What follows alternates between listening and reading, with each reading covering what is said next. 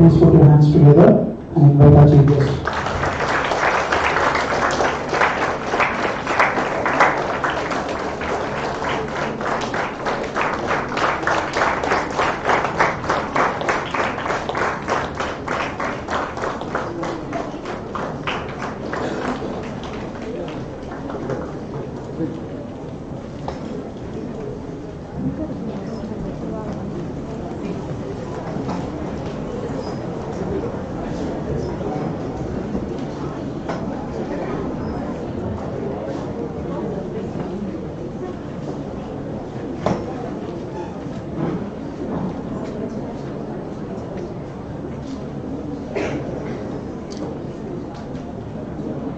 A very pleasant morning to everyone gathered here. On behalf of the Department of Commerce, it is my great honor to extend a warm welcome to all the dignitaries, research presidents, faculty members, scholars, and students to the 2-day National Seminar on Sustainable Ecosystem Business Models for Startups in the Mission Viksit Bharat at 2047. To begin this auspicious occasion, I invite the department color to deliver the prayer song, followed by the prayer by Dr. V. Charles Racer. And I request all the students to raise yourselves for the prayer and prayer song.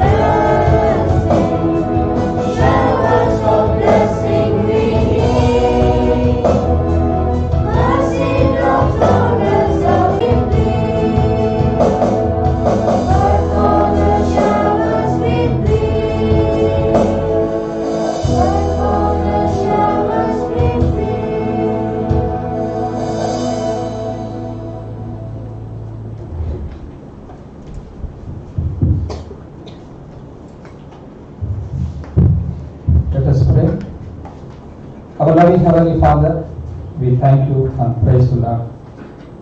Thank you for this wonderful day.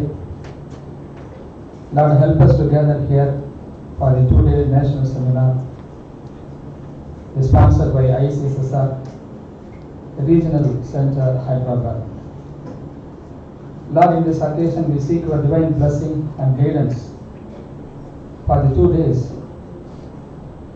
Lord, we pray for the Principal Madam and HOD Madam for their commitment and tireless effort for the betterment of the student community. Lord, we pray for the chief guest, the keynote speaker, and eminent person of this seminar. Accept their invitation and part of this program. They are going to share their insight and experience with us. Lord, we pray for the organizing secretary and convener of this seminar, Dr. Vinod Kumar sir, Lord, be used as an instrumental to fulfill the need of the hour of our institution. Lord, continue to bless him. Lord, thank you for helping him to bring this sponsored program in our institution and our department. Lord, bless and pray all the participants, students, and research scholars. Lord, may this seminar is an eye-opener session and insightful one. Lord, we commit each and every event to your mighty hand. You lead us and help us and direct us. We pray in the name of Lord Jesus Christ. Amen. Please be seated.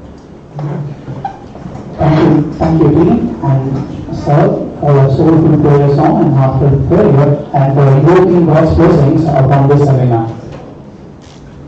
I now request our esteemed dignitaries to come forward for the lighting of the lamp, symbolizing knowledge, wisdom, and enlightenment.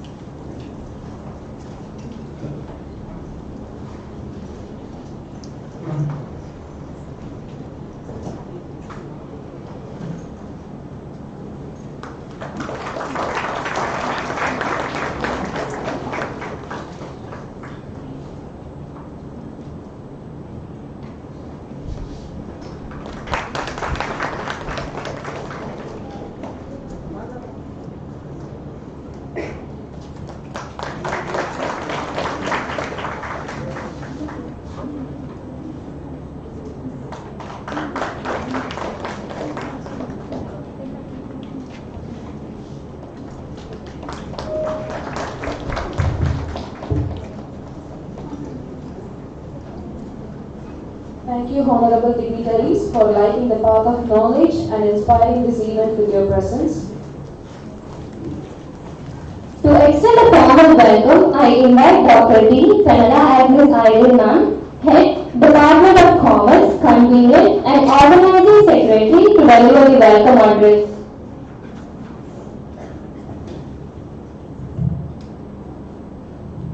A very good morning. It's my pleasure to welcome you all to this two-day national level seminar on sustainable business models for ecosystem startups in Vision Viksit Bharat at 2047. Organized by the Department of Commerce, Bishop Heber College, and sponsored by the ICSSR Southern Regional Center, Hyderabad. At the outset, I express my sincere gratitude to our patron, Dr. J. Princey Merlin, the Principal of Bishop Heber College. Thank you, ma'am. We welcome you for your constant support and guidance. Next, I'd like to welcome Dr. R. Balasubramanian, Director, Research, Professor of Library and Information Science, Bharat University, Tiruchirappalli. Thank you, sir, for accepting our invitation. Next, I'd like to welcome Dr. L. Venkatachalam, Officiating Director and RBI Chair Professor, Madras Institute of Development Studies, Adayar, Chennai. Thank you, sir, for accepting our invitation and also for coming here to share your insights. Next, I'd like to welcome Dr. Vijay Lakshmi, the Research Dean of Research and Development, Bishop Heber College. Thank you, ma'am. Next, my welcome goes to the Senior Professor, Dr. Hannah. Welcome, Hannah. And Dr. Kavita, the Coordinator of Shift 2. Welcome. And Dr. Ilayaraja, the Coordinator of EV Cell, and the faculty members. A special word of welcome to Dr. D. Vinod Kumar, and co-convener of this seminar. His insights on the significance of sustainable business models in the context of Viksit Bharat at 2047 have greatly strengthened the academic purpose of this event. Thank you, sir. And we also, the Department of Commerce takes a special note of thanks to welcome you and also to show the gratitude of bringing 2 sponsored programs to our department for this year. I warmly welcome all our distinguished resource persons once again, our academicians, industry experts, and participants from various institutions. Your presence enriches this seminar and underscores the importance of today's theme. Why we have chosen this theme and which is the need of the hour, here goes. As India marches today towards the vision of Viksit Bharat at 2047, the need for sustainable business models has become more pressing than ever. Startups today play a crucial role in shaping our economic landscape, but growth that ignores environmental and social responsibility cannot be sustained in the long run. So the sustainability is a need of the hour because India faces challenges such as climate change, pollution and resource depletion which demand environmentally responsible business practices. Sustainable business models ensure long-term economic stability by reducing waste, promoting circular economy practices and supporting ethical decision making. And next, the green technologies and eco-friendly innovations enhance India's global competitiveness. These models create new opportunities for job creation, skill development, and inclusive growth, especially in emerging sectors like renewable energy, waste management, organic production, and green mobility. Most importantly, they align with a national aspiration to make India a developed, resilient, and environmental conscious nation by 2047. This seminar provides an excellent platform to explore such ideas, exchange research insights, and strengthen our collective understanding of sustainability-driven entrepreneurship. I sincerely appreciate the efforts of the organizing committee, faculty members, research scholars, and students who have worked diligently to make this program a success. Once again, I warmly welcome you all and wish the seminar a great success. Thank you. Thank you, ma'am, for a gracious and inspiring welcome. It's time to honor our esteemed guests. I now call upon Dr. D. Vinod Kumar sir to have a short for our beloved chief guest, Dr. R. Bharat sir.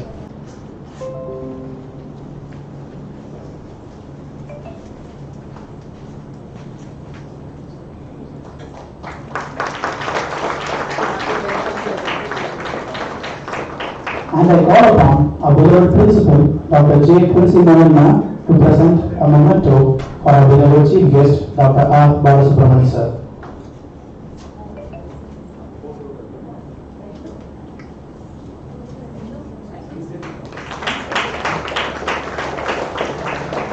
Now, I request Dr. D. Vinod Kumar sir to honor a shawl for our chief guest, Dr. L. Venkatachalam sir.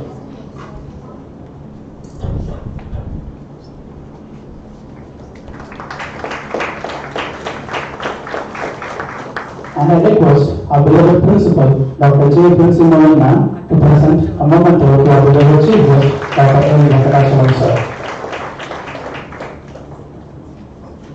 I now call upon our beloved head of the department, Dr. D. Hanala Agnes Ayanna, to honor a shawl for our beloved principal, Dr. J. Quincy Mohanna.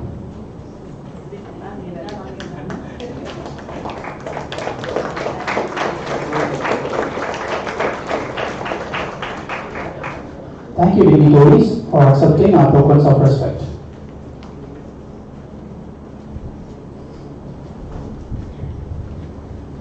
I invite Dr. D. Vinod Kumar sir, seminar convener and organizing secretary, to present the dynamics and flow of the seminar.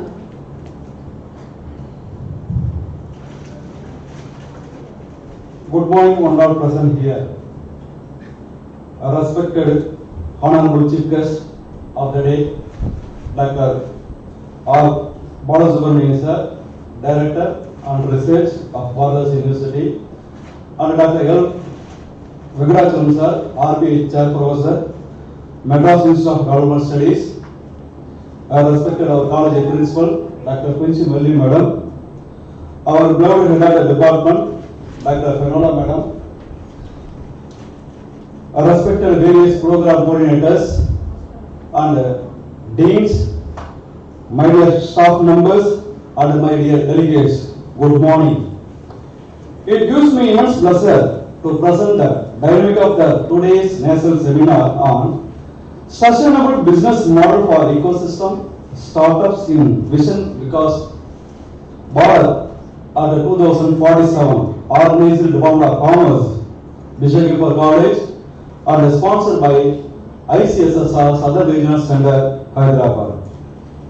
The core objectives and the themes of the seminar today, we stand a crucial moment in growth economic story. As our nation marches confident towards the dreams of Viksit Bharat, the startups are emerging in the engine of innovation, employment, and transformation. But for the India to truly rise a developed nation, our growth must not only be fast, it must be sustainable. This national seminar brings together brilliant mind, scholars, industry experts, entrepreneurs, and young researchers to explore how startup can build a business model that protect our ecosystem, uplift the society, and sustain economic progress. Over the next 2 days, we will engage the meaningful discussion of green technology, ethical business practice, social impact, financial sustainability, and the policy support. I am confident that the ideas shared will spark new possibilities, new collaboration, and a new pathway of sustainable entrepreneurship.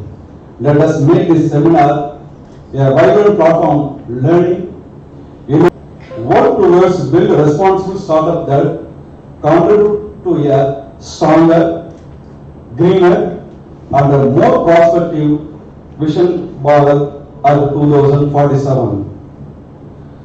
The India development journey is strongly supported to ICSSR. ICSSR provides vital engagement, resources, and a platform for scholars across the country, thereby contributing significantly to the intellectual and the development good of our nation. I sincerely thank ICSR Southern Regional Center, Hyderabad, for approving my national seminar proposal and considering there is a need for our by sanctioning and honoring with sufficient fund to organize such a national seminar. My special thank to the Honorary Director, Dr. Sudhakar Reddy sir, and Dr. Tiruchirappalli for the appreciating and wishes. I extend my heartfelt thank our Honorable Chief Guest, Dr. Bharat sir, Director of Research, Bharat University, and Dr. N. Venkatachalam sir, RBA Chair Professor, Madras Institute of Development Studies, Chennai, for gracious accepting our invitation and for their esteemed presence today. Thank you so much, sir. I express my gratitude to the Heber management, our college principal, our head of the department, dean of faculty members, and the various program coordinators and the staff members for their continued encouragement. Thank you once again. Thank you, sir. Thank you. Welcome. Thank you, sir, for a clear and detailed briefing. We now welcome our respected principal, Dr. J. Prinsipalan ma'am, for the presidential address.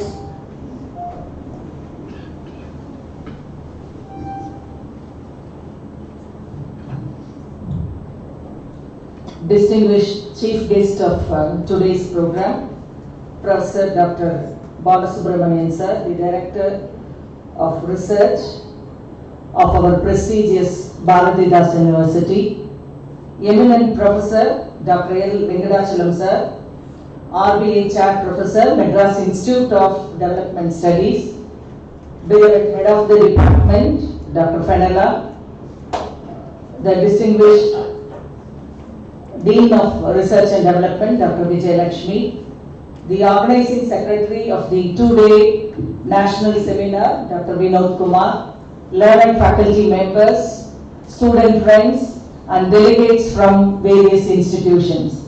Good morning. Greetings to all of you on behalf of Bishop Heber College. I deem it my pleasure to be part of this inaugural session of this two-day seminar on sustainable ecosystem business models for startups in the vision Viksit Bharat 2047. So my hearty congratulations and appreciation to the head of the department and especially the organizing secretary for conceptualizing this idea and bringing a platform for the benefit of faculty members and student friends across various states and organizing this wonderful event, a need-based program. My sincere appreciation to the head, the organizing secretary and all the faculty members for upholding the institution and introducing good practices to bring various innovative things not only in Bishop Heber College and also in various other institutions. Madam in my room, she shared that 18 institutions, students from scholars and student friends and faculty members from 18 institutions are attending this two-day seminar. So it shows that the hard work and the commitment they have with for the benefit of our community. So my sincere appreciation to the department for making such a commendable events in Bishop Heber College. My appreciation to Dr. Vinod Kumar for continuously getting fund to organize program like this. So he has always looking forward to grab the opportunities and he took lot of efforts to search for funding and he has made connections. That networking has enabled him to get such funding. We are really proud of you and all your contributions. My sincere appreciation to you. Bible says, commit your ways to the Lord. He will establish your plans. So God has brought in a platform for our student friends to establish your plans. It's a right time for us to recognize the presence of important persons in this meeting. So one information scientist, our dean, our director research, Dr. Balasubramani sir is here. He is the right person to address the students about the availability of information. So as it's our responsibility to assimilate all the ideas and to accept the information and to convert all these informations into innovative products or innovative models. So we have wonderful persons to inaugurate this session, particularly Dr. Balasubramani sir. I thank him sincerely for his valuable presence. In spite of his tight schedule in the university, we know that university is going to organize the graduation for more than 12,000 graduates from Bharat University, and the sir is here and supporting our institutions and particularly to inspire our young friends here. So on behalf of Bishop Heber, I thank him for his valuable presence. In our midst, we have another scientist, I should say. Sir is an expert in environmental economy. So he is here, Dr. L. Venkatachalam sir. He is going to share his experience and expertise, and definitely his insights will be more impactful for the benefit of our student friends. My humble request to all the delegates, please interact with the persons, particularly they have chosen appropriate resource persons to interact with the students. As the community, as the education community, what is our goal? We have to travel along with the mission of India. So Viksit Bharat 2047, we are taking the journey towards reaching the goals of Viksit Bharat 2047. So what is our goal and what is our plan? We are planning to establish startups which can reach beyond boundaries. We not only should focus on profitable scales, we have to integrate practices that preserve our environment. So that's a concern for organizing this meeting like this. So as the people from humanities, people from arts, people from the various management studies. So it's our responsibility to come up with innovative ideas and solutions for bringing business models which can give good practice to preserve our environment and empower our communities and contribute to a resilient economy. That is very important. So our ideas must be scalable, and at the same time it should be very economical. So this particular forum, this 2-day seminar, it will bring in lot of ideas, lot of discussions, deliberations related to all these things. So I request my dear friends to make use of the expertise of the resource persons and to come up with prospective ideas. The best way to predict the future is to create it. This is a famous quote of Peter. So it's a time for you to predict a better future because you have lot of energy. Therefore, my request to all the student friends to invest your time and expertise in this seminar and come up with inspiring new ideas and novel thinking. Today, the teachers have to focus not only on teaching. Research has also become part of our area. Therefore, as teachers, we are taking lot of efforts to integrate our teaching, our learning methodologies along with research methodologies. If the student friends can cooperate with the teachers, definitely our efforts will be very fruitful. Recently, we invited a resource person from Periyar Manime University. He emphasized on 3 things. One is we need to have diverse thinking. So you may be related with humanities or arts or management studies, but you should have a diverse approach in your thinking, particularly in arriving at your solutions. Not only that, you should have deep thinking. At the same time, you should have a multidisciplinary approach which can find out particularly the resolutions which will sustain our nature. So such should be the thought process for each and everyone who have assembled here. So my sincere appreciation for all of you for joining this particular 2-day seminar. May God bless our efforts. I wish all the very best for this program. Thank you. Thank you, ma'am, for your visionary and encouraging words. Now, I invite Dr. M. Ilayaraja sir, Assistant Professor, Department of Commerce, to introduce our esteemed chief guest of this seminar.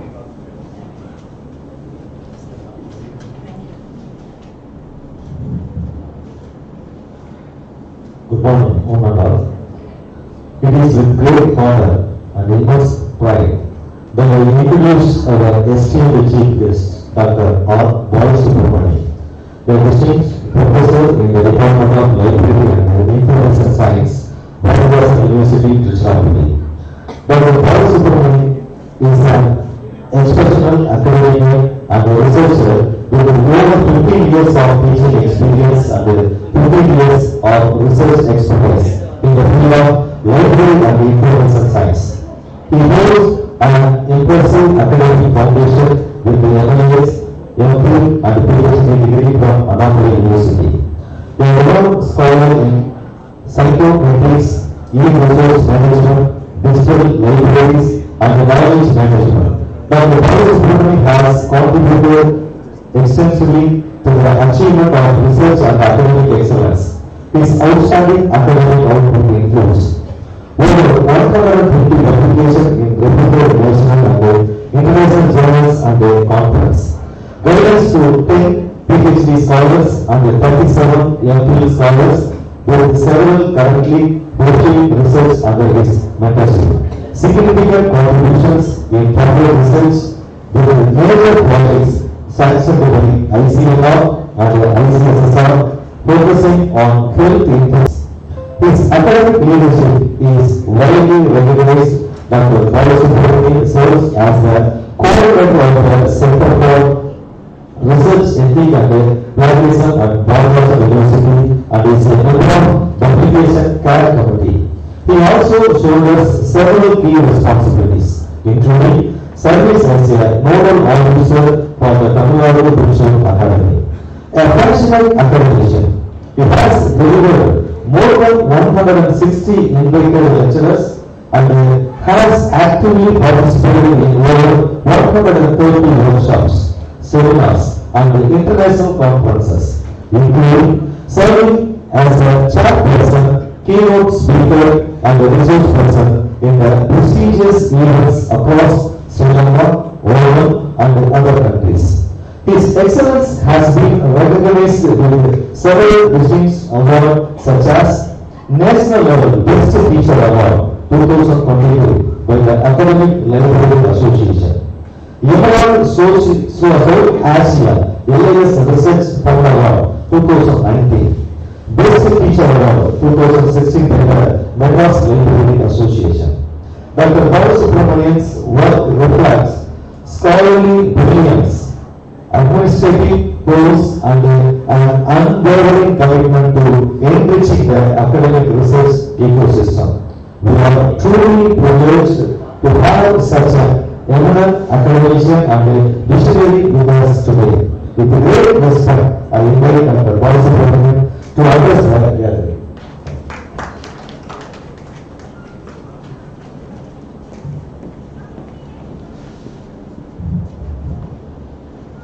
Good morning to all.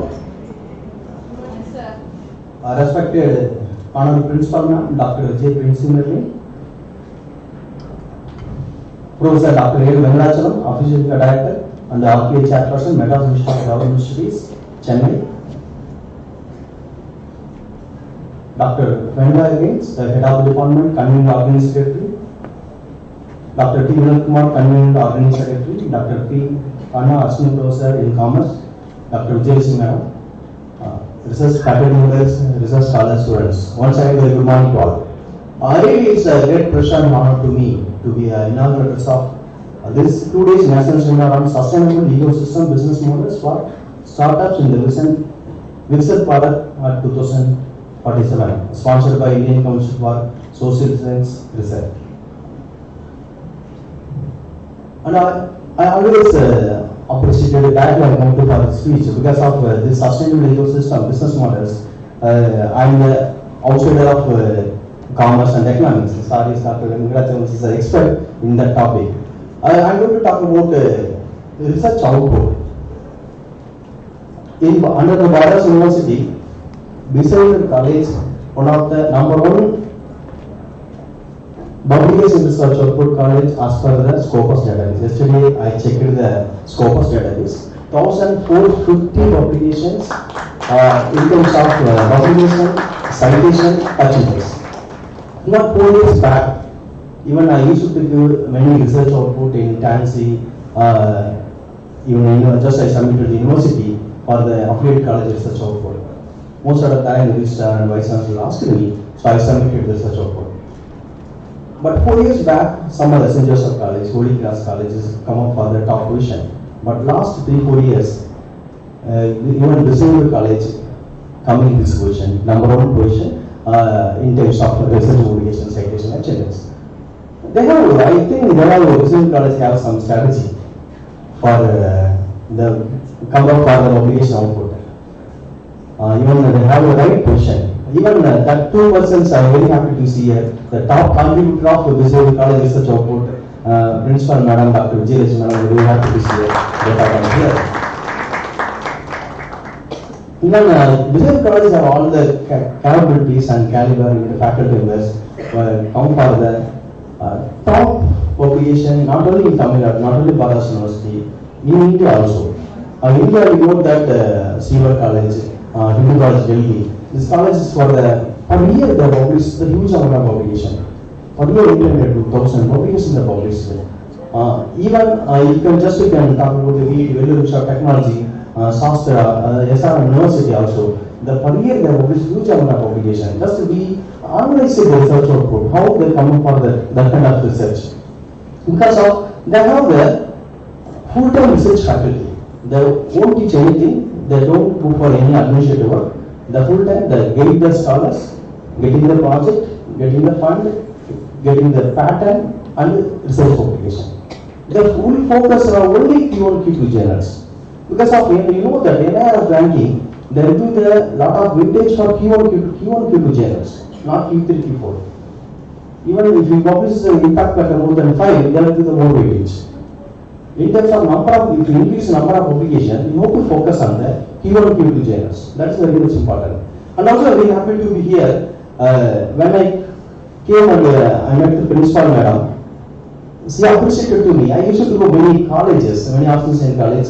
Many colleges scolded me, criticized us for rules and regulation of publication. First time I heard about the principal madam appreciated with the research section. You are doing the right path. Yes, actually, we also want to increase our publication, just another publication, NAC.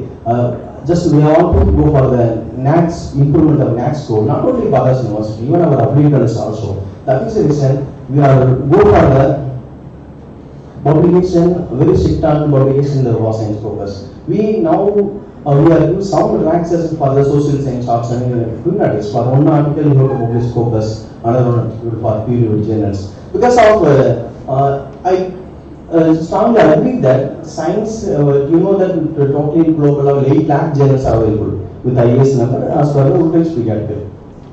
But only 21,500 journals are from the raw science. That means this 21,500 journals only impact factor journals. 35,000 journals are available, scopus. So altogether it will come nearly 50,000 journals. That means some of the journals, nature, that kind of journals, they have the index in scopus as well as the raw science. So that this all the worldwide, all the faculties want to publish this 50,000 journals. Here, most of the journals from science journals. I too strongly agree that. That is the reason we given the relaxation, one article, at least one article you can publish the scopus of raw science in the even language, commerce and economics publication. Also there will at least one article you have to publish scopus. But in future also we may possibilities there in the relax given to the other subject, particularly commerce, economics, language and social science. Because of the subject actually, I strongly agree actually many of the faculties also in the social science field struggle to publish article in scopus of science, so some will do some relaxation. But so my opinion, in your college at least you have to sit down in the commerce and economics, all the subject, at least one article in the scopus, one article in journals, or otherwise one article for book chapters that will be indexed in the scopus. That's fine for even future growth. And moreover, 2021 onwards, I was the precursor coordinator and journal screening committee member. I faced a lot of struggles actually. Even we checked thesis plagiarism. Many arguments come up from various colleges, but even no argument actually coming from there because of you know that initially, not now, 30% plagiarism, 50% plagiarism. Then most of the scholars, whatever the text, whatever the text plagiarism text will come up, they will immediately convert to the image. Then after that, if image, they can't check the plagiarism. So that is since they converted the images. But actually here, I don't face any kind of problem in research college. And moreover, in a journal screening committee also, whenever every Thursday we organize a committee meeting, that time we check the quality of publication, journal publications. That means we are not checking the article publication, we are checking the journal quality. That means that will be indexed in the raw science scopus. Now we given some relaxation, you can even chemistry also you can publish in the commerce journals, but that should be indexed in the scopus of raw science. But in 2021, we checked it, many cloned, many predatory, many fake journals, it will come up all the colleges, including several colleges. But past 2-3 years, I will see no physical college not at all publishing any fake and predatory journals. So that means you have to maintain the internal quality as maintenance, you have to follow some strategies for the improving the publication. Really appreciated to the physical college to come up for that kind of quality maintaining. So that only your research publication will come top. I hope that you are in future also you are maintaining this same kind of quality maintenance, that will be enhanced for the NR ranking and the NAC ranking also. So come to this conference, by 2024, India, you know that aims to be the green innovation, circular economy models, digital enterprise, and inclusive growth. But in my opinion, just you can follow the inclusive growth and the circular economy. Then we can achieve many things. For example, circular economy, just any product you can use, reuse, again reuse, that will not go to any waste. But linear economy, just you can use, reuse, that will go to the again waste actually. So that if you are following the properly in circular economy, then you can green innovation also automatically will come. States we are struggling to get the even foods also. So even we can do even village and the cities also, lot of partialities, lot of disparities also there. So that is the reason. Just increase growth, all the people has to develop. So that also it will be come up for the good in the countries. So why sustainable growth models is important? Long-term profitability, lower operation risk, higher investor confidence, contribution of national SDG goals. That also very much important. Then India also initiated many funding for the green venture, Startup India Seed Fund, Auto Innovation Mission, RKUA, Tamil Nadu Startup Innovation Mission, Green Grid and carbon trading schemes. These are many important policy also. And then ONDC, DPA, Digital India, particularly recent time ONOS resources. India spent huge amount of money, 6,000 crore for subsequent e-resource for the under the ONOS systems. Even that also in under the ONOS systems, they listed 100 journals for funding. For example, many open access journals, you have to pay the money. But in many VIT and the top universities, they have huge amount of fund. So they are sponsored, VIT and even SRM University, they are sponsored to the faculty, 2 lakh money, 3 lakh money also, no need to worry about that. Just we spare the money, like that, they are spending the money to the college university faculties. But in India, now under ONM systems, just you can go and check it. ONM system, e-journals are available. Then now you have to go and click at the top 100 journals listed. If you faculty publishing that article, even money is $2,000, $3,000 also, Indian government ready to pay the money for the publication, in open access publication. So if you go, actually within 1 or 2 years, they will go for the extent for the 1,000 journals. Then in that way, in futures, up to 2047, all the open access, nowadays many open access, all the commercial journals go for the open access journals because of even library also scarcity of funds. So that is the reason we are reducing the fund for the subsequent journals. So that is one of the main reason. All the commercial journals they will go for the open access journals. Open access means you have to pay the money. So even per article 2 lakh rupees, 3 lakh rupees, how we can individually pay the money. So that is the reason even our Indian government also ready to pay the money for the quality publications. Even if you pay the money also, journals is not ready to publish. There are many experts also know that actually. You pay the quality articles only, they need to publish the top impact factor journals, or P1 journals. So that is the reason just even under the OEM systems, Indian government ready to spend for the huge amount of money to publish our faculty articles to the top quality journals. And you know that with one IRNS, just your faculty, I hope that all the faculties have IRNS, that is getting the visibility of your faculty members. In futures, even all the UGC University Grant Commission, they will call up for the based on the with one publication, based on the IRNS profile. That is very much important actually. So establishing knowledge repository, just you can create, I hope that here you have the DSpace repository, knowledge repository, or all the articles, even open access article also, then your conference proceedings also, they will go for the open access repository. That will be getting visible to other faculty members. They may, for example, other faculty, other university, even other countries also, they check your articles, they will give the citation. So ultimately, the Google citation, it will be getting the more for using the institutional repository, knowledge repository using this software. So this type of program, particularly capacity builder program, include also many organizations and many programs. So university and the college also must align the research policy with Tamil Nadu Vision 2030 digital Tamil Nadu vision. So even intellectual property pattern, actually, you know that we have to care about how the publication, lot of fake publications, lot of fake journals come up, lot of fake pattern also come up. That is the reason. Just one software is that lens.org, you can go and check it. Their pattern is a real pattern, is that fake pattern is also there. How they apply the pattern, that's also facility is also there. Nowadays, AI plagiarism is a biggest issue. I face a lot of problems. AI plagiarism.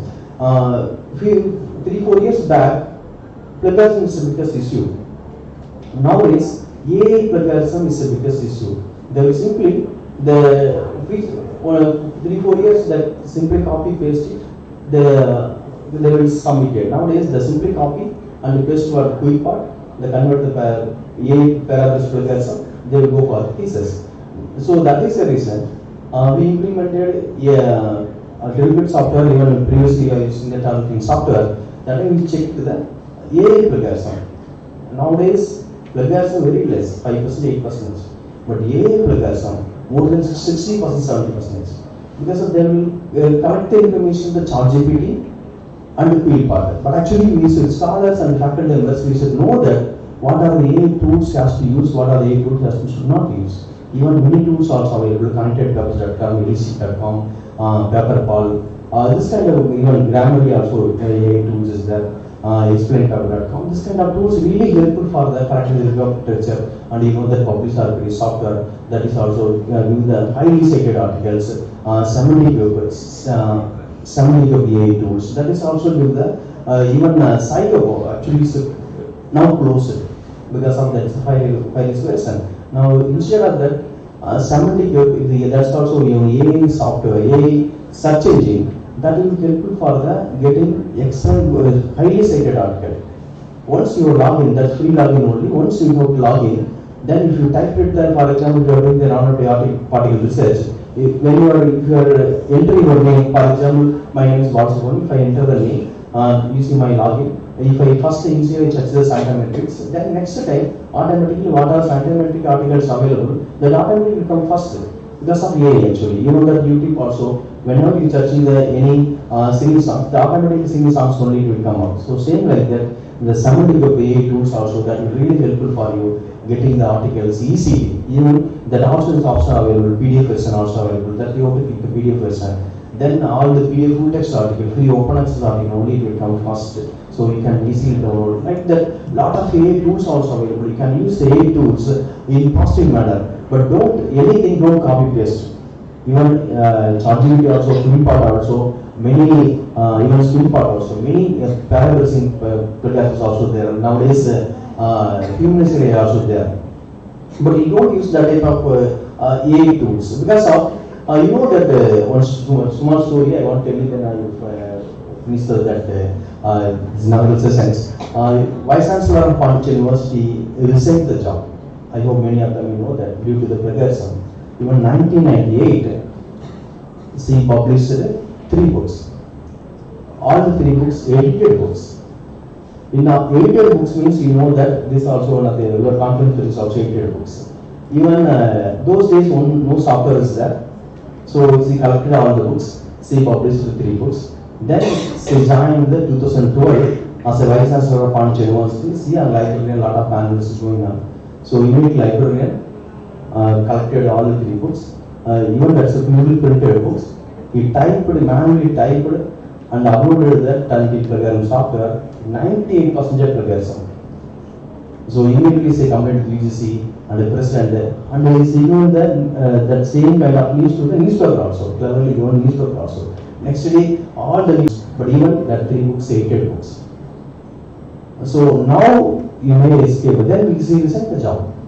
Now you may escape the plagiarism. Then what? Because of your own quick part also, that is the AI, humanized AI for checking the paragraphs in the paragraph. If you are using right now you may escape.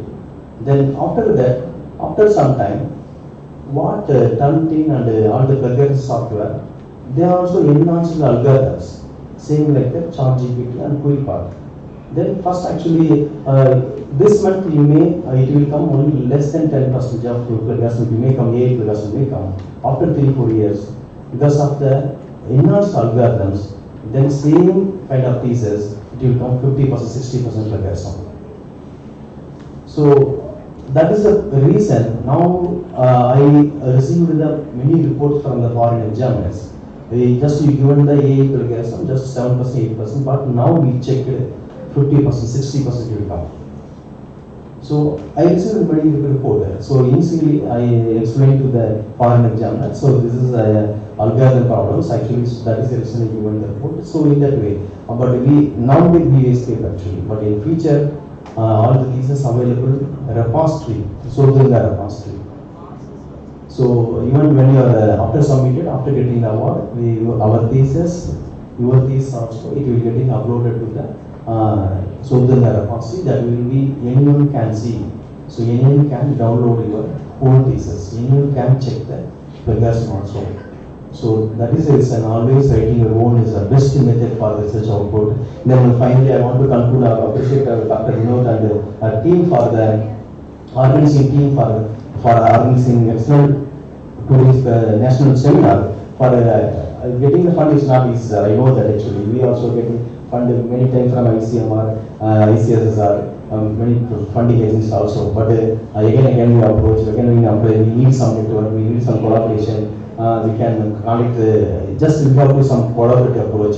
So that is important for you should be active. So that only you may get the projects. So and funding and for the conference and seminars, really appreciated. Finally, thanks to Principal Madam and Dr. J. Lakshmi, expert researcher, also here, and the organizing committee for inviting me as a chief guest of this program. Thank you very much. Thank you, sir, for your insightful, motivating, and sustainability-driven address. I invite Dr. H. Kavita Ma'am, coordinator of BCom and BCom CA of Shift 2, to introduce our seminar's keynote speaker. Good morning to all the gathered. It's my great honor to introduce Dr. L. Venkatachanam, one of India's most distinguished economists and an eminent scholar in the field of environmental economics, behavioral economics, and economic theory. Dr. Venkatachanam is currently the RPA chairperson at the Madras Institute of Development Studies, Chennai, where he has been an integral part of the academic community for many years. He holds a PhD from the University of Madras and has over 3 decades of academic research and consultancy experience. His professional journey includes significant contributions through his earlier roles as professor, associate professor, and assistant professor at premier institutions such as MITS and Institute of Social and Economic Change, Bengaluru. He has also served as consultant environmental economist for major Government of India and World Bank assisted projects. Dr. Venkatachanam's academic excellence is reflected in his numerous international fellowships from prestigious institutions, including Wageningen University, Netherlands, University of California, Berkeley, USA, Foundation Mason Sciences, Denon, France, University of British Columbia, Canada, and Cornell University, USA. He has represented India in global forums such as Stockholm Water Week, Global Development Network conferences, and several international seminars across Europe, Africa, and Asia. A prolific researcher, he has completed several policy-relevant projects for the Government of Tamil Nadu, ICSSR, UNDP, GIZ, IDRC Canada, and many international agencies. His work on ecosystem valuation, water management, climate change, and sustainable development has had a significant impact on policy and development studies. He is also a respected PhD guide, nurturing young scholars working on environmental policy, agricultural economics, and public economics. With his vast knowledge, international exposure, and lifelong commitment to sustainable development, Dr. Venkatachanam continues to inspire academicians, policymakers, and students alike. We sincerely appreciate Dr. Venkatachalam for his remarkable academic journey, his unwavering dedication to research, and his outstanding contributions to environmental and economic policy in our nation. His work continues to inspire scholars, policymakers, and future leaders across the globe. Sir, your presence here today is truly a blessing and an honor for all of us. Your insights are not just knowledge, they are wisdom that guides, motivates, and empowers. With immense respect and gratitude, we now warmly invite Dr. Venkatachalam to take over the session and enlighten us with his valuable thoughts. Sir, the session is yours. Thank you, ma'am. Good morning to all of you. Respected Principal, Bishop Heber College, Dr. Prince Merlin, respected Chief Guest, Dr. Paul Subramani, Director Research from Bharat University, respected Dr. Fenella Agnes, Head of the Department of Commerce, and my dear friend, Dr. Vinod, and faculty members from different departments of Bishop Heber College, and my dear friends. I am very happy to be here to share some of my ideas on this sustainable ecosystem business models for Viksit Bharat 2047. First of all, I would like to congratulate Bishop Heber College, especially the Department of Commerce, and more specifically Dr. Vinod, for having organized this 2 days seminar, national seminar on this important topic, namely how to achieve sustainable development in order to make this country a superpower by 2047. That is what our entire government, both the state governments as well as the central government, are working for. So we are going to be superpower. Indeed, very recently you might have noticed that in Coimbatore, when our Prime Minister visited, very recently, 2 children, they showed some placard which said that, in another 5 years we will become graduates, and when our country becomes the 3rd largest country by 2047, we would have become somebody like that. Indeed, Prime Minister invited both of them and then got those placards and kept them with him actually. So, of course, Dr.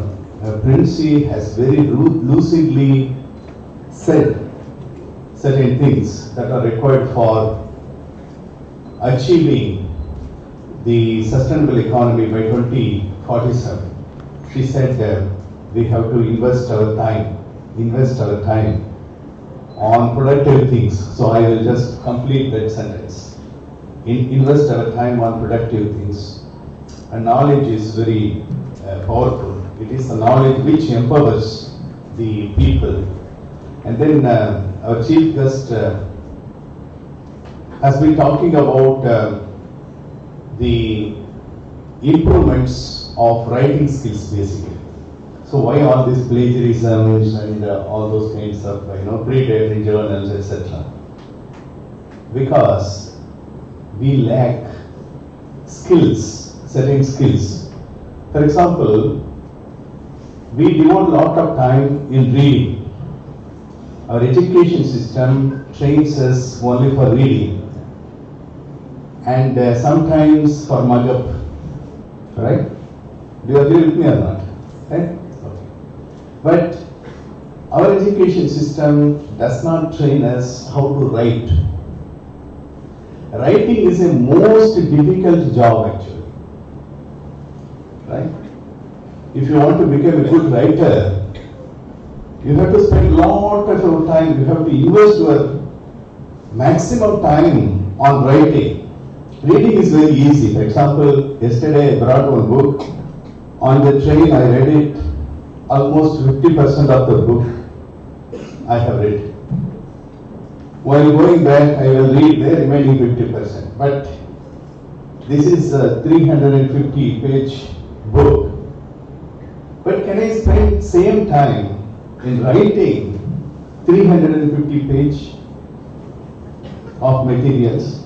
You can read 350 page. Maybe for me, it can be done within a day or two. For somebody else, it may take 1 week. When I joined PhD program in the year 1992, it took at least 1 week for me to read an article that appeared in American Economic Review, which is the topmost journal in economics. Because that time I didn't have any idea about economics, how to understand the equations, concepts, principles, etc. I had to spend a lot of time reading. But then over a period of time, if you keep reading, then you will be able to tame the kind of, the difficult bull, right? Which is reading and writing. So, the point that I am trying to make here is that you have to spend your time productively on reading and writing. When we talk about Viksit Bharat, one of the major challenges that we face is the skills. Do we have adequate skills to achieve the third largest economy by 2047? Take for example primary education. There was a report by ASER, annual survey of education report. It says that even in some of the states like Tamil Nadu is a highly progressive state thanks to contribution from educational institutions like Bishop Heber. It has been doing a great service. When we think of Trichy is known for educational institutions. Bishop Heber, St. Joseph College, Holy Cross College, and so many, Indira Gandhi College. I have been there, Indira Gandhi. So many institutions, very best institutions. And we have Bharat University also. Right? So, this ESR report says that an 8th standard student is not able to read the 3rd standard textbook, mathematics. I don't know how many of you know this. So that is the kind. Higher education, of course, there are a whole lot of problems with higher education. We have to admit that there is a problem with our system. And then, how do we improve that?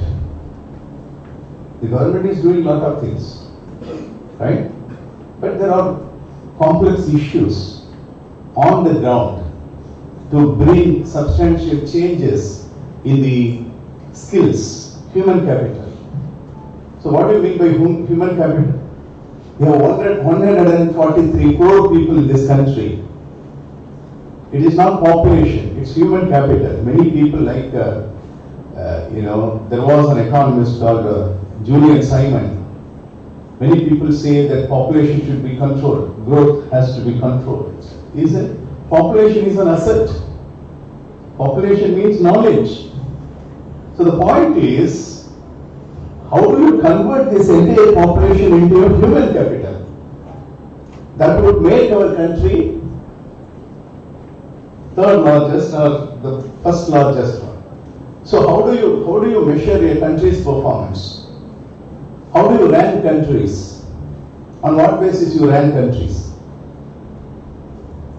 What basis you rank countries? I am just asking our young students. How do you rank countries?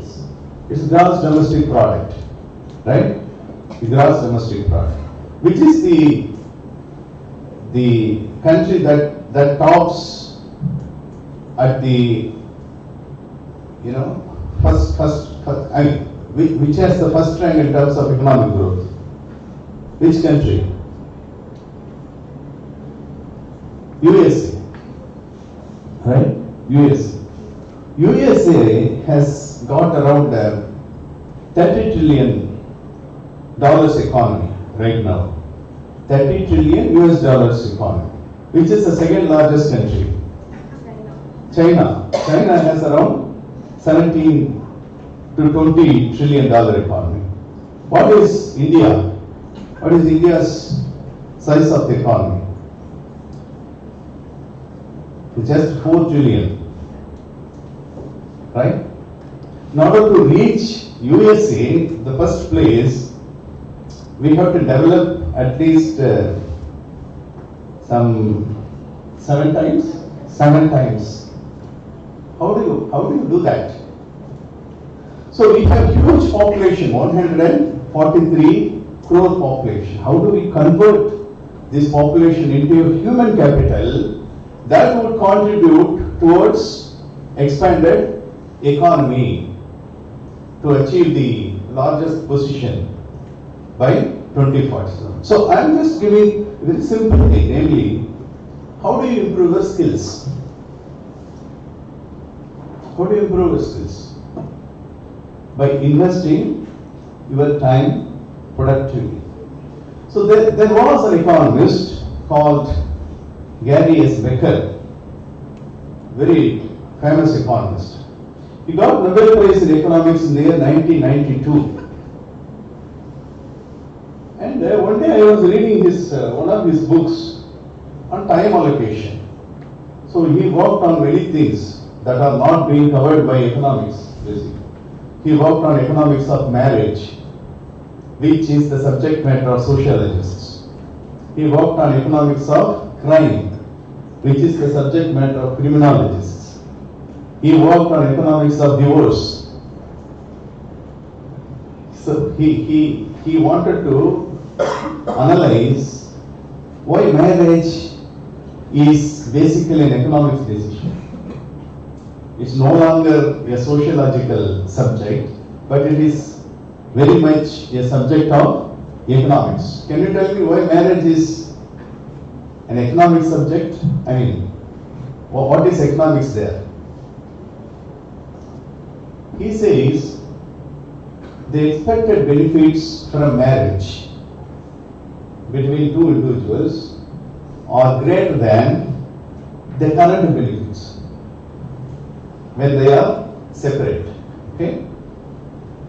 For example, if both the individuals are working, those who get married, right, then they can easily construct a house. They can pool resources from both their income, construct a house. They can buy a car. They can buy insurance, right? So they can mobilize insurance.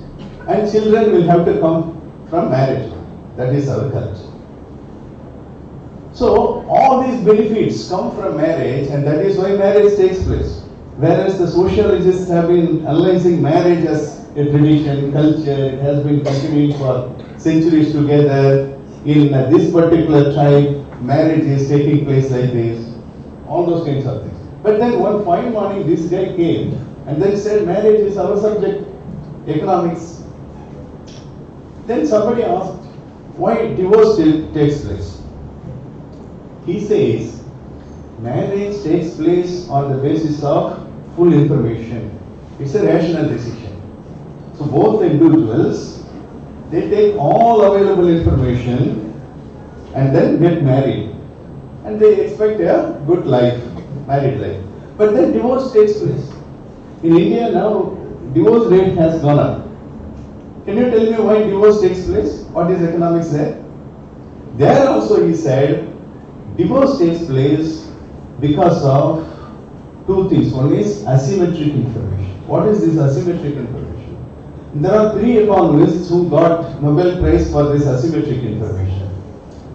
Joseph Stiglitz, Michael Spence and Akerlof.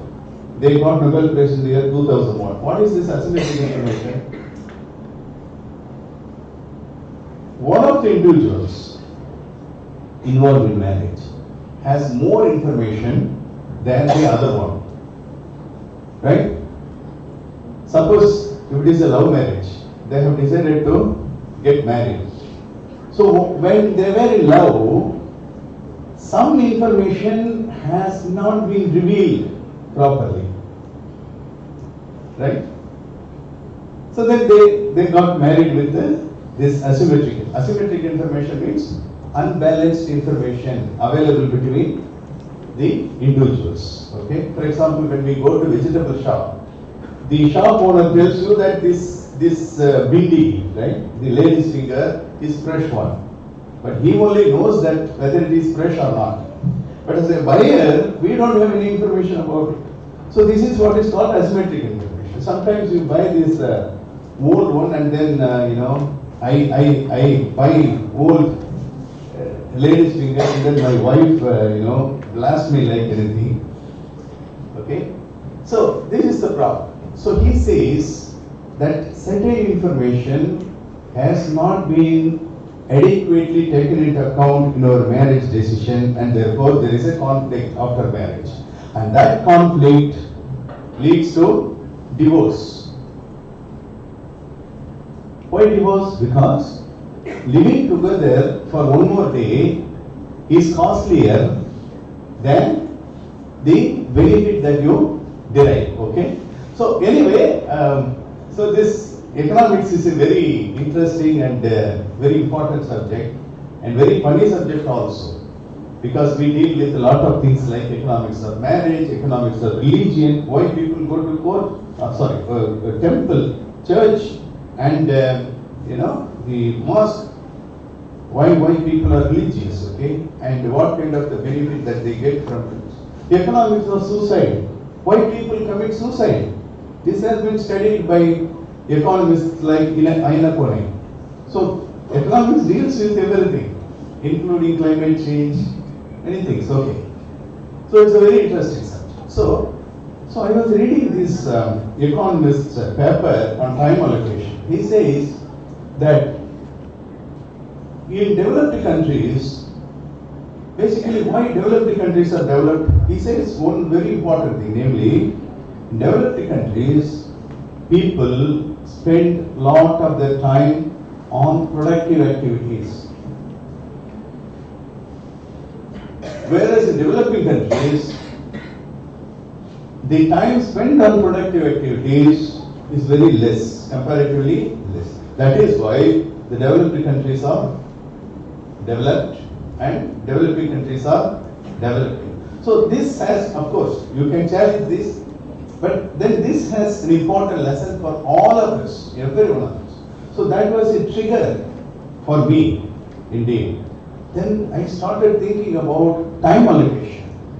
What is this time allocation? You have 24 hours a day, 24 hours precious time. Even if you spend 8 hours for sleeping, which is necessary, how much remaining time we have? 16 hours. So how many of you are spending these 16 hours on productive activities like reading and writing? How much time do you spend on reading? How much time? Someone please? I don't know whom to ask. But usually, when I was interacting with my PhD students, they say, how much time do you spend on reading? Maximum 3 hours. That is considered to be voracious reading. See, it is so. PhD students are supposed to read. That is what they are supposed to do. And write.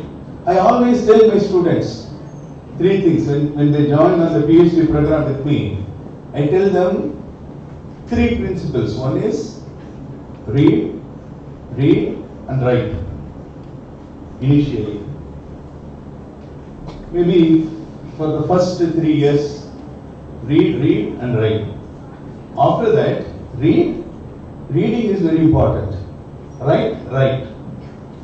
So these are the kinds of 2 important principles that I always want my students to follow. So therefore, it's not only for my PhD student, but also if you have not thought about spending your time on productive things, investing your time on productive things so far, please don't worry about it. From today onwards, you think about how do I spend my time on productive things like reading and writing. Because you are all students, you have to learn. See, in classroom, you will learn only 25% of the subject matter. 25% of the subject matter. Remaining 75% has to come from self-learning. Right? But of course, as Sir rightly pointed out, nowadays there are plenty of opportunities for self-learning. I learned my econometrics through self-learning. Lot of resources are available in the internet. There are many YouTube videos which teach us basic statistics, basic econometrics, basic microeconomics, right? Marketing, for example, in commerce. So lot of information is available. But how do we utilize this information for our own development? That would ultimately result in development of the country actually. Okay? So we should always think about how do we utilize our time, and then how do we improve our writing skills. One of the reasons why we copy paste is because we know certain things, right? So we have knowledge about something, but we don't know how to write it, how to summarize it. That is where the problem arises. That is why nowadays many of us are dependent on AI, ChatGPT, right? But then you should think about one thing, namely kitchen knife. It's a knife. It can be used either for cutting vegetables or for killing somebody. But you should know that the kitchen knife should be used only for cutting vegetables, right? Not for killing somebody else. Likewise, the cell phone, almost all of you might be having cell phone. For what purpose you are using this cell phone is very important. There are plenty of YouTube videos on education. You can watch all, in our own subject. And AI, you don't use that for writing up essays, projects, etc., etc. You write on your own, but then you can ask this AI to correct your grammar, to correct your spelling. It does fantastic work. Sometimes I check, I experiment. I write something, give it to AI, and then ask it to rewrite it, and then I will give some more instruction. So it's a formal. It is meant for the professionals. It is meant for the senior economists, and therefore you rewrite it accordingly. So it rewrites with sophisticated vocabulary. And if you say, you please write it for layman, with simplicity, it rewrites. So this is the magic. And this is the benefit that we have to utilize. You write the essay on your own and then give it for grammar check, spelling mistake or rewriting, etc. And the AI also tells you where all it has made the changes. It says, I removed this particular sentence or word because it is awkward, it is informal. Since you have asked for formal letter or formal word, like that. So it tells you everything. And you can also learn a lot of things from this particular technology. Technology is now flourishing, but only thing is, how do we use this technology to improve our skills is very important. Skill development is very important because 2047 is going to be, the period from now or the period that, we are living in right now is highly competitive in nature. There are so many students who are going abroad because they feel that, they don't have adequate peer in India and therefore they go abroad. Why? Because they feel that the skill infrastructure that is available for the skill development is not adequate and therefore they go abroad actually. But let us not worry about all those people. We have to use available information, right? That is kind of readily available in India, in our own university. How many of us have properly utilized our own library so that we can go to other libraries? I always ask my students, PhD students, have you already, because our library is one of the best libraries in South India. We have around 75,000 books on social sciences. So whenever my students tell me that they are going to some other library in Mumbai or Delhi, I always ask them whether have you utilized our own library. So we have plenty of resources in the fingertip. Please make use of them. Don't think about going abroad, etc. Whether you go abroad or stay in India, you have to work. You have to work hard. So you can work hard here itself and then become somebody. Okay. So anyway, after this inaugural session, I have detailed talk about the startup related sustainable business models, etc. So I will stop here and thank you very much. I would like to thank the organizers for having invited me. So I wish you all the best. Thank you, sir, for your enlightenment and thought-provoking address. I invite Dr. V. Hannah ma'am to deliver the vote of thanks.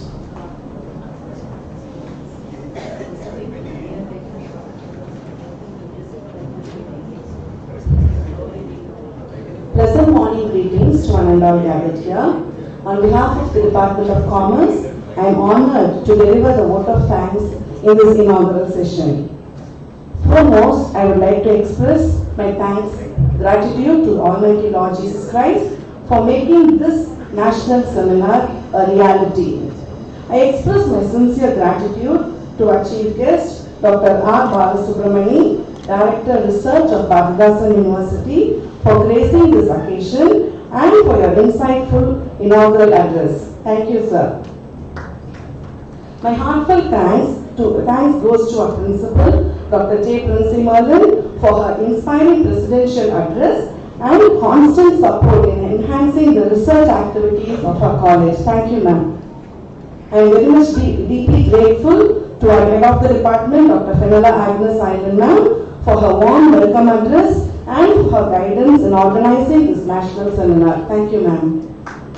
A special word of appreciation to Dr. D. Vinod Kumar, convener and organizing secretary, for presenting the dynamics of this seminar and his dedicated contribution for the conduct of this seminar. Thank you, sir. I also thank Dr. Viksit for his insightful address, and we look forward to hear from you in the ensuing sessions, sir. Thank you. A special note of thanks to Dr. Vijay Lakshmi for her presence here, the Dean of R&D. My sincere thanks to all goes to Dr.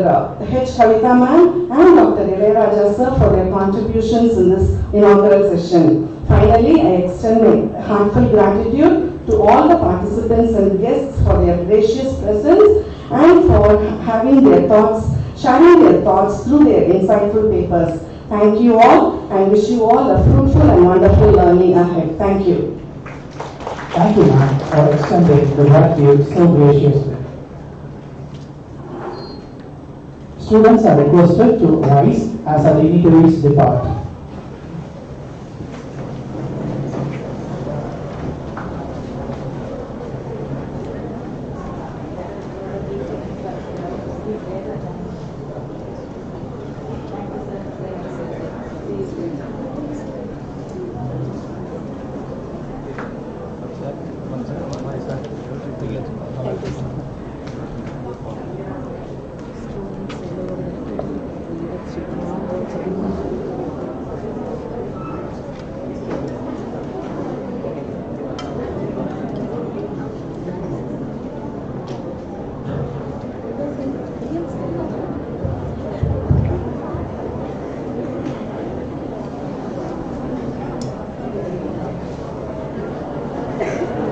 Dear participants and students, we will now have a tea break for 15 minutes. We kindly request you all to reassemble in the same seminar hall on time for the next session.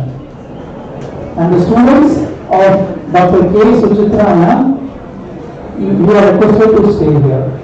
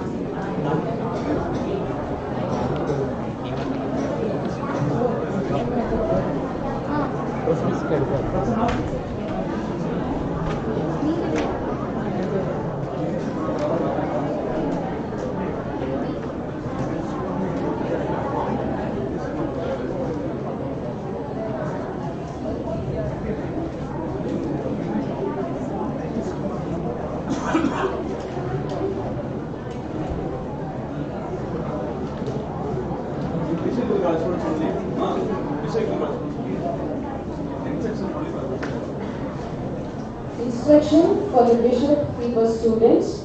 Students who have registered alone kindly stay back and the others can leave. Students, those who have registered can stay back and others can leave.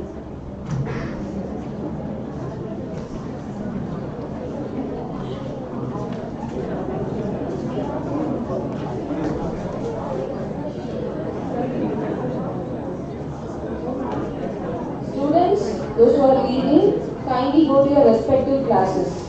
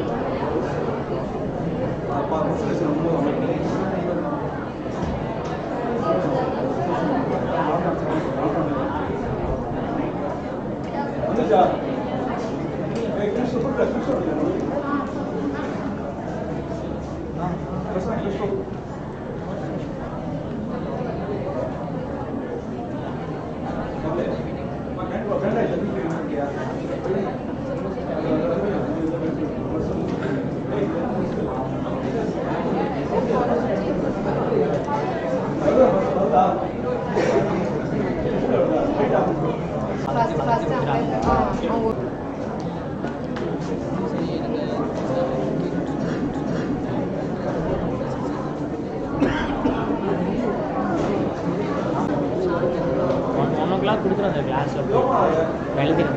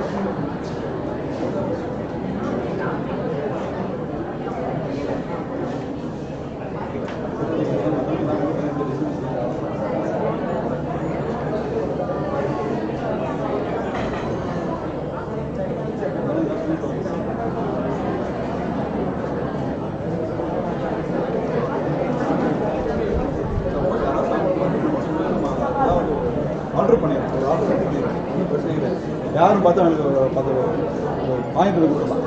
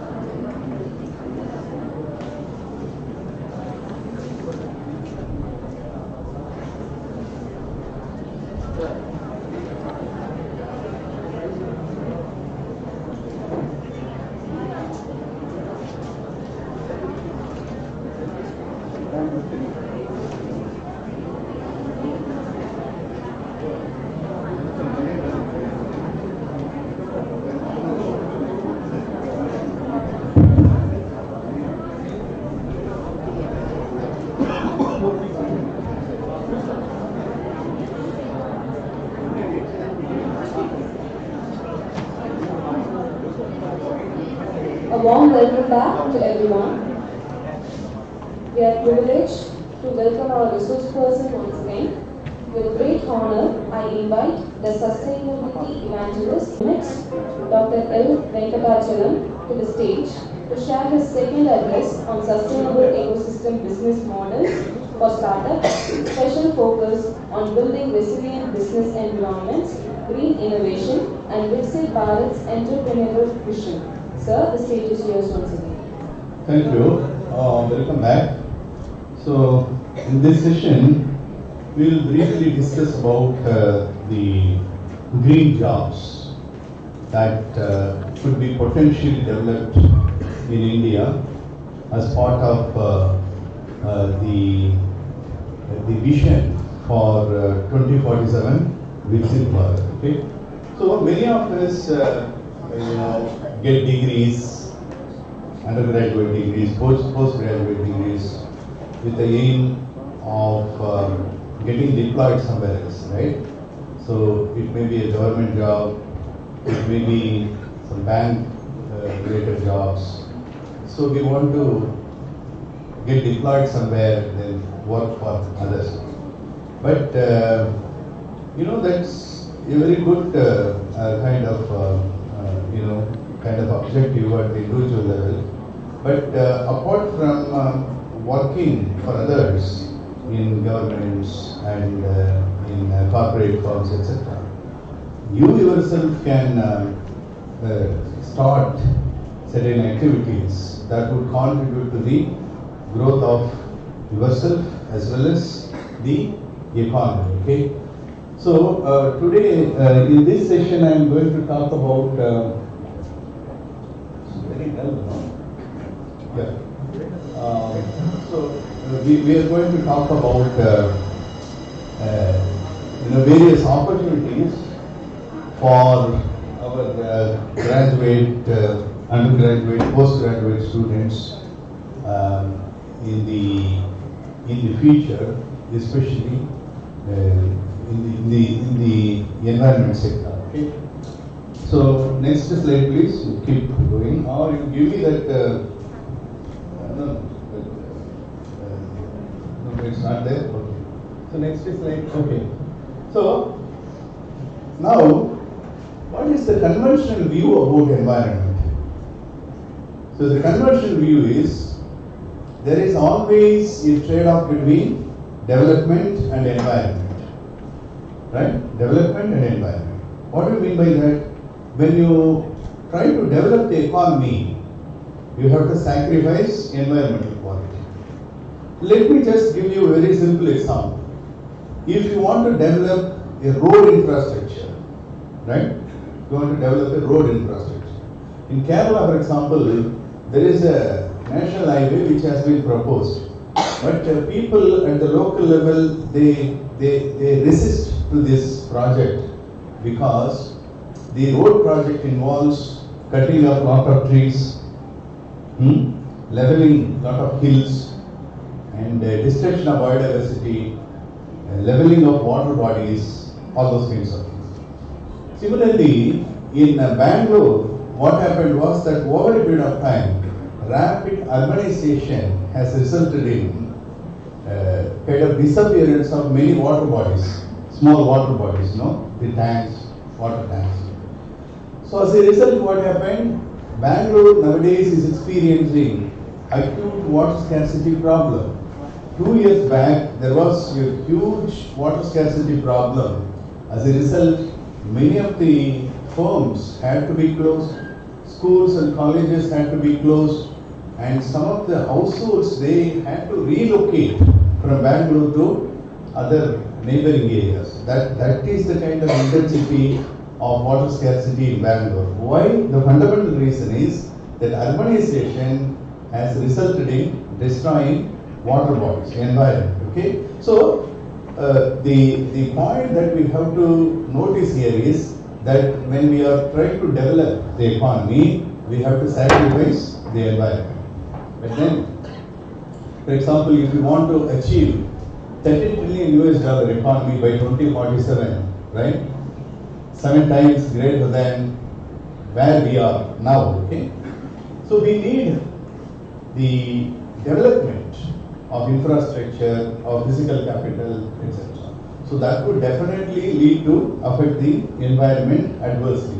Right now, even 5 to 6% of the GDP, gross domestic product, around 4 trillion rupees, is considered to be the environmental damage cost. Environmental damage cost comes in the form of health cost.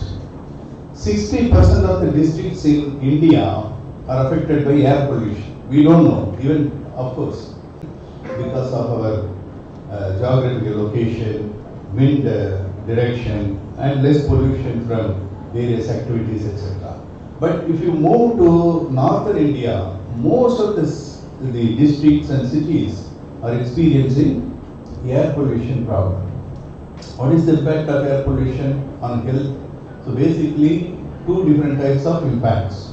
2 types of impacts. One is morbidity, that is the disease, illness.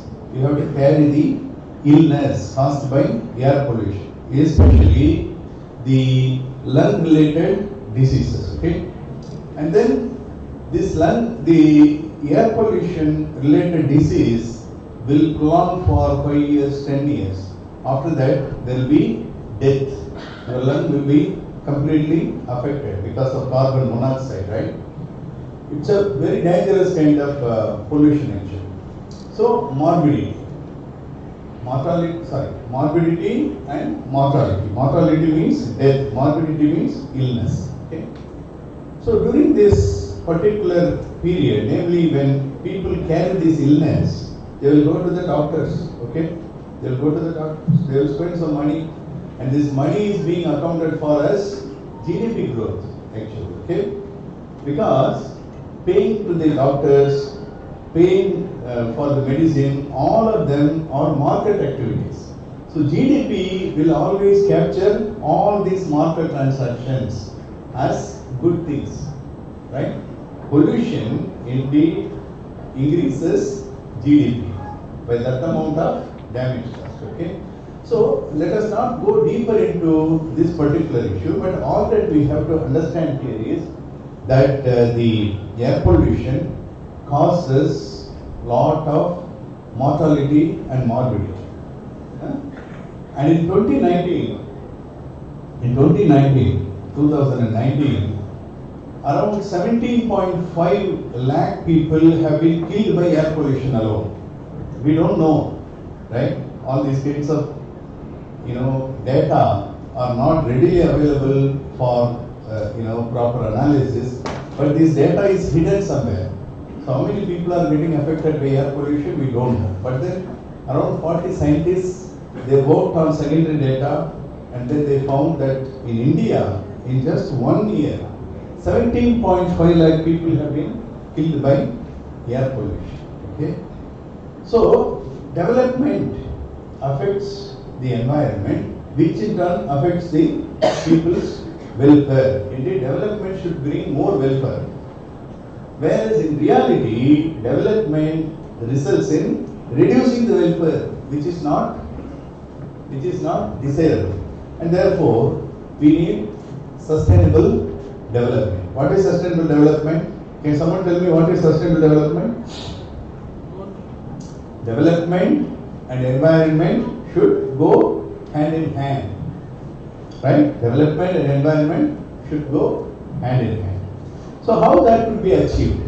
How the conflict between development and environment can be resolved? Okay? So that is where sustainable development comes. So right now, development affects the people's welfare. Job opportunities are getting affected. Okay? For example, fishery sector, fishing, right? Fishing is a major activity. But the fishing activity is getting affected by water pollution, right? Or climate change, right? So when the fishing activity is getting affected, the people, those who are engaged in fishing activities, they lose their jobs. So development will result in pollution, which in turn affects the job opportunities of the people. And therefore, the underlying implication is that when we achieve sustainable development, when we improve the environmental quality, the jobs in the environment sector, like the jobs in the fishing activities, jobs in the forest-related activities, even tribal people, for example, they collect honey, non-timber forest producers, and they eke out livelihoods from these activities. So most of the poorer people are dependent on the environment. So when you destroy the environment in the form of development, then it leads to affect the livelihoods of the people, job opportunities, income opportunities, all of them are affected. So therefore, if you follow sustainable development, by taking into account the environmental concerns in the development activities, then we will be able to generate jobs continuously. That is one thing. Second thing is, how do we generate additional jobs? In case we focus on environment, on achieving sustainable development, we will be able to generate additional jobs. These are all called green jobs. So when we pursue sustainable development goals, when we pursue development goals as more kind of inclusive of environmental sector as well, there are two things which are going to happen. One is the existing jobs in the environment sector, like jobs created in the fishing activities, forest-related activities. For example, very recently we have completed one project for the state government of Tamil Nadu. What we found was that the Tamil Nadu government has identified 141 wetlands. Wetlands are shallow water bodies, but they are very rich in biodiversity, very rich in ecosystem services. What we have found is that a typical wetland can generate 36 different types of ecosystem services. What are they? It supplies irrigation water, it supplies drinking water, it supplies fish, it supplies the medicinal plants, it supplies clay for toy making industry. So whole lot of ecosystem services, 36 different types of ecosystem services are being generated by the wetlands, which are now being neglected because of the fact that their importance is not being realized by the people, etc.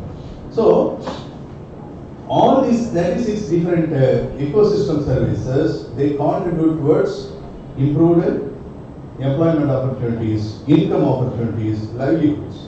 For example, we have found that in a wetland called Osteri near Pondicherry, which is being managed by both Pondicherry and Tamil Nadu government, there are households which are harvesting the lily flowers, lotus flowers.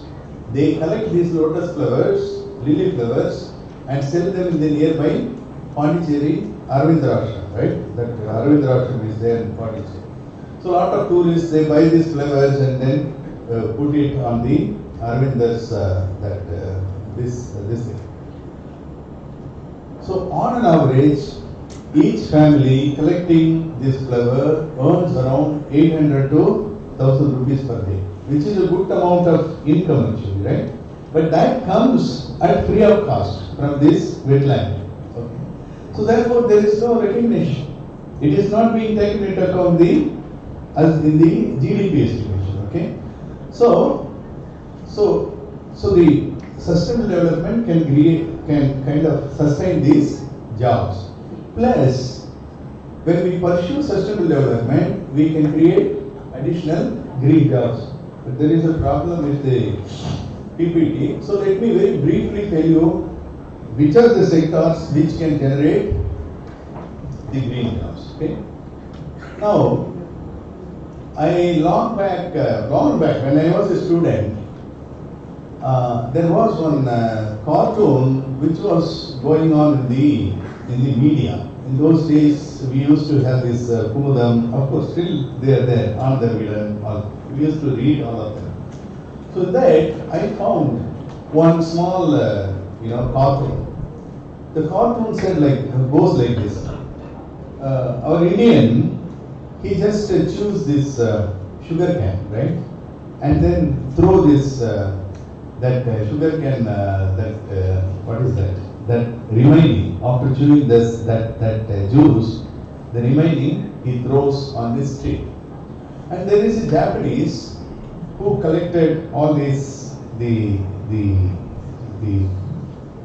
thrown part of the sugar cane, and that Japanese makes a very beautiful basket out of it. So there is a rubbish waste which is being made as a useful product. Now the same concept can be applied in the case of solid waste, especially urban solid waste. Indeed, every year, I think that if I remember correctly, around 360 million tons of urban solid waste is being generated in India. Right? What is urban solid waste? The waste generated in Trichy, Madurai, Chennai, all these places. The waste is being dumped in one particular dumping yard. Whereas in the case of Chennai, you have two different dumping yards. One is located in south, the another one is located in north. Of course, there will be smaller dumping yards across Chennai also. So huge quantity of waste is being dumped. Now, there is plenty of opportunity for converting this waste as good amount of money. Can you tell me how we can do that? Indeed, in the waste, you have good amount of gold also, right? So there was a newspaper article that appeared, I think, sometimes back in Times of India. So it says that in the Indian solid waste that is generated, you have plenty of gold available. So they have come out with the value also. So you can collect that gold. Plus, you can convert the solid waste as gold itself. I have seen in many of the small panchayats, okay, small municipalities, etc., the solid waste is being converted as manure. Solid waste is being converted as manure. Of course, segregation will have to take place. You have to segregate the polythene bags and the papers, plastics, and then there is an organic waste which can be converted as a manure. And now organic farming, it seems that for the past 10 years, the demand for organic products, agricultural products, has increased by 400%, more than 400%.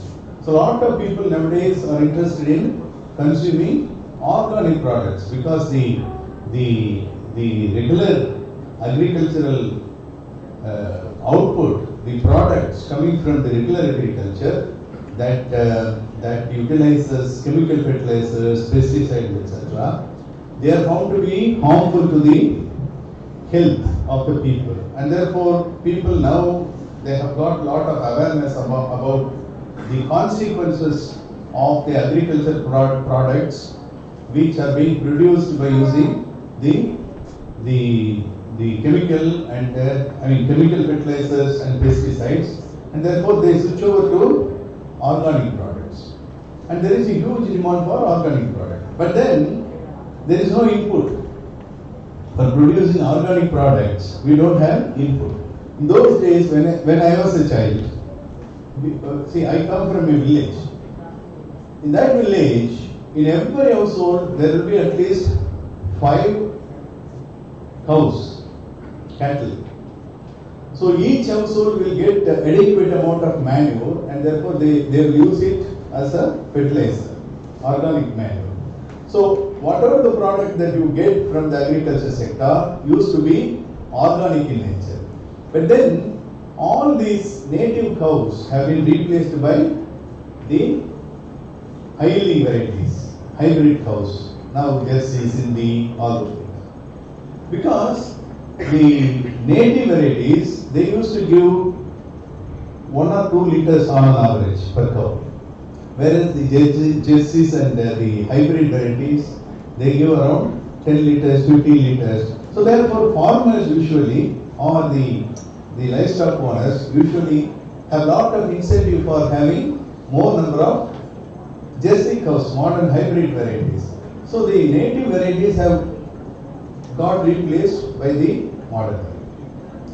And now let us say that one hybrid is equivalent to some 10 native cows in terms of milk output. So because one hybrid variety has replaced 10 cows, to think about the reduction in the manure that is available for organic farming. So we don't have adequate organic, the inputs for doing organic farming. And therefore, we have found, some of the scientists have found alternatives, okay?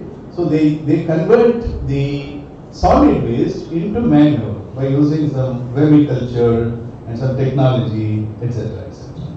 So now there is huge potential for converting the solid waste, urban solid waste, which is becoming a huge problem, in terms of the handling of this solid waste, in terms of methane emission, etc., etc. So there is a huge potential for converting this, and we need to think about some startup in this area to not only converting the waste into gold, but also generate employment opportunities, contributing to the improved environment, etc. And I will tell you one more thing. There is a carbon trading mechanism. Is anyone of you familiar with carbon trading mechanism? What is carbon trading? So now, the global warming problem. What is global warming problem? Anybody? Are you aware of global warming problem? The global warming problem is being caused by increased level of carbon dioxide in the atmosphere. Okay? So, usually carbon dioxide will form a layer in normal circumstances, right? Some 10 kilometers from the earth, okay? So when sunlight comes onto the earth, part of it will get reflected back to the atmosphere, and then it will go beyond this carbon dioxide layer and get dissipated, okay? But now our consumption, because our consumption right now is fossil fuel based consumption. All our cars are being run by petrol, diesel, etc. Many of our thermal power stations are using coal actually. So all these fossil fuel based activities generate a lot of carbon dioxide. So you are generating huge quantity of carbon dioxide, and this carbon dioxide goes to the atmosphere and then forms a thick layer.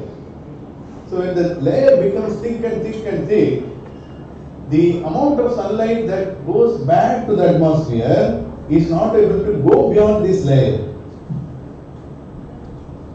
And the entire sunlight gets again reflected back. So the sunlight comes back to the earth again. Usually, if 100% sunlight comes onto the earth, now because of carbon dioxide, 150% sunlight comes back to the earth actually. So this causes the global warming problem, namely the temperature increases. Right now, the average annual temperature has increased by around 2 degrees Celsius. 2 degrees Celsius, which is a very kind of dangerous kind of phenomenon actually. As a result, lot of environmental problems are taking place. When temperature goes up, what will happen to the glaciers in Himalayas, Alps, right? So these mountains have these glaciers, right? The snow, right? So when temperature goes up, the snow will melt, and then the entire water will ultimately end up in the ocean, right? And the sea level will go up, right? Sea level will go up. When the sea level goes up, it will inundate lot of areas, surface areas, okay? And as a result, people will get displaced. Not only that, when temperature goes up, more number of cyclones will get formed in the ocean. Right now, there is a rare phenomenon going on. That means that at a time, 2 cyclones have formed, it seems. That is what I heard from the news actually. So this is a rare phenomenon. And some of these cyclones, they are very intense in nature, right? They cause a lot of damage, okay? So because of global warming problem, increase in temperature, there is a change in the ocean temperature, and as a result, more number of cyclones are getting formed in the ocean, and these cyclones are highly intense ones, and they cause lot of damage, more damage than the normal cyclones actually. So this is what is called global warming problem. It's not only that. When more cyclones bring lot of rainfall, it leads to landslides. What happened in Kerala? 2 hills 3 years back. 2 hills in Wayanad district have been completely washed off. And what happened to people living over there? Around 500, 600 people were missing, I think. And then what happened to our entire tourism? So it is the tourism sector which is contributing enormously to the economy. So when tourism sector is getting affected adversely, how will you achieve $30 trillion economy by 2047?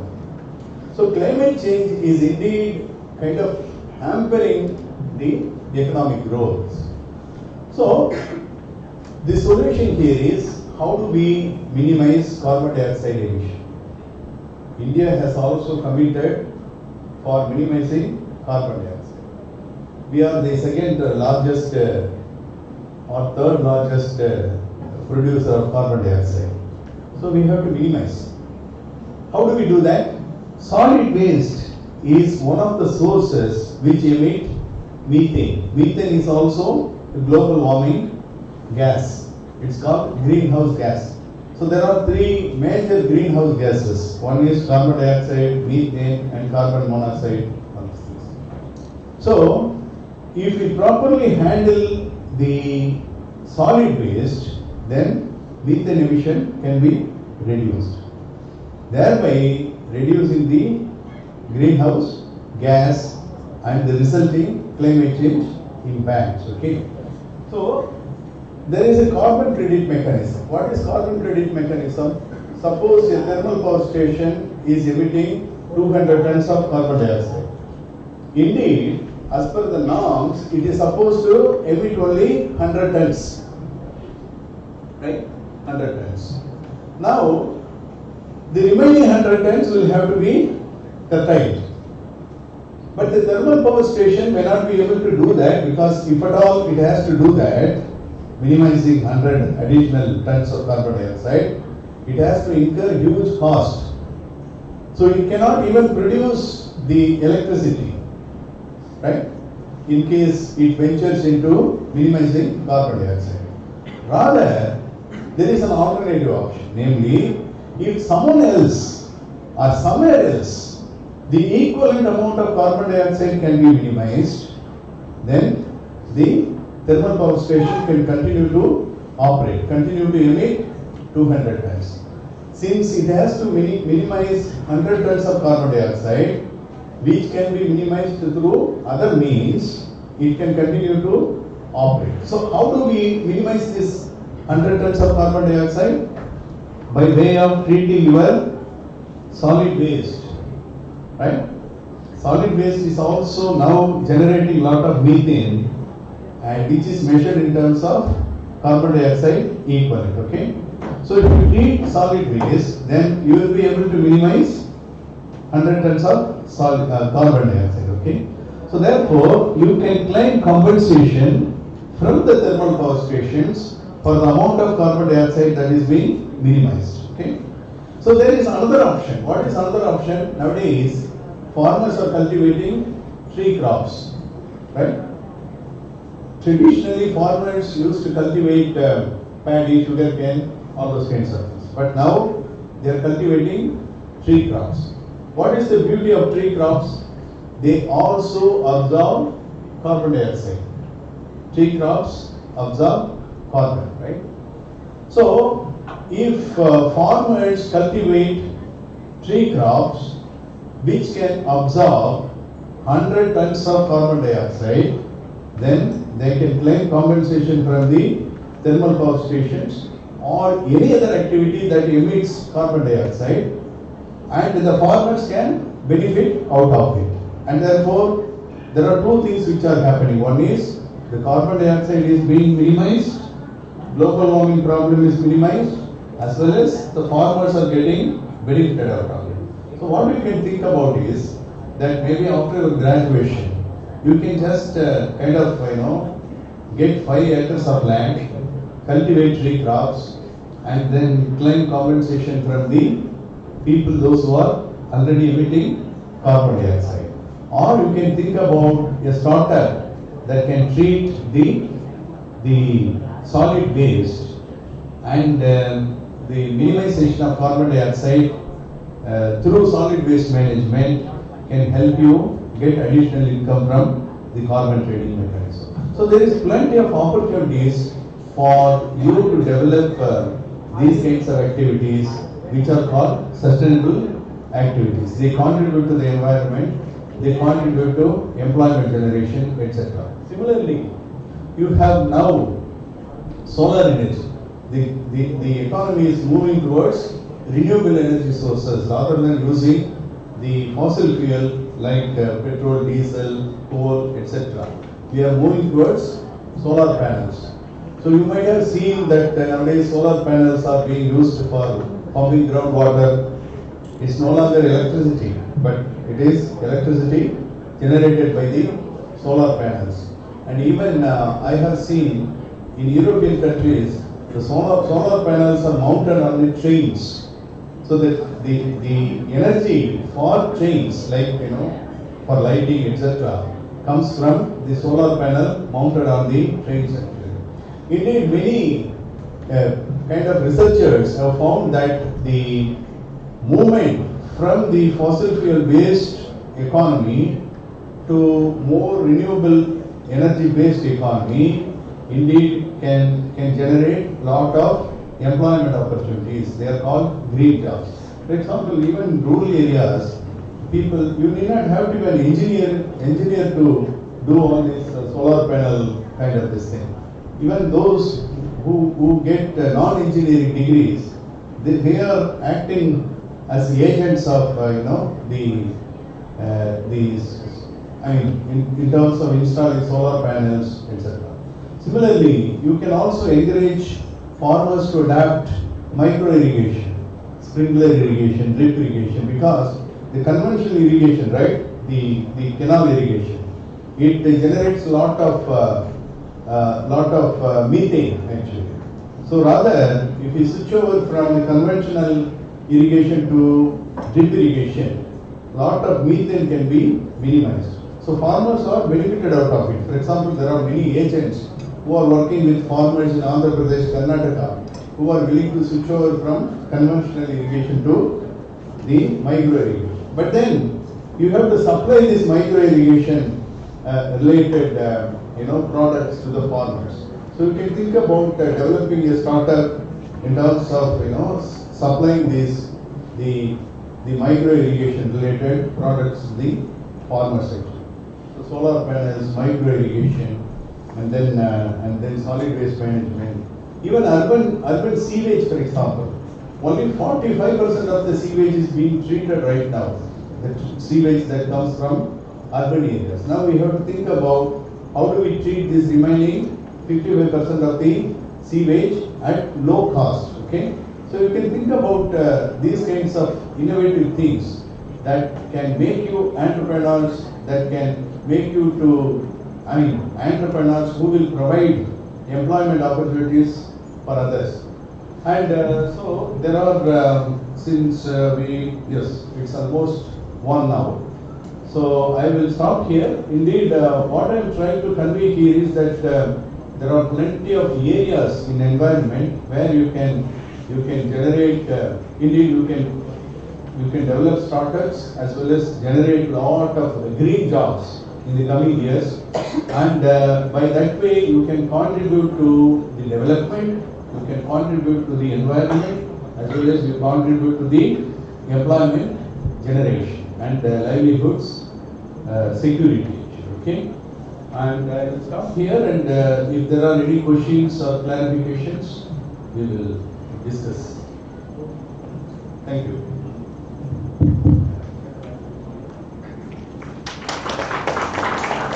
If there are questions, yeah.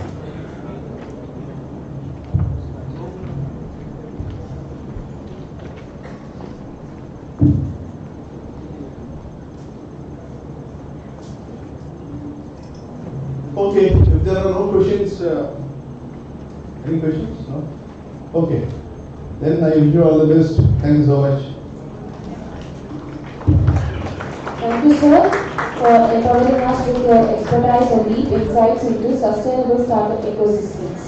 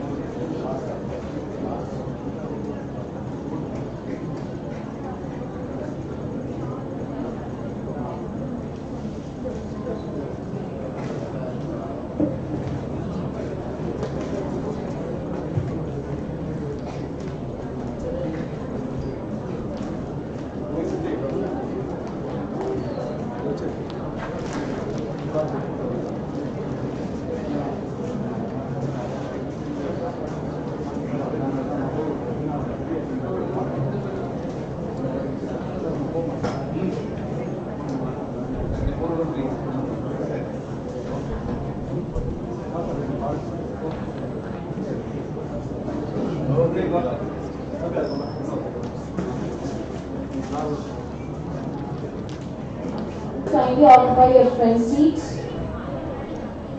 I request the students to kindly occupy the front seats.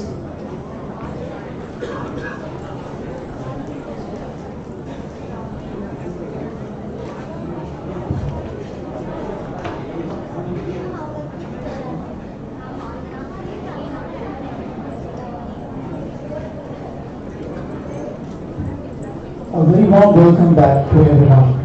It's time to honor our esteemed chairpersons. I now call upon Dr. T. Vinod Kumar sir to adopt a short and to present a memento for our beloved chairpersons. Dr. S. Arundas sir.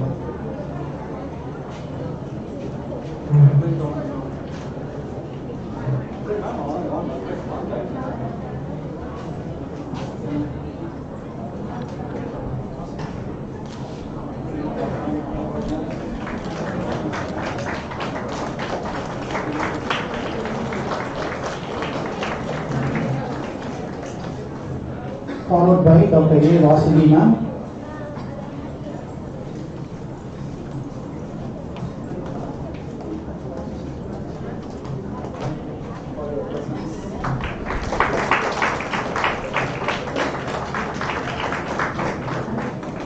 Followed by Dr. V. Charles Durai sir.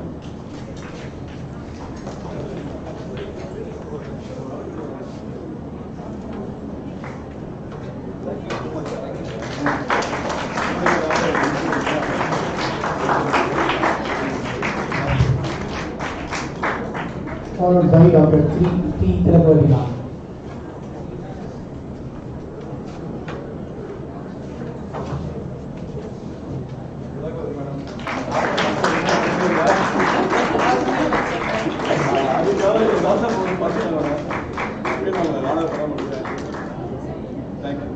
Thank you, chairpersons, for accepting our token of respect.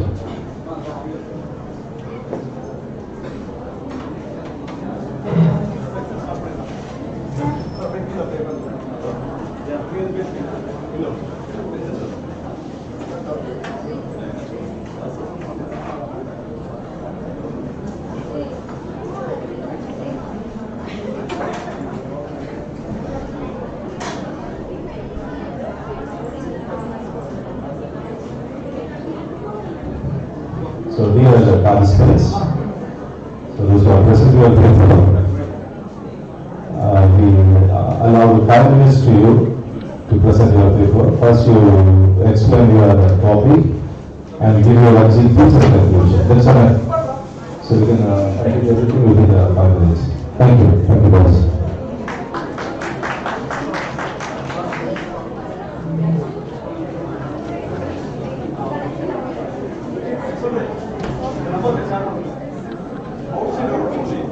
Outside participants, kindly share your PPTs to this WhatsApp number as soon as possible.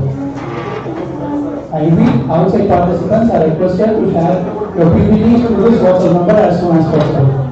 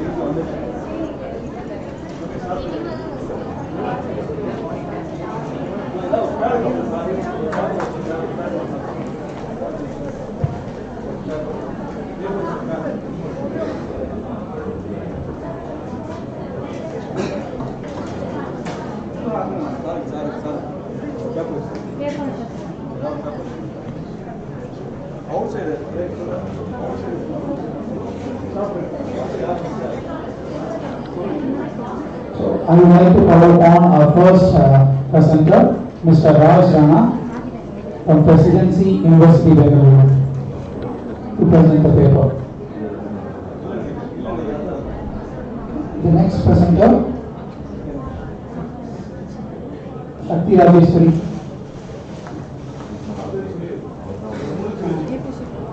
Followed by Ms. Aishwarya from Holy Cross College, Trichy.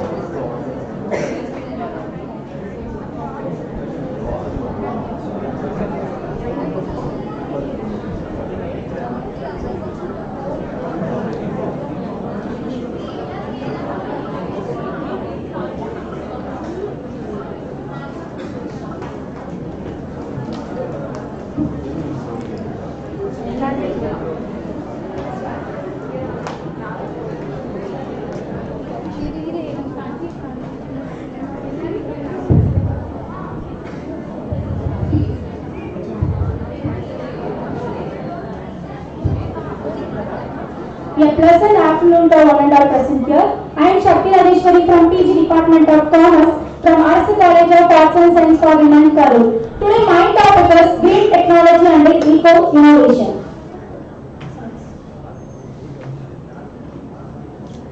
The introduction of green technology. First, green technology அப்படினா என்ன? Innovation அப்படினா eco innovation அப்படினா என்ன அப்படிங்கறத பார்க்க போறோம். Green technology அப்படிங்கிறது green tech or clean technology. அதாவது நம்ம இன்ஃப்ராஸ்ட்ரக்சரை என்விரான்மெண்டல் கிளீனா நம்ம எப்படி வச்சுக்கிறோம், இனோவேஷனா யூஸ் பண்ணி இப்போ இருக்க டெக்னாலஜி யூஸ் பண்ணி எப்படிலாம் green technology டெவலப் பண்ணணும் and then எப்படி பொல்யூஷன் எல்லாம் ரெடியூஸ் பண்ணி எஃபிஷியன்ட்டா இம்ப்ரூவ் பண்ணணும் அப்படிங்கறத நம்ம பார்க்க போறோம். And the next, what is green technology? Environmentally friendly technology அப்படின்னா green technology. Green technologyல நிறைய பொல்யூஷன்ஸ் வந்து இப்போ இருக்கு. ஆனா இப்போ இருக்கிற AI பவரை யூஸ் பண்ணி நிறைய பொல்யூஷன்ஸ நம்ம ரெடியூஸ் பண்ணிட்டோம். எப்படி ஃபார் எக்ஸாம்பிள் வந்து இப்போ பேட்டரி அந்த மாதிரி எலக்ட்ரிக்கல் யூஸ் பண்ணி பொல்யூஷன்ஸ ரெடியூஸ் பண்ற மாதிரி நிறைய நமக்கு வந்திருக்கு. அப்படி வரும்போது நமக்கு நிறைய வந்து பொல்யூஷன் டவுன் ஆகுது. அந்த நமக்கு கிரீன் டெக்னாலஜி வந்து டெவலப்பா இருக்கிறதுக்கு அது ரொம்ப யூஸ்ஃபுல்லா இருக்கு. அந்த இதோட மெயின் கிரீன் டெக்னாலஜி வந்து மெயினா ஃபோக்கஸ் பண்றது என்ன அப்படின்னா renewal energy. Renewal energy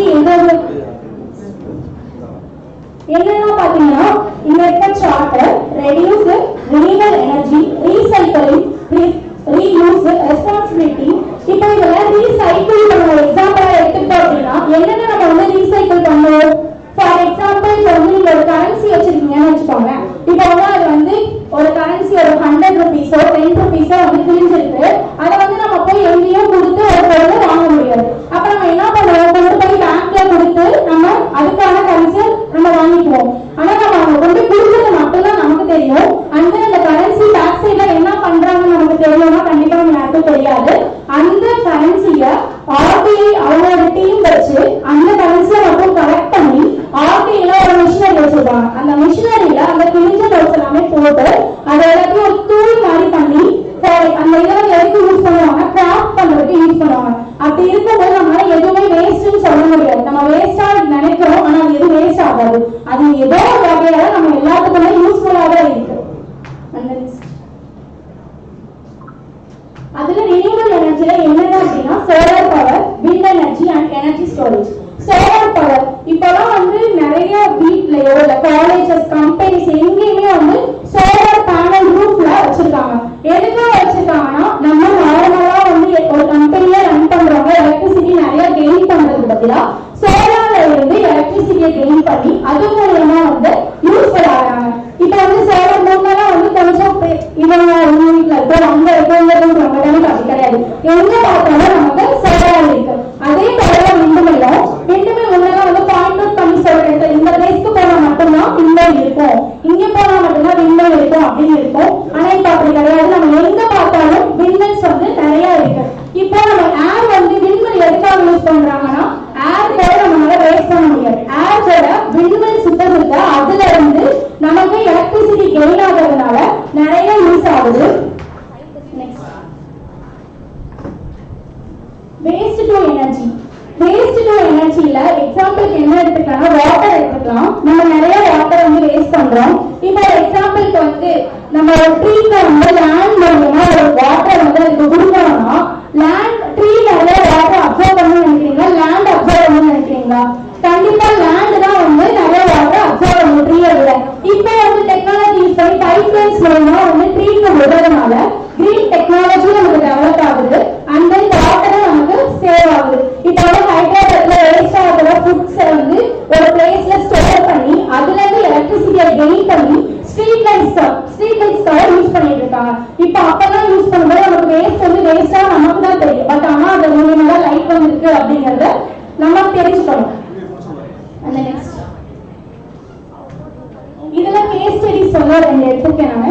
TCS ஒன்று, விப்ரோ ஒன்று. டிசிஎஸ்ல அவரோட மெயின் ஃபோக்கஸ் என்ன அப்படின்னா ரெடியூஸ், ரீயூஸ் அண்ட் ரீசைக்கிள். இந்த பாலிசியை வந்து அவங்க ஃபாலோ பண்றாங்க. அவங்க கேம்பஸ் போய் rain water harvesting and then bio diversity mapping இதை வந்து அவங்க வச்சு அவங்க மெயின்டைன் பண்றதுனால அவங்க அந்த வேஸ்ட் பண்ற வாட்டரை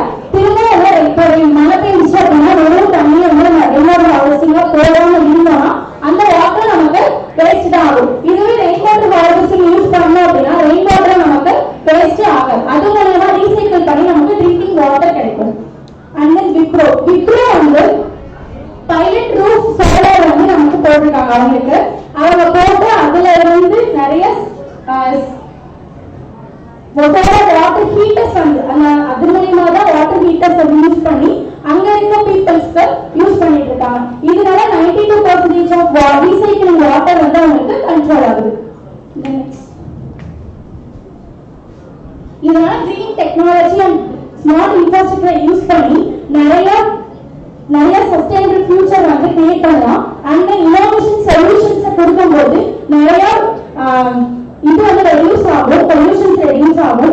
அப்படி ரெடியூஸ் ஆகும்போது நம்ம இம்ப்ரூவ் பண்ணலாம். நம்மளோட ப்ராடக்ட்ஸை நம்ம எப்படியெல்லாம் வந்து மேனுஃபேக்சர் பண்றோமோ அதை வந்து வேஸ்ட்ல இருந்து பண்ணி நம்ம டெவலப் பண்ணும்போது நம்ம பின்னாடி ஹெல்த்தி லைஃப்பை நம்ம ஏர்ன் பண்ணலாம் அப்படின்னு சொல்லணும்.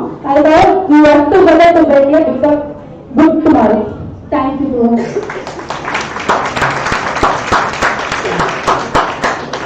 Thank you. Next call to second. What's your name, ma'am? Shakti Rajesh. I would like to call upon our next presenter, Ms. Aishwarya R. from Holy Cross College, followed by Ms. Christiana, Holy Cross College.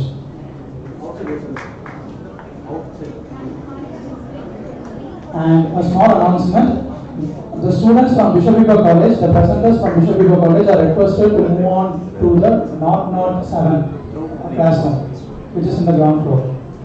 I request all the students from Bishop Heber College who are presenting their paper should go to 007, which is in the ground floor.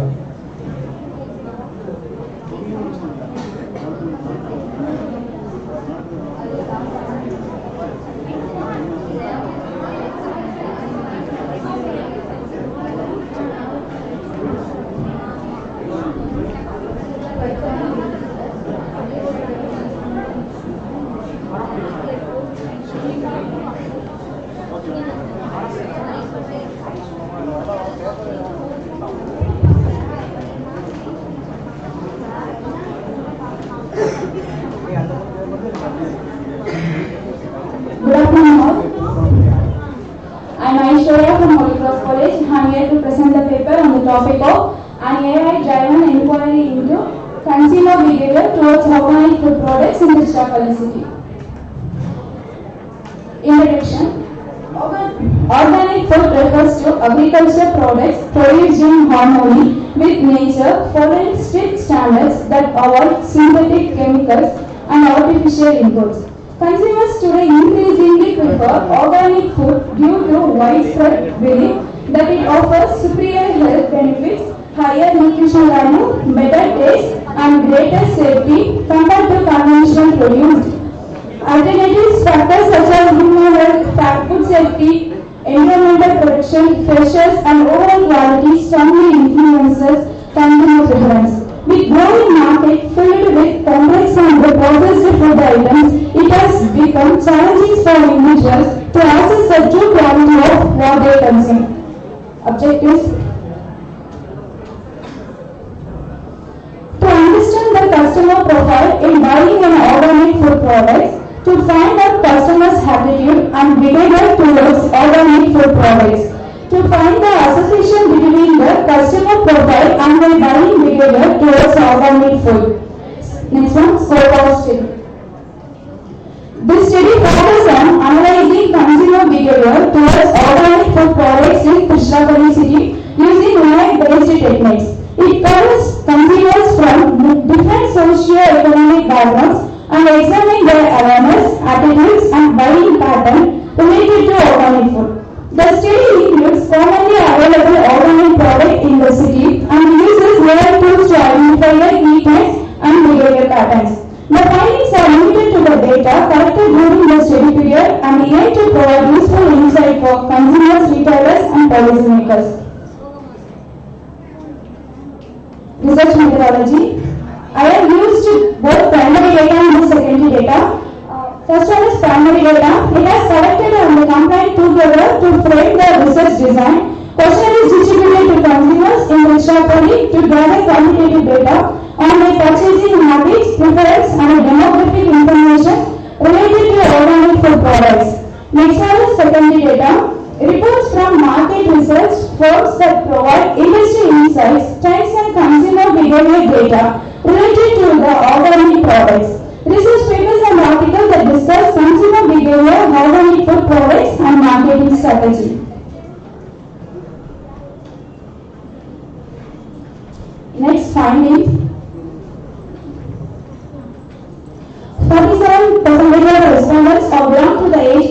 18 to 25 years.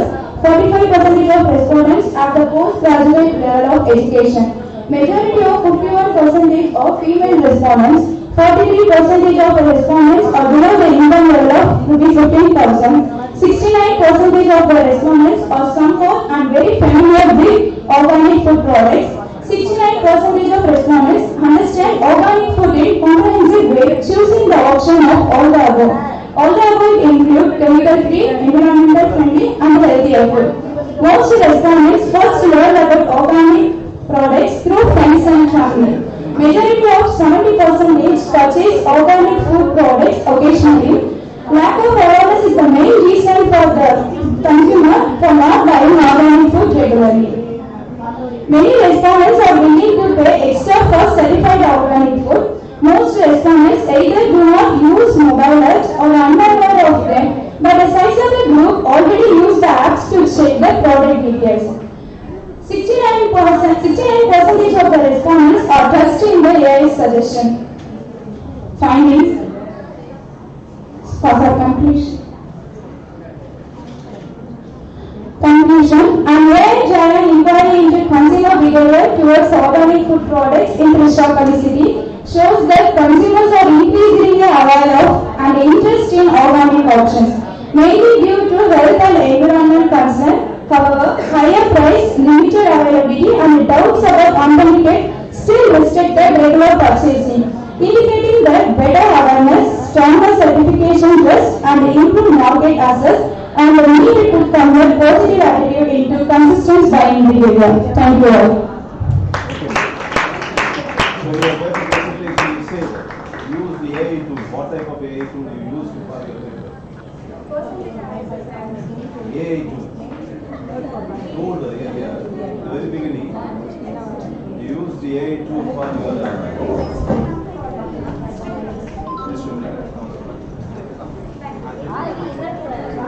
Next, I would like to call upon Ms. Christiana, Holy Cross College, followed by Ms. Kaligami, Holy Cross College.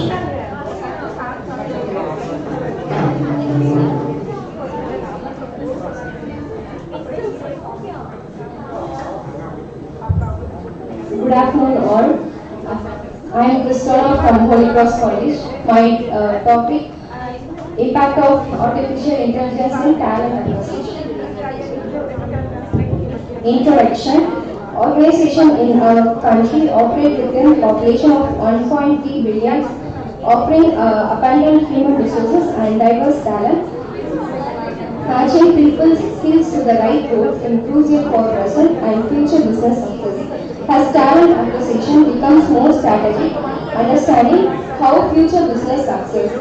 Talent acquisition becomes more strategic.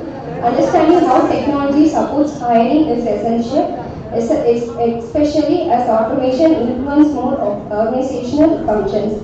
Artificial intelligence now plays a major role by simplifying tasks that once required personal effort. Repetitive activities like resume screening, candidate selection, and skill matching are increasingly handled by AI tools. This shift raises key questions about predicting retention or performance, ethical AI use, and respecting individual rights. While traditional talent management focused mainly on filling vacancies, modern organization emphasize long-term workforce planning and leadership development and identifying their future leaders and their objectives to understand the impact of AI in talent acquisition, to access the impact of AI on the quality and accuracy of hiring decisions, to examine the potential of AI in talent acquisition in India. Next, significance of the study. This study is significant as it explores the real-time impact of AI adoption in talent acquisition, especially at the time when digital hiring becomes more common. By assessing user perceptions and organizational practices, the study provides insights into how well AI recruitment tools work, the advantages and their drawbacks.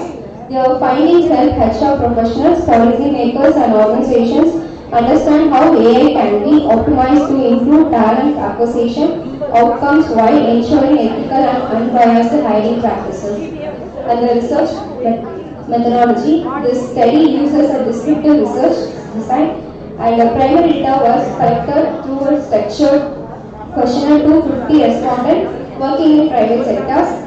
Data was analyzed using percentage analysis and interpretation.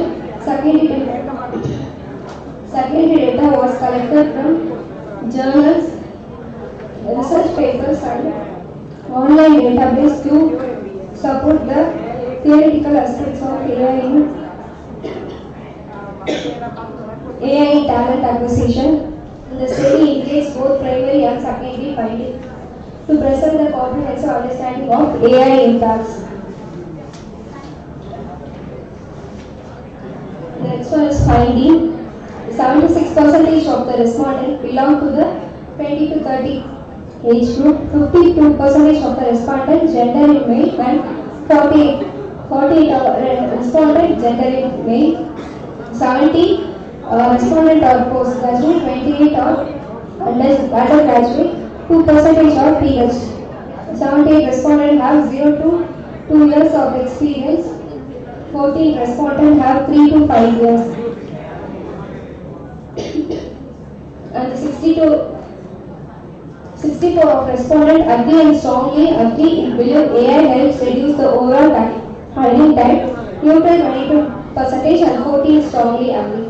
60 of respondents agree and strongly agree that AI improves the quality of hiring decisions by identifying better fit candidates, 24% neutral, 10% disagree, and 6% strongly agree.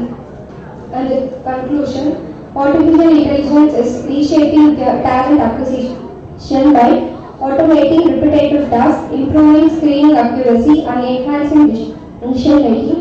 The study concludes that AI positively impacts recruitment efficiency and candidate quality, but ethical challenges such as bias and lack of transparency need attention. Human involvement remains essential to ensure fairness and emotional intelligence in hiring process. Thank you. Good one.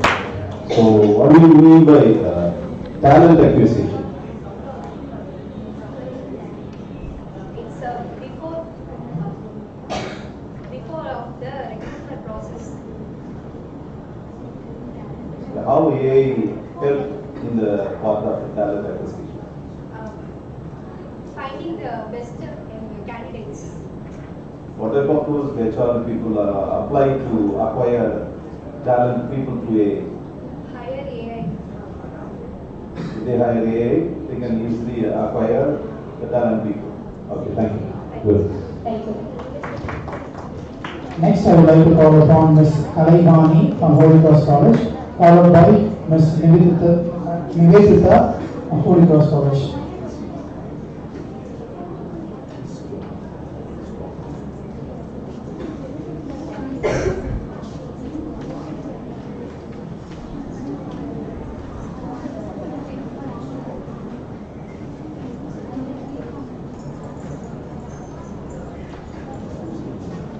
Good morning everyone.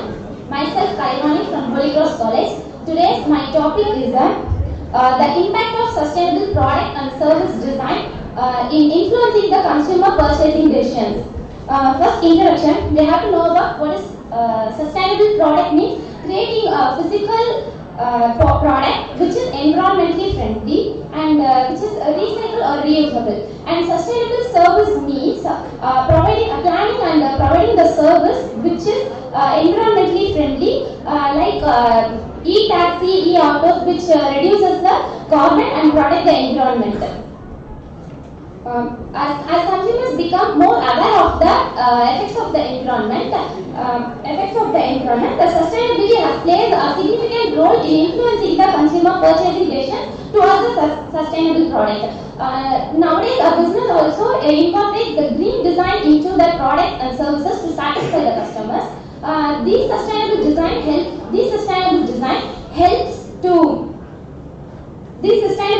incorporates ethical practices, energy efficiency, efficiency, recyclable material, and less wastage. This study investigates how these initiatives influence the attitudes and purchasing decisions of the consumers. Next slide. Objectives. To examine how consumer purchasing decisions are impacted by the sustainable product design, and to investigate how the consumer preferences are impacted by the sustainable service design, to ascertain how consumers feel about the environment friendly goods and services, to determine what influenced the consumers to select sustainable options, to investigate how implementing the sustainable design principles can benefit the business. Next slide.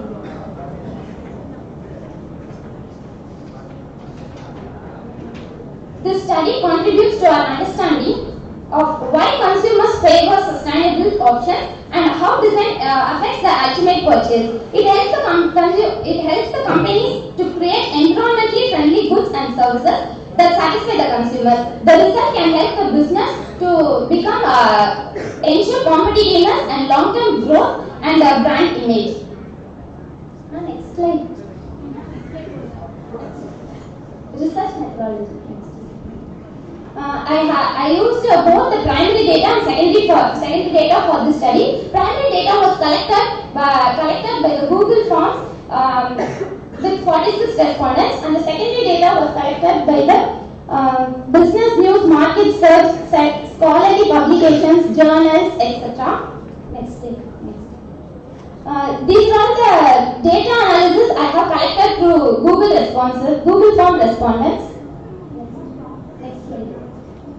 The major findings was moderately and highly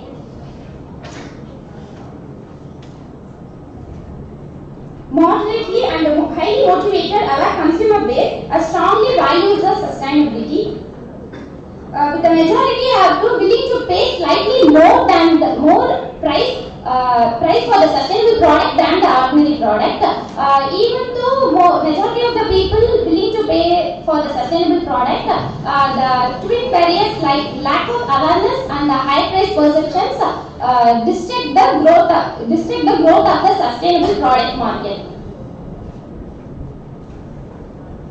Thank you, sir. Okay, good. So what do you mean by sustainable product? Sustainable product means creating a physical product which will be easy, environmental friendly, which do not provide any harm to the environment. For example, stainless steel bottle, which is long lasting, which will be sustainable product, will be long lastingly stay without any. How you identify your respondent? From family, friends, people. No prescribed tool you use to select respondent? No, sir. Okay, good. Thank you. Next, I would like to call upon Ms. Nivedita from Holy Cross College, followed by Ms. Jessie Brigida from Holy Cross College.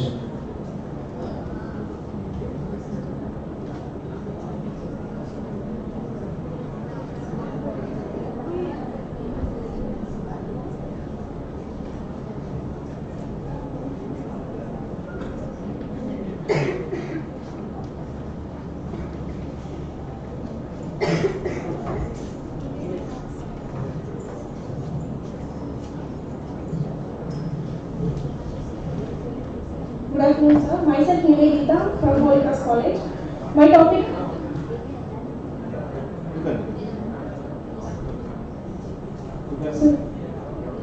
My topic is the study of e-commerce platform to promoting a sustainable product. Introduction: e-commerce platform become an important channel for promoting sustainability and eco-friendly products. With increasing awareness about environmental protection, online marketing plays help connect businesses that produce green products with consumers who prefer responsible choice. This study focus how e-commerce supports the marketing, visibility and adoption of sustainable product in digital market.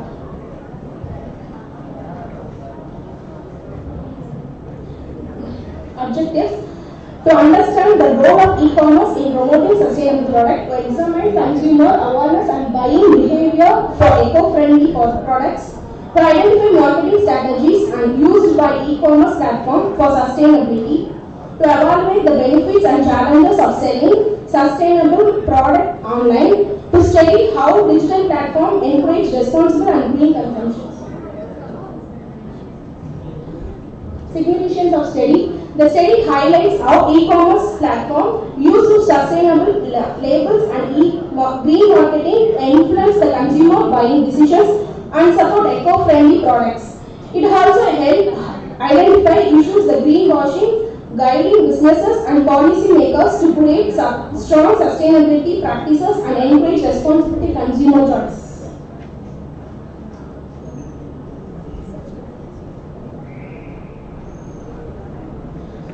I use primary data and secondary data. By using primary data, Google form secondary data to examine scholar publication, business news, markets, research and green marketing, sustainable consumer behavior, journal and different impact studies. The report shows young consumers, mainly females, prefer the sustainable fashions online. Easy identifications are trusted reviews, social media ads and feasible return policies shape the decision, boosting sustainable purchases. Thank you. I will show your findings. Can you give one finding? How the e-commerce help the sustainable product? I ask the question in your questionnaire. We ask the second question in your questionnaire. How e-commerce help the sustainable product? E-commerce platform effectively promoting sustainable products. Yeah. 60% of 60% of 60% believe e-commerce platform effectively promote sustainable products. They believe it. They believe that only e-commerce help to improve the sustainable product or increase the sales of sustainable product. Increase the sales. Oh, good, thank you. Next, I would like to call upon Ms. Viksit from Holy Cross College, followed by Ms. Priyanka from Holy Cross College.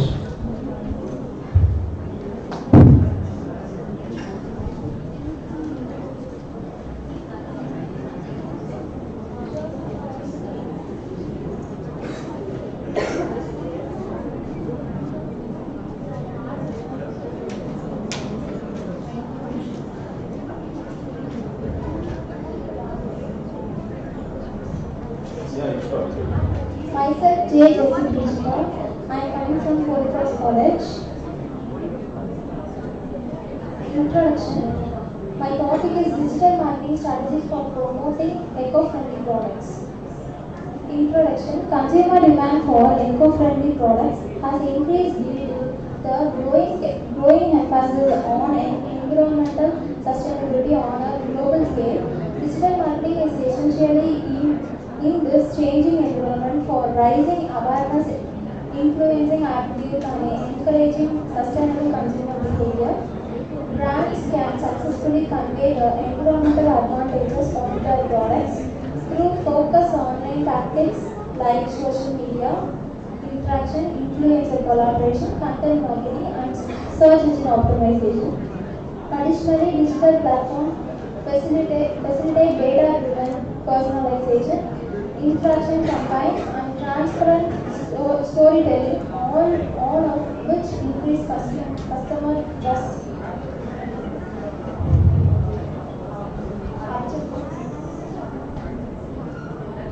Objectives of the study: to identify effective digital marketing strategies for promoting eco-friendly products, to analyze consumer response to green marketing messages on digital platforms, to evaluate the role of social media, influencer and content marketing in creating environmental awareness, to assess the impact of digital campaigns on consumer purchase intentions for eco-friendly products.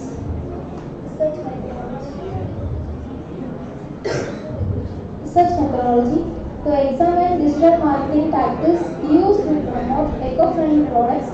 This study uses a descriptive research design.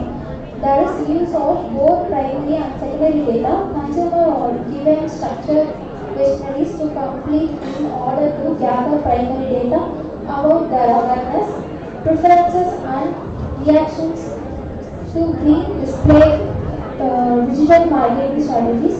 Convenience sampling is used to choose a sample size of 100 to 150 respondents. Journals, reports, and online publications pertaining to sustainable marketing or to source of secondary data.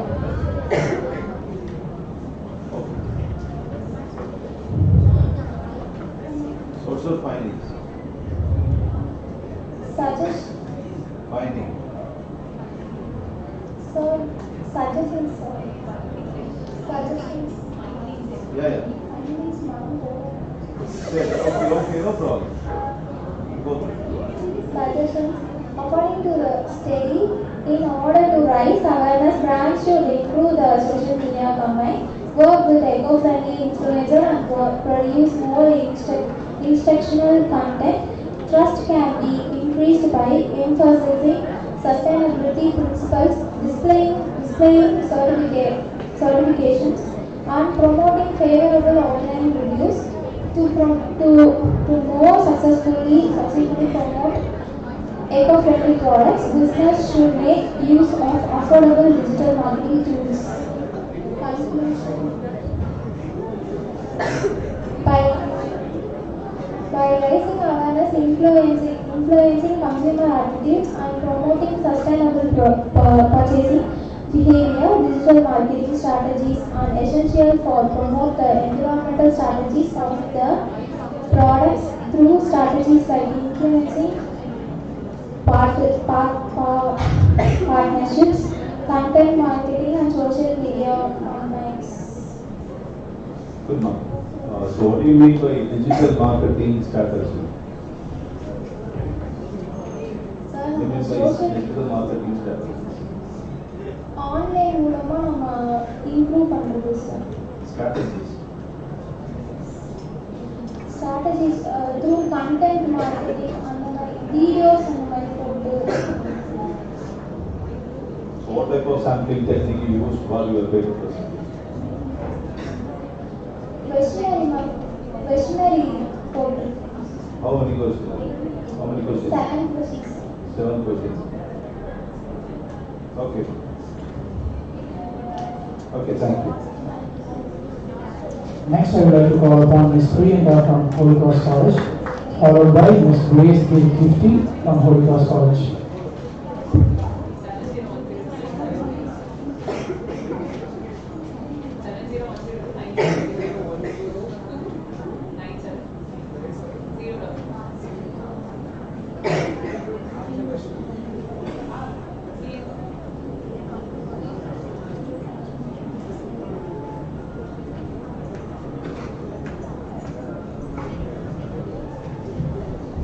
Good afternoon, everyone.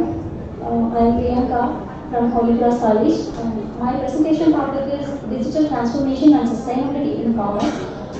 It explores how e-commerce and digital platforms reduce waste and support trade practices. Introduction. Digital transformation is reshaping commerce by promoting sustainability and efficiency. Through e-commerce and digital platforms, businesses can reduce waste, optimize resources, and adapt eco-friendly waste. Technologies like artificial intelligence, blockchain, IoT, cloud computing, and data analytics from smart supply chains, paperless operations, and reduce carbon footprints. Digital transformation support green trade by combining technological advancement with environmental responsibility, creating a more efficient and sustainable future for global commerce. Objectives.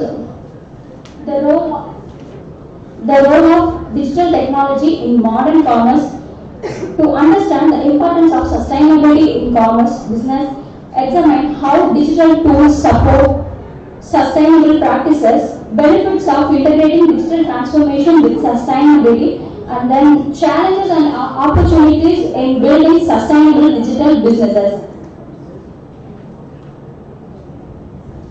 Analysis and discussion. Analysis.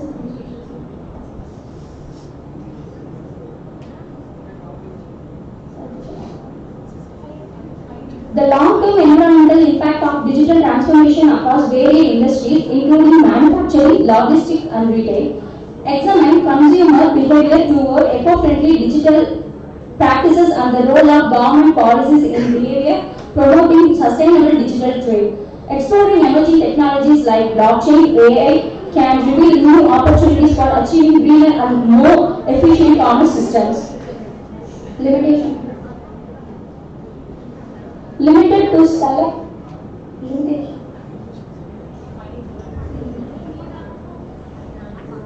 Limited to select e-commerce platform and may not represent all sectors of digital commerce.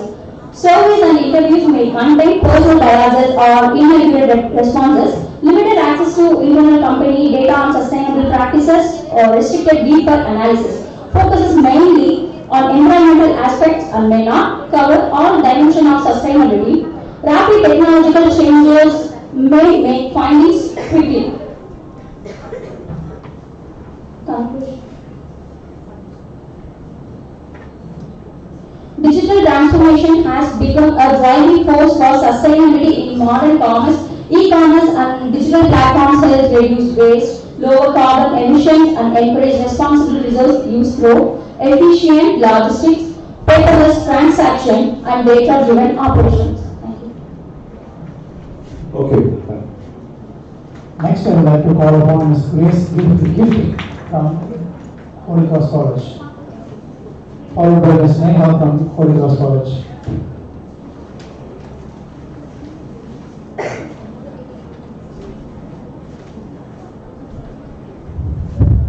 Good afternoon, dignitaries. Today I am going to present my title, The Impact of Technological Innovations on Sustainable Entrepreneurship.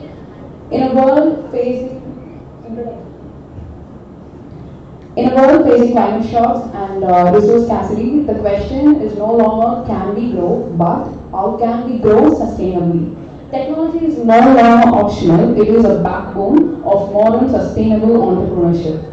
My study examines how technologies like artificial intelligence, Internet of Things, and the clean energy system influence sustainable business growth.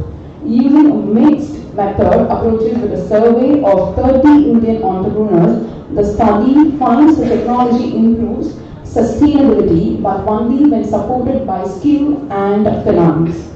For example, AI helps to predict demand and reduce waste, while solar solutions reduce optimal cost. But without training the people or funding, these tools remain underutilized. Sustainable entrepreneurship is equals to profit plus planet plus people, directly linked to sustainable development goals. 8. Growth, 9. Innovation, and 13. Climate action. 70% of sustainability solutions are now technologically driven by World Economic Forum 2024.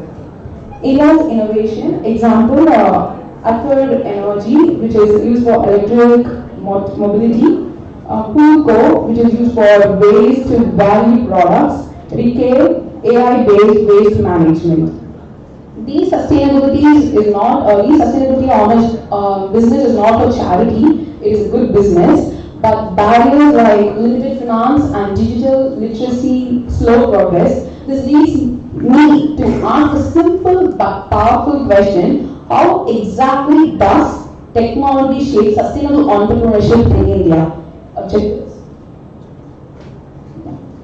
To understand how technological innovation influence sustainable entrepreneurship, to examine how human capital, finance, and ecosystems support, strengthen, or weaken this impact, to propose strategies for building technology sustainable ventures in emerging economies. Here, the methodology I have used is both primary and secondary data, literature review plus survey, 30 entrepreneurship across indicators like T-Hub, CIID, IIMA, AIM variables. Tools used SPSS 29, reliability alpha 0.83. So table 1, it shows that 68% of respondents use digital or IoT based platforms, 41% use AI, 55% use renewable or based technology, 60% lack access to green finance, average founders age 34, majority postgraduates. This overall table shows that entrepreneurs are willing to adopt technology, but financial and skill constraints remain major roadblocks. And second one is correlation. Correlation is shows a strong relationship between technological innovations and sustainable performance, 0.64. Your sustainability remains significantly less in waste efficiency and better market competence. And next one is regression finding. All predictors, technology, human capital and finance significantly improve sustainability performance. The model explains 56% of sustainability outcomes. The interaction effect shows that skilled entrepreneurs benefit more technology. Overall findings of this regression is technology works better when entrepreneurship have the skill to use it. And next one is discussion and interpretation. Okay, great one. Here we discuss about the technology improves efficiency, reduce waste, and sales impact. Human capital applies technological benefits. Finance is essential for adopting renewables and AI technologies. Indian examples: farm ERP for smart agriculture, retail blockchain for waste, Ather energy, clean mobility. Technology is like an engine, but human capital is the driver and finance is the fuel. Without all three, the sustainability journey could not move forward. My limitation is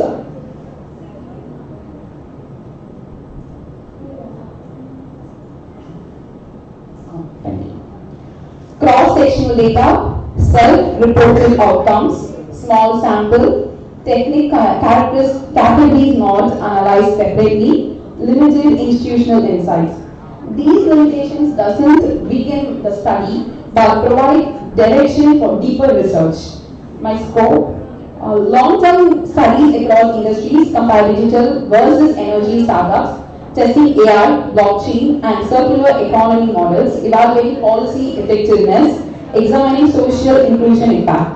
Conclusion: this study proves that technology is a powerful catalyst for sustainable entrepreneurship, but it needs the right skill and supportive finance to create lasting impact. For India, the path of sustainability lies in empowering entrepreneurs through digital skills training, green financing, and innovation-driven incubation. Ultimately, technology should not only build businesses, it should build a better world. Thank you. Okay, Ratan. So what do you mean by sustainable entrepreneurship? The persons who develop their business without harming the environment and so on. Giving a balanced environment and balanced products. Who balance the product for the sustainable? To balance the environment and environmental and social. Oh. Okay, good. Thank you. Thank you, sir. Next, I would like to call upon Ms. Neha from Holy Cross College, followed by Ms. Jemima from Holy Cross College.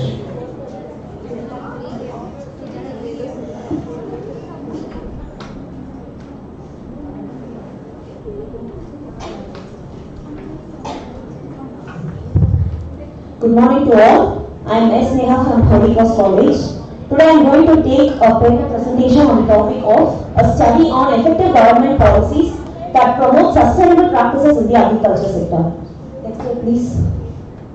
Sustainable practices in agriculture sector means using the methods of farming to meet current needs and utilizing without sacrificing needs for the future generation. And then this practice is mainly used to protect the environment as well as to be eco-friendly without endangering the nature. This also helps the farmers to get a proper and stable income without endangering the nature. It helps farmers to reduce the use of chemical fertilizers and also which is endangerous for the environment. They also improve the long-term productivity. Next slide please. The objective of this research is to study the government policies that promote sustainable practices in the agriculture and also to find how these policies benefit the sustainable agriculture. The methodology is I have used the study was entirely using the secondary source of information, and the data has been collected from various various published government reports, research articles, and also from journals and agriculture reports from the agriculture departments. Next slide please. The next one is these government policies are implemented in order to protect the environment and as well as the improve long-term productivity, provide a stable income for the farmers. First mission is National Mission for Sustainable Agriculture. It was launched in 2014 to 2015, which comes under the National Action Plan, and various initiatives have been taken according to this mission, like providing education, training, and then providing financial assistance for the agriculture person in order to maintain technology to perform sustainable practices in the agriculture, and also awareness programs also have been conducted. Its main goal is to focus on the soil health management, rainfed development programs, and on-farm water management. Next slide. The next one is National Bamboo Mission. It mainly promotes the bamboo cultivation as well as the post-harvest management. It promotes eco-friendly cultivations, green industries, soil and water conservation. This table has shown that budgeted estimates and expenditure according to this mission. First 3 years of 2020 to 2023 has shown a downward trend expenditure, which tells there is no utilization of funds. After that, the next 2 years shows that there is a slightly improvement in the utilization of funds. But there is an uneven utilizations in this scheme. The next one is Soil Health Card Scheme. It provides printed soil health card for the agriculture personnel and issued every once for the 3 years. It helps to avoid overuse of the chemical fertilizers and to promote long-term sustainability. The next one is Pradhan Mantri Krishi Sinchay Yojana. The main goal of this is half cake farming, which means water for every farm and also more crop per crop. It mainly promotes drip and sprinkling irrigations. The next one is, next slide please. The next one is rainfed area development. It focuses on productivity and sustainability in the rainfed regions and it improves the soil health through crop diversification. It promotes the integrated farming system by combining crops, livestock, fisheries, poultry, etc. And this data shows the expenditure according to the rainfed area development. Here also there is an uneven implementation and utilization of funds. So for the first 3 years it has gone forward and again it has increased and again it has decreased. The next one is findings. The findings is financial assistance provided by these schemes help the farmers to adapt modern eco-friendly technologies, and the soil health card scheme helps them to avoid the excess use of fertilizers and to improve the long-term soil fertility. And bamboo mission and rainfed area development shows a fluctuating expenditures, but overall the policies can become better and get a better outcome by continuous monitoring. Conclusion. In conclusion, the farmers improve soil health, use water efficiently according to these policies. Although the study shows uneven implementation of these policies, but with strong planning and continuous improvement monitoring, these policies can achieve long-term benefits for both environmental as well as farmers. Thank you. Thank you, sir. What are the government policies to promote the sustainable practice in agriculture sector? Yes, sir. National Mission for Sustainable Agriculture, rainfed area development, and then Pradhan Mantri Krishi Sinchay Yojana, and then national parallel missions, sir, according to you. Some of the limitations is that we didn't cover most of the topics. Thank you, sir. Next, I would like to call upon Ms. Jemima R. from Holy Cross College, followed by Ms. Shweta S. from Holy Cross College.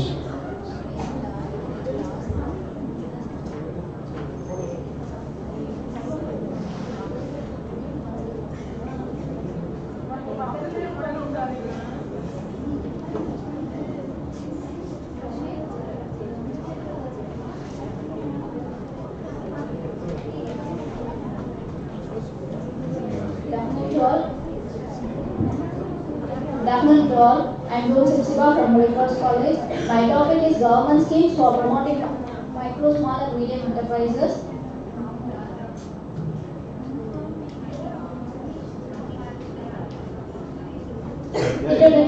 Introduction. The government of India provides various schemes for developing micro, small and medium enterprises and encouraging entrepreneurship. It also provides employment opportunities for the people. It also encourages the foreign exchange and foreign investment. The objectives of my study is to study the government schemes for promoting micro, small and medium enterprises, to analyze the last 5 years beneficiaries and expenditure for the five various schemes. I collected the data from secondary data. In simple, secondary data refers to the information are done by someone else. I collected the data from Ministry of MSMEs. I collected 6 review of literature based on MSMEs, government schemes promoting MSMEs, and government role promoting MSMEs. MSMEs are classified under the Micro, Small and Medium Enterprises Development Act under 2006. It classified based on the investment and turnover limits. Under the MSME Act 2006, the MSMEs are divided into 2 classes. One is manufacturing sector and another one is service sector. Manufacturing sector refers to producing of goods, whereas service sector refers to the rendering the services. In 2025, the Government of India revised the limit of MSME. For micro enterprises, the investment limit is 2.5 crore and the turnover limit is rupees 10 crore. For small enterprises, the investment limit is rupees 25 crores and the turnover limit is rupees 100 crores. And medium enterprises, the investment limit is rupees 125 crore and the turnover limit is rupees 500 crores. The Government of India provides various schemes. Under this scheme, I collected only 5 schemes based on the MSME's annual report, which commonly presented. The first one is ATI scheme, which stands for Assistance of Training Institution. This provides national training institution under the Ministry of MSMEs.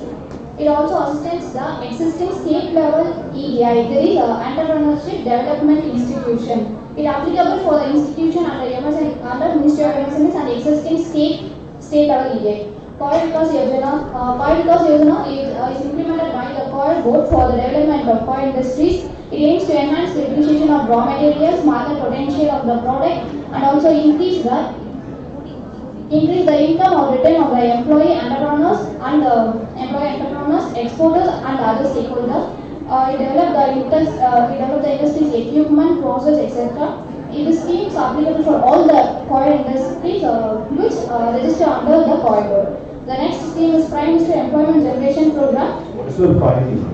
So my findings are for the last financial year, the beneficiaries of ADI scheme and Coil Vikas Yojana schemes are increased by 7,435 and 49,975. The expenditure are provided by the government based on the beneficiaries of the scheme. Based on the 5 scheme, the International Cooperation Scheme only have the least beneficiaries based on these 5 schemes. Okay. So what do you mean by micro and small enterprises? So micro and small enterprises, these are the enterprises which come under the low level of income and investment and turnover. How much is the investment?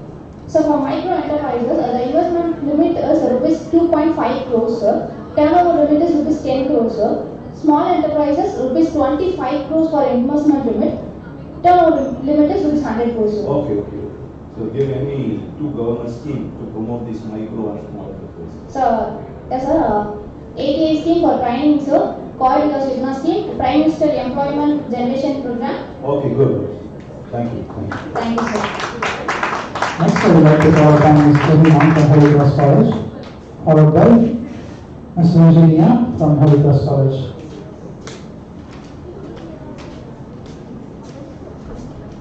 Good afternoon to all. Myself Jenima from Holy Cross College. I'm here to present a paper on topic designing the customer experience for product or service, balancing ownership design with access-based ownership.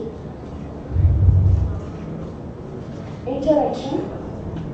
The global economy is undergoing a structural transformation catalyzed by digital technology, moving away from the simple product sales towards integrity solution, offering the phenomena known as certification product or service model that has a product service where the customers pay the utility, example light, mobility, power, rather than the physical asset, example bulbs, car, machinery. The shift of this model promises manufacturing, recurring the revenue streams and deeply customer relationship.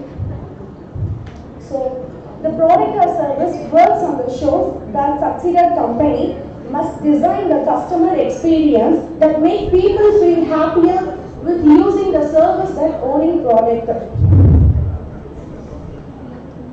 Therefore, the successful PaaS model must deliver customer experience, the benefit of access, conventional flexibility, maintenance, psychological, the comfort and status associated with physical ownership.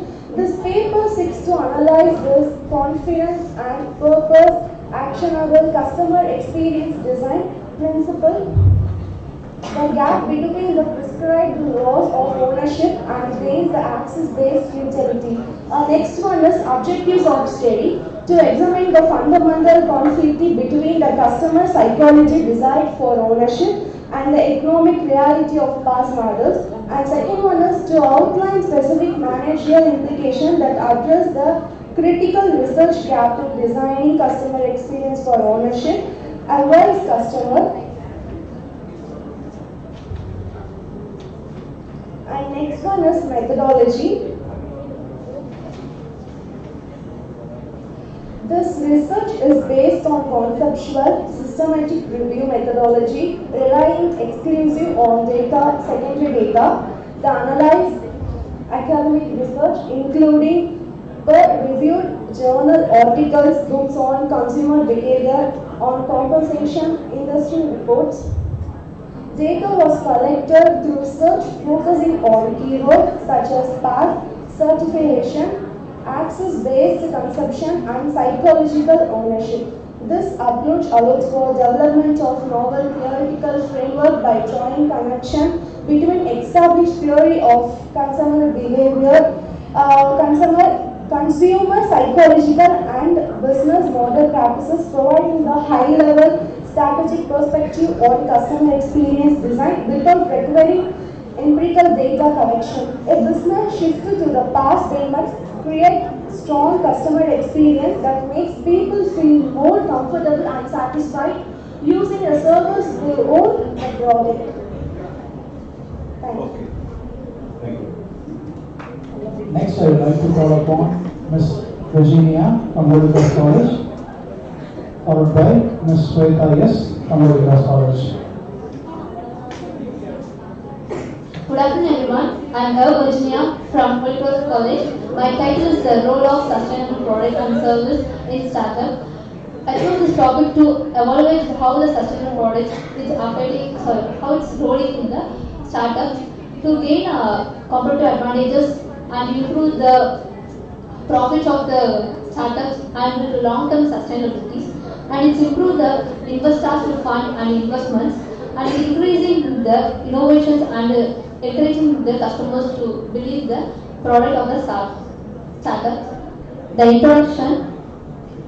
In business environment, the startup plays a crucial role in encouraging the market competitions, improving the innovations and economic growth. The startup is the starting stage of the business. It's the early stage. It faces multi challenges like environmental challenges is the main challenge for the startup, like climate changes, market awarenesses, consumer behaviors, and regulatory policies.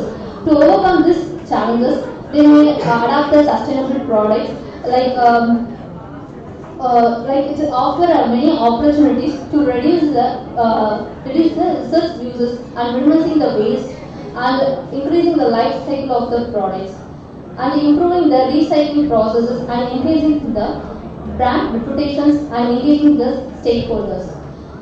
Then next one is that it also reduces the negative ecological and social impacts regarding the products.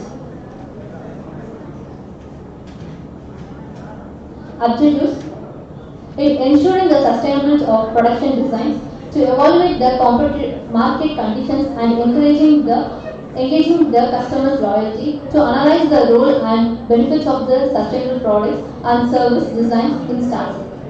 The scope of the study is to focus how the sustainable products operates in the startups and supporting the innovation competitions and long-term growth, to help the entrepreneur to overcome the competitor from the competitive markets, and it also helps the entrepreneur to increase their brand credibility, customer engagement, and reducing the wastage and increasing the recycling processes. Then conceptual framework. The conceptual framework for this study is explains how the role of sustainable products and service designs improves the growth, competitive advantages, and long-term success of the startups. The eco-friendly designs products are helped to minimize the environmental impact by reducing the wastage, carbon footprints, and environmental wastage, which helps to design a product for a recycling and biodegradable methods.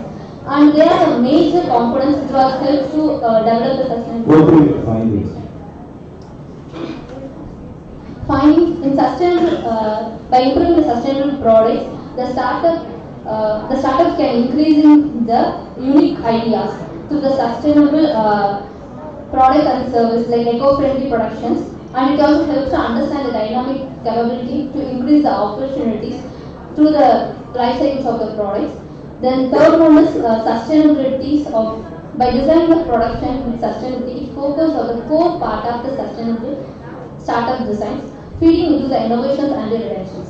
The fourth one is sustainability and other competitive advantages to the innovations, increasing the cost savings and encouraging the customers' loyalties and increase the startup different positions.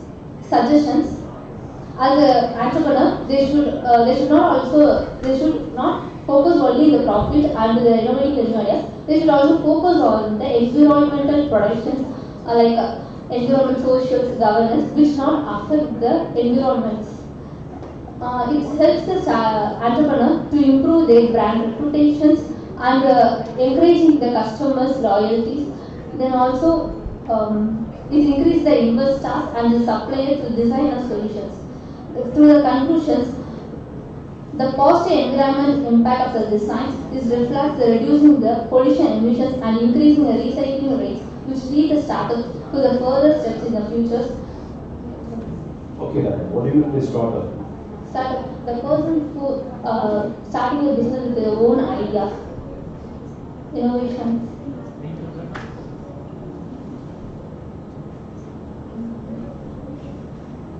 What role the sustainable product and service play in the startups? In production of the product, the many businesses are producing different kind of product. But as a startup, the entrepreneur who come in the market with a How does sustainable product and service design play a role in the startup? What role the sustainable product and design play a role in startup? What role they play? To show the uniqueness of the product. Okay. Thanks. Next, I would like to call Ms. Sweta S. from Holy Cross College, followed by Ms. Shanmugapriya K. from Holy Cross College. Good morning, sir. Good morning, ma'am. I am Sweta from Holy Cross College. My paper question topic is on impact of artificial intelligence on startup development. interaction. In this digital era, everywhere is AI, and AI also helps startups to develop, and AI is supporting the startups to be innovative and to take a better decision making, and it also helps understand the customers. And AI tools help startups to do that. Furthermore, the adoption of AI is contributing the emergence of new form of digital entrepreneurship. Many startups are now built around AI-centric product-based database services and automated-driven solutions, creating business models that were previously impossible. These AI-enabled ventures operate at the intersection of technology, analytics, and consumer engagement. This paper is examining how AI supports in becoming more creative, innovative, and successful by reviewing relevant studies and research. Objectives are to understand how AI supports startups to be innovative and to explore the way of how AI tools helps them to take a better decision making, and to reviewing existing research and studies on the AI tools in startups such as ChatGPT, Perplexity, and scope of study. This study focuses on understanding how AI supports the development of startups to be innovative, improving innovation, decision making, and operational efficiency and competitiveness. It's mainly on secondary data such as research papers, reports, and case studies to explain AI's roles as a strategic tools for their development. The scope is limited to conceptual analysis rather than the primary data collection or industry-specific comparisons. Findings: AI helps startups to create a new concept, markets, and make the data-driven strategic decisions, all of which enhance innovation and decision making through automation and sophisticated analytics. AI enhance productivity and customer insights, assisting startups in customizing services and their product designs and making the most of scarce resources. AI boosts competitiveness, in order for startups to fully reap its benefits, they must overcome like high cost and data limitations and talent shortage. Automation and intelligence system decrease and the need for manual work, lower operational expenses, and helps the startups allocate resources most effectively, and here also helps startups to be reducing manual errors and to be more innovative and improving their product designs and to understand their customers through online.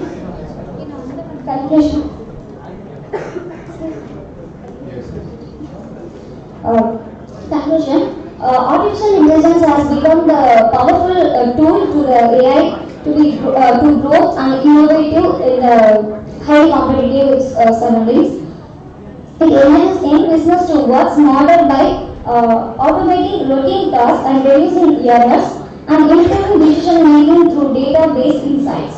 With the help of AI, startups can understand customers' needs more clearly, offer personalized products, and respond quickly to the market changes, which strengthen their competitive positions. Thank you, sir.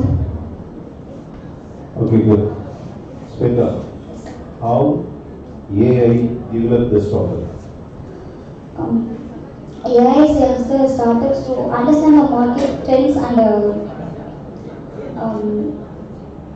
demands of the product, and it helps to create innovative products, technological advancement. Product development, technology advancement, will enhance AI help and research development.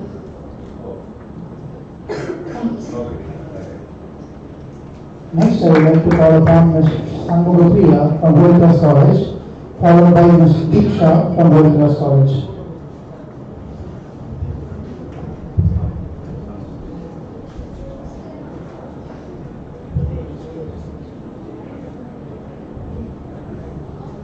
Good afternoon, sir. Good afternoon, ma'am. I am Shanmugapriya from Heber College. My topic is an inquiry on consumer perception of refurbished electronics as a sustainable circular product. So, what do you mean by generally? What do you mean by a refurbished product? So, a refurbished product is nothing but a written, repaired, and a retested product that has been reserved in a good working condition by the expert,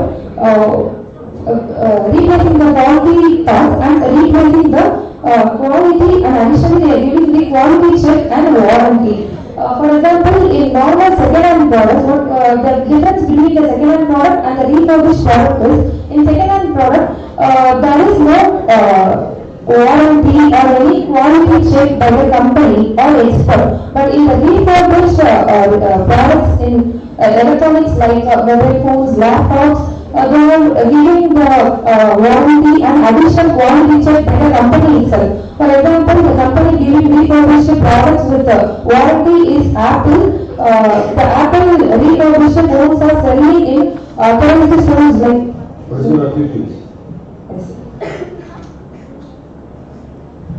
So the objective is identify demographic characteristics of respondents and examine concern attitude towards quality, reliability, performance, identify factors influencing the purchase intention of the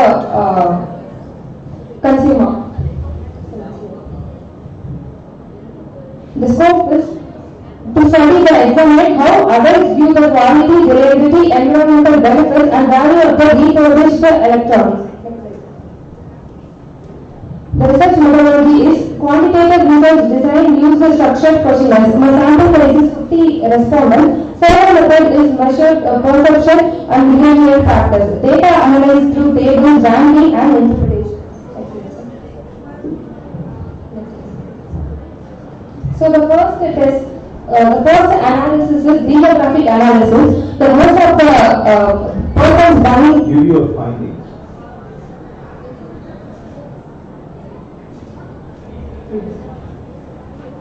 Show the findings. Yes. Majority of the respondents are from 18 to 25 years, showing that the young adults are the key buyers of the refurbished electronics. Quality is the top priority, receiving the highest means for among the all factors. Performance and other factors rank lower because consumer mainly focuses on the core value, that is the warranty and the quality. 52% are below 10,000 because refurbished products is one of the affordable, strongly influence purchase decision among the consumers.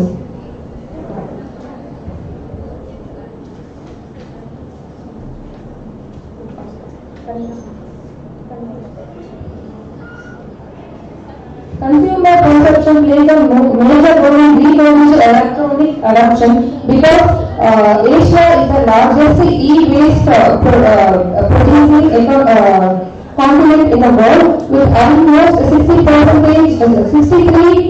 trillion waste every year in 2022. This is only by the Asia, contributed only by the Asia. But the recycling percentage is very, very low in Asia. Only Europe tops among the list. Thank you. Okay, Bharat. So what do you mean by consumer perception? Oh. Consumer perception. Perception.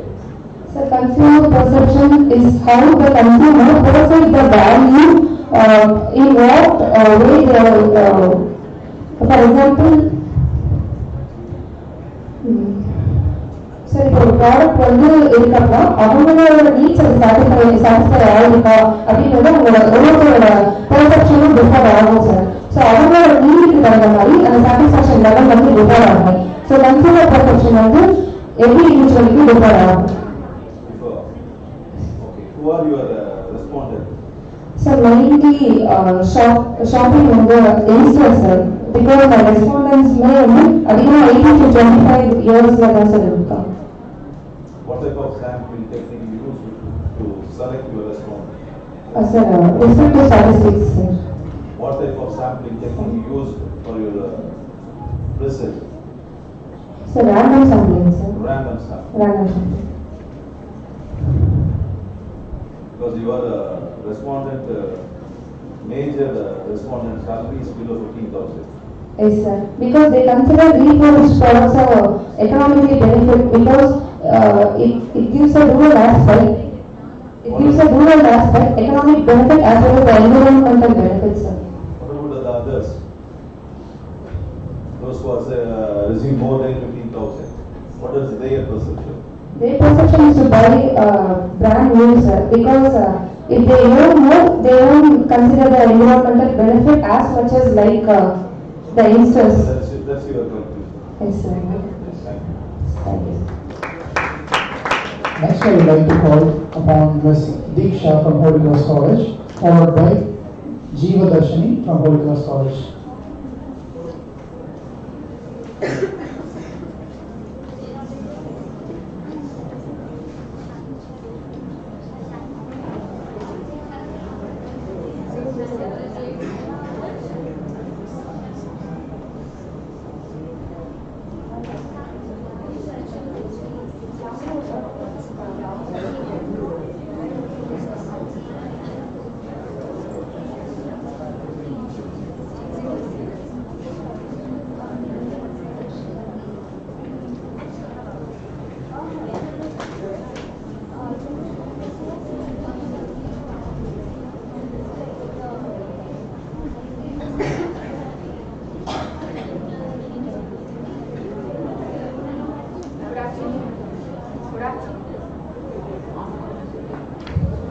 Good afternoon, ma'am. Good afternoon, sir.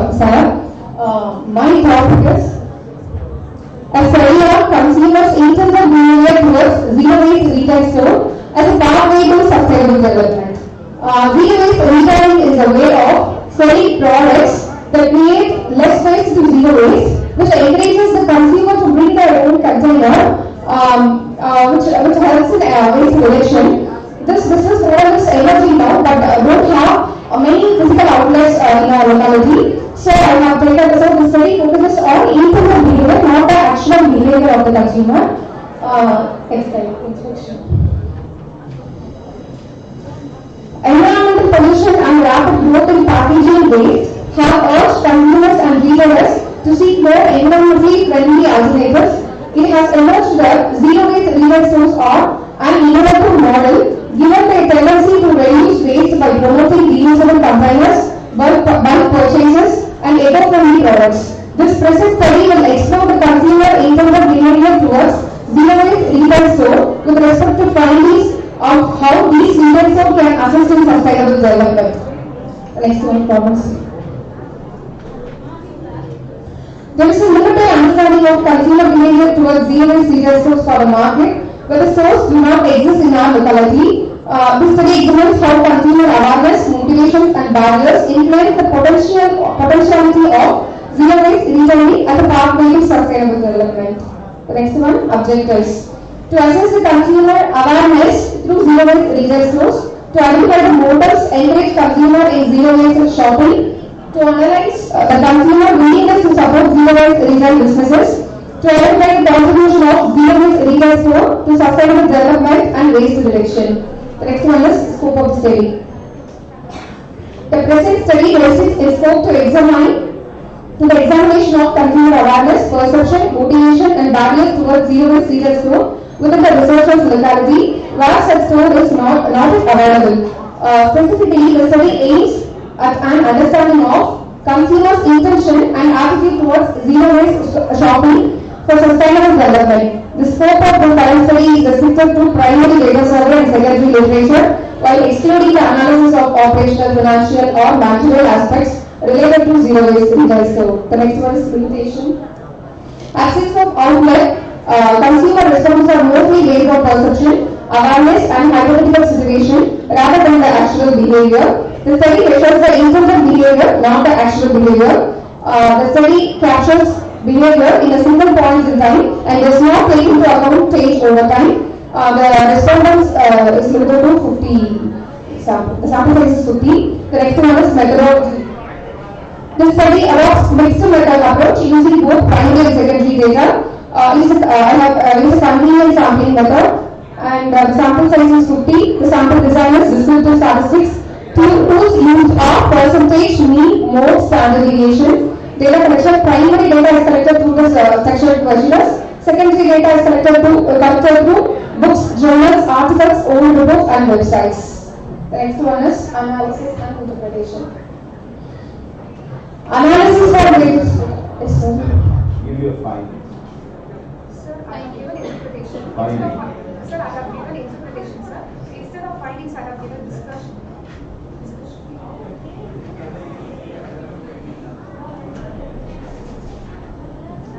The study reveals a gap between intended behavior and actual behavior of the consumer. Many participants strongly agree that reducing waste is important, indicates strong environmental concern. Awareness among the respondents on zero waste retail stores is moderate to high.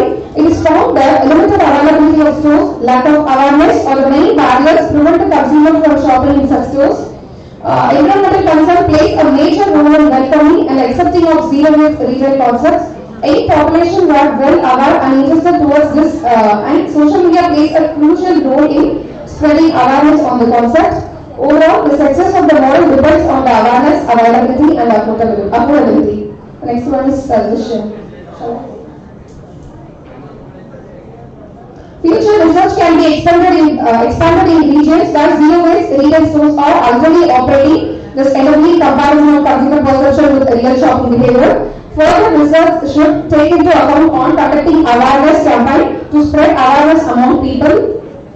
Also, further research can be done about the effectiveness of promotional strategy and technological innovations like digital weighing systems or refill vending machines that can give more details on how best to enhance consumer adoption of zero waste retail stores. Collaboration with local community to promote the zero waste model. Conclusion.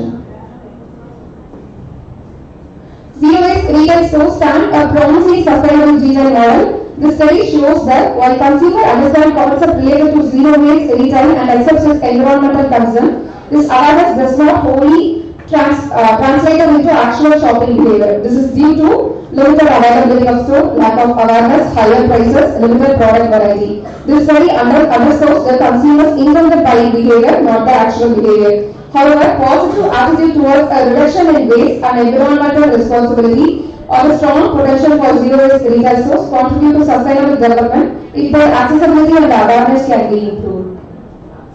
Good things here. So, what do you mean by zero waste retail stores? Sir, it's a store where they won't provide the facility of packaging. We need to take our containers to buy the products. How many zero waste retail shops in your locality? In our locality, no outlet is. Then how you collect? That's the. How you collect respondent data from your respondent? That's why, sir, I have mentioned the main topic is intended behavior. If the zero waste retail store is going to come in the future, what is the behavior of the respondent? What is the behavior of the people towards this? Consumer means those who are consumed the goods. Yes. We use the word consumer behavior towards zero waste retail stores. Some of the respondents have visited the zero waste retail stores. Some haven't done. Okay, thank you. Next presenter is Jiva Darshini A from Holy Cross College, followed by Raja Darshini from Holy Cross College.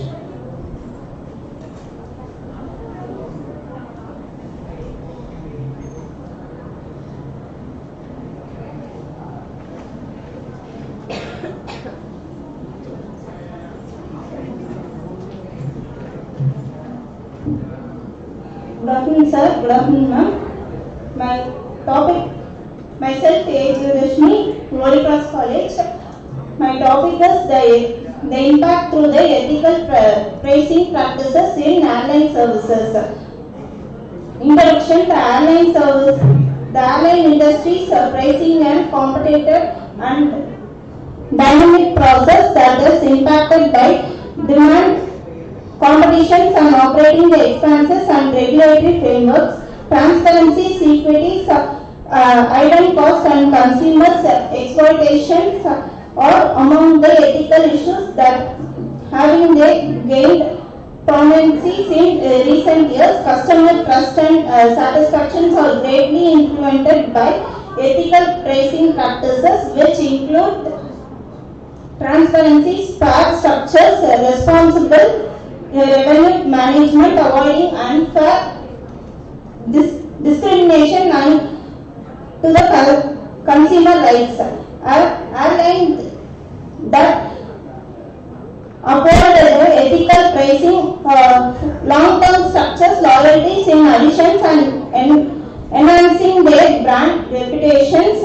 Ethical pricing is becoming a strategic necessities rather than the choice as customers becoming more knowledgeable and value justice.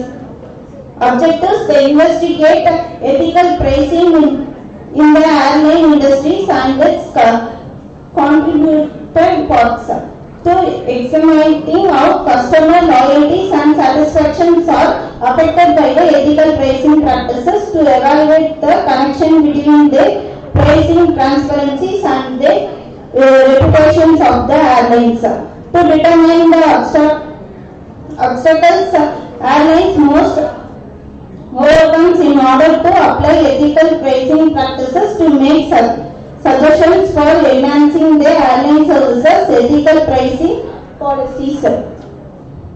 Scope of studies: commercial methodology. Research methodology. I have collected the secondary data only.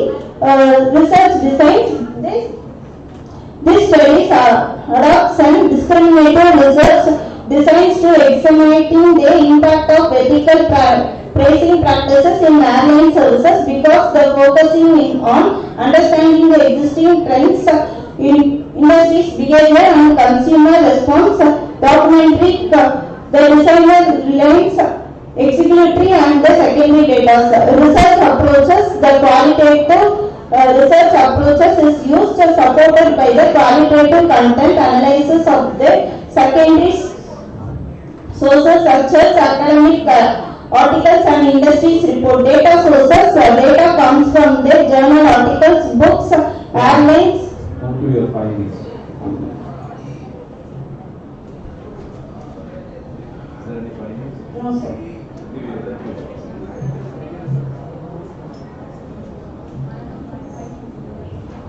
Conclusion: in airline business, ethical pricing is crucial for pricing fairness, increasing the customer trust and improving the customer satisfaction. According to the study, fair and transparent pricing policies having the positive impact on consumer satisfaction, brand reputation and loyalties. Airline that implements ethical pricing practices stands to gain in long run through increasing the consumer retains for the website obstacles like competitive and revenue pressures. In the end, ethical pricing is both a duty of a competitive advantage in a competitive airline industry. Okay, thank you. Okay, thank you. Next presenter is Raja Varshini from Holy Cross College, followed by Ms. Shiva Chatra from Holy Cross College.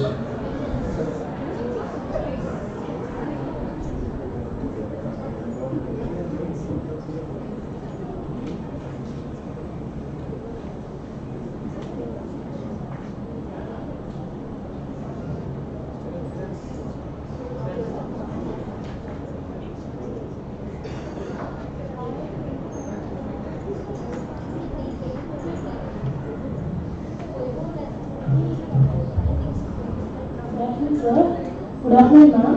Myself, Rajashni from Holy Cross College. My topic is a study on financial strategies for long-term sustainability. Introduction. Long-term sustainability is a crucial in today's competition and unpredictable economic environment. Financial sustainability means ability of organization to continue operation, meet obligation, and create value over time. Sustainability requires more than short-term profit maximization in meet long-term plan and wise financial decision. Objectives: to identify key financial strategies adopted by the organization to achieve long-term sustainability. Okay, ma'am, on to your objectives. Objectives.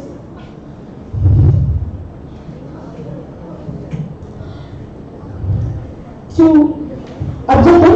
identify key financial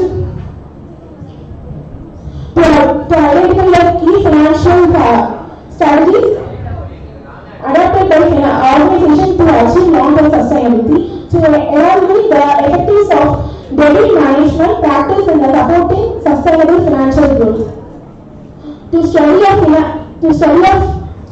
risk management in maintaining financial sustainability over time.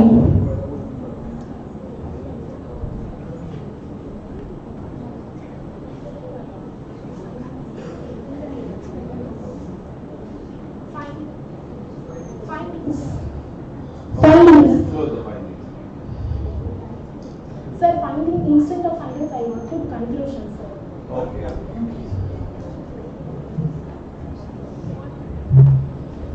Innovative financial strategies requires company to take proactive, creative, and forward-looking approach to financial management for long-term sustainability.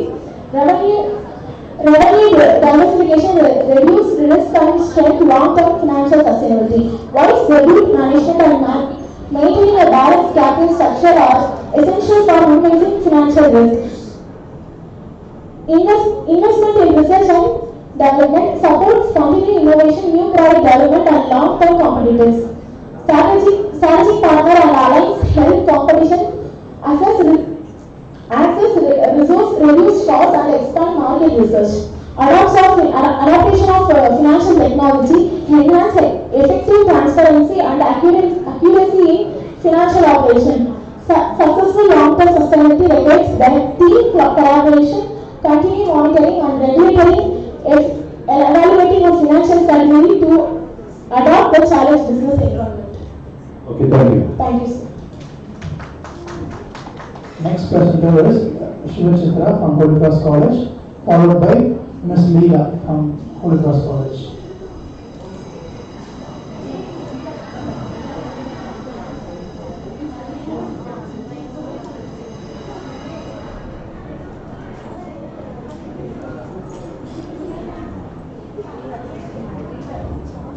Good afternoon, sir. Good afternoon, ma'am. My topic about study on consumer preference for eco-friendly product in relation to sustainability awareness. Introduction is eco-friendly product or goods that are designed and used in ways that cause the little or no harmful to the environment.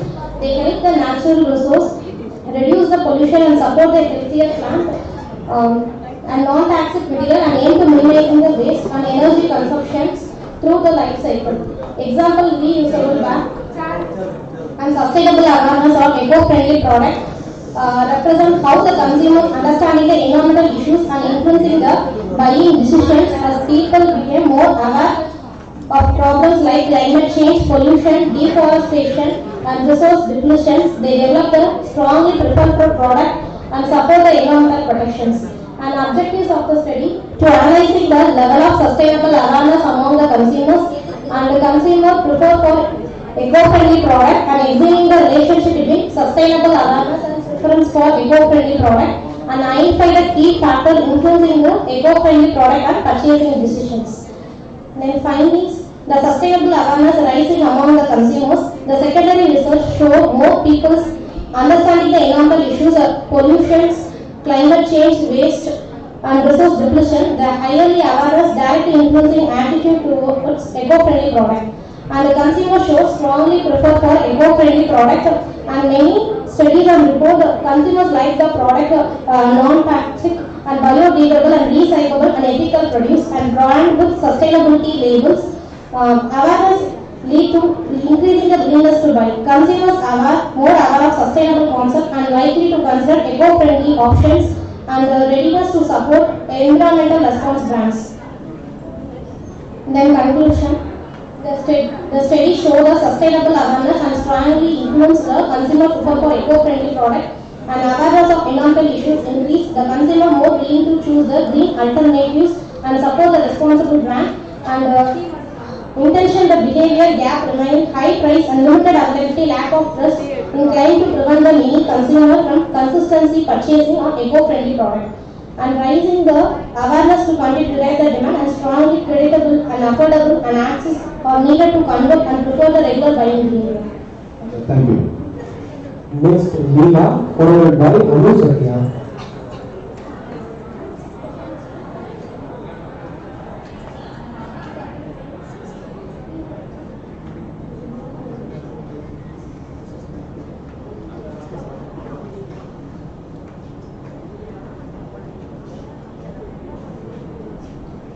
Good afternoon, ma'am. Good afternoon, sir. Good afternoon to all.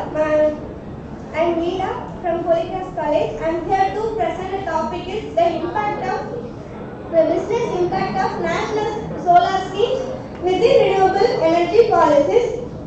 For introduction, regulations dealing with energy from renewable sources are crucial to national efforts to reduce carbon emissions, boost energy security, and promote economic sustainability. National solar programs help this shift by supplying financial incentives, regulatory support and technological innovations that encourages business to employ solar energy. In the industrial and renewable sectors, these programs include net metering, tax breaks and subsidies. Lower financial barriers, increase competitiveness and open up new prospects. The impact of these activities and long-term sustainability, financial performance and business growth is examined in this study. Then objectives. To examine the influence of national solar initiatives on energy prices and operational costs for businesses. To assess the impact of government-backed solar incentives on companies' performance, profitability and competitive edge. To study the correlation between involvement in solar initiatives and corporate investment trends in renewable energy technologies. To analyze the overall success of national solar program in fostering sustainable businesses within the larger context of renewable energy policies. Limitations. Limited generalizability caused by a small focused sample that might accurately reflect all sectors of geographical areas. That is insufficient to attention paid to the local variations in sunlight subsidies. Analytical depth is limited by lack of comprehensive financial data. The comparability of results may be impacted by variations in the solar technologies employed by companies. Hypothesis, analysis and discussion. Hypothesis. Hypothesis 1, there is no significant correlation between the percentage of solar energy used and the reduction of electricity cost. Alternative hypothesis, there is a significant positive correlation between the percentage of solar energy used and the reduction of electricity bias cost. Interpretation of hypothesis. The Pearson correlation analysis produced a correlation coefficient of positive 0.62 with a p-value 0.0, indicating a strong and statistically significant relationship between the percentage of solar energy used and the reduction in electricity cost. This shows the higher solar adoption leads to greater cost savings. Therefore, the null hypothesis is rejected, confirming significant positive association.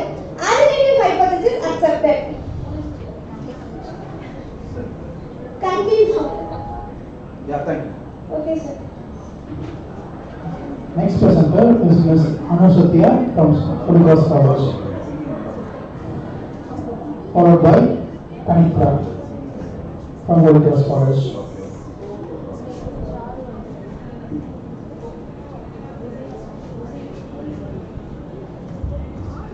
Good afternoon, sir. Good afternoon, ma'am. Myself, Anusudhya. My topic is success factors for environmentally sustainable product innovation from customer perspective. Introduction. Environmentally sustainable product innovation has grown in significance as businesses, governments and consumers address growing environmental concerns. Environmentally sustainable product innovation entails creating goods less than their impact on the environment by using eco-friendly manufacturing techniques, sustainable materials, and long product life cycles. However, consumer acceptance play a major role in this innovation success. Customers' adoption of sustainable product is greatly influenced by the number of factors including perceived product quality, cost, environmental awareness, trust in sustainability claims, and clear communication. Organization must comprehend these customer-driven elements in order to effectively develop and market sustainable innovation. The main customer-focused success factors that support environmentally sustainable product innovation, overall performance, and market acceptance are examined in this step. Objectives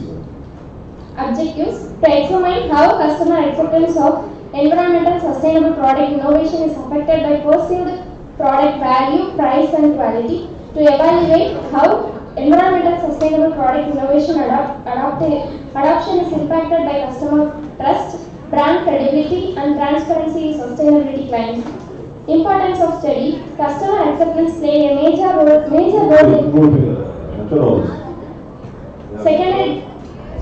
secondary data was collected. Okay, you use only secondary data. Okay. So what are your findings? Secondary data shows that customers prefer environmentally sustainable product when they offer good quality, reasonable price, and trustworthy eco labels. Studies highlights that clear communication of environmental benefits, strong green brand reputation, and attractive product design increase customer acceptance. Conclusion. Thank you. Next presenter is Ms. Anitra from Holy Cross College, followed by Charu Prabha from Holy Cross College. Good evening, sir. Good evening, ma'am. I am Anitra from Holy Cross College. Introduction. Environmental sustainability has become a major global concern, leading to noticeable changes in consumer attitudes and buying behavior. The FMCG sector uses large amounts of packaging which contribute to plastic waste and pollution. As people become more aware of climate change and environmental damage, they prefer products that use eco-friendly packaging. Eco-friendly packaging includes materials that are recyclable, biodegradable, reusable, or designed to reduce environmental impact. For many consumers, packaging now reflects a company's commitment to sustainability. The shift is supported by governmental rules, global environmental movements, and corporate responsibility approach. Understanding how. What are your objectives? To understand the level of consumer awareness regarding eco-friendly packaging and FMCG products, to analyze consumer preferences for eco-friendly packaging products compared to conventional packaging, to identify factors influencing consumer purchase decisions such as price, convenience, environmental concern, and brand reputation, to examine the impact of packaging on consumer satisfaction and brand loyalty. Limitations of the study. The study is based entirely on secondary data, which may not fully represent the latest trends in consumer behavior towards eco-friendly packaging. The information collected from various sources may differ in accuracy and may not cover all demographic groups or regions. Findings. Consumers show interest in eco-friendly packaging. Environmental awareness influences buying behavior. Recyclable and biodegradable packaging is preferred. Higher costs reduce purchase of green packaging. Limited availability affects consumer choice. Eco-friendly packaging improves brand image. Recommendations. Use primary data for deeper consumer insights. Compare urban and rural consumer behavior. study specific FMCG product categories separately, examine price impact on eco-friendly product choice, evaluate influence of eco labels and certifications. Okay, Dharma. So what do you mean by FMCG product? Fast moving consumer goods, demand.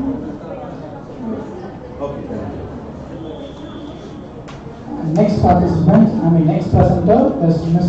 Tiruchirappalli from Holy Cross College, followed by Ms. N. Gayatri from Holy Cross College.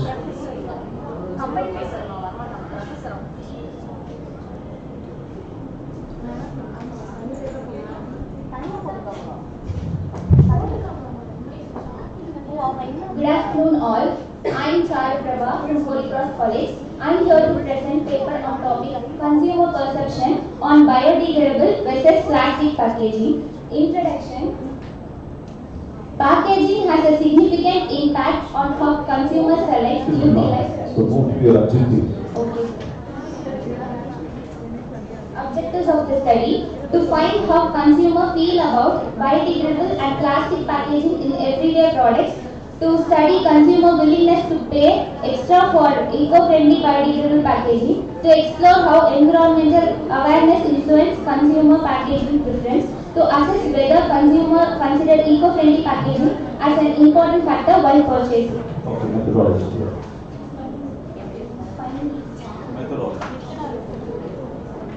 On the basis of primary data, I have collected the findings. Highest 45 respondents out of 120 is willing to pay for biodegradable packaging under the age of 20 years. Majority 95 respondents are saying yes to strongest support for biodegradable packaging material. Majority 66 male respondents are strong preference for purchasing biodegradable products. Conclusion.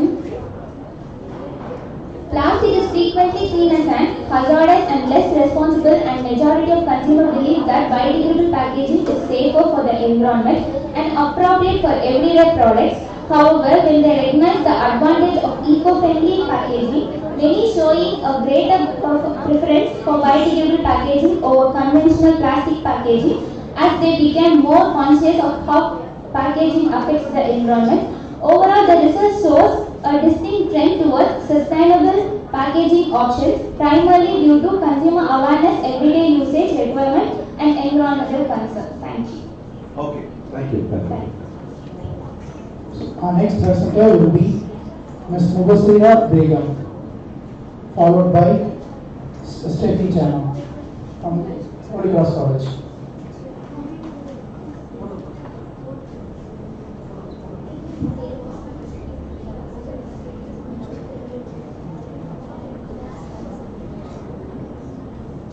What about guys?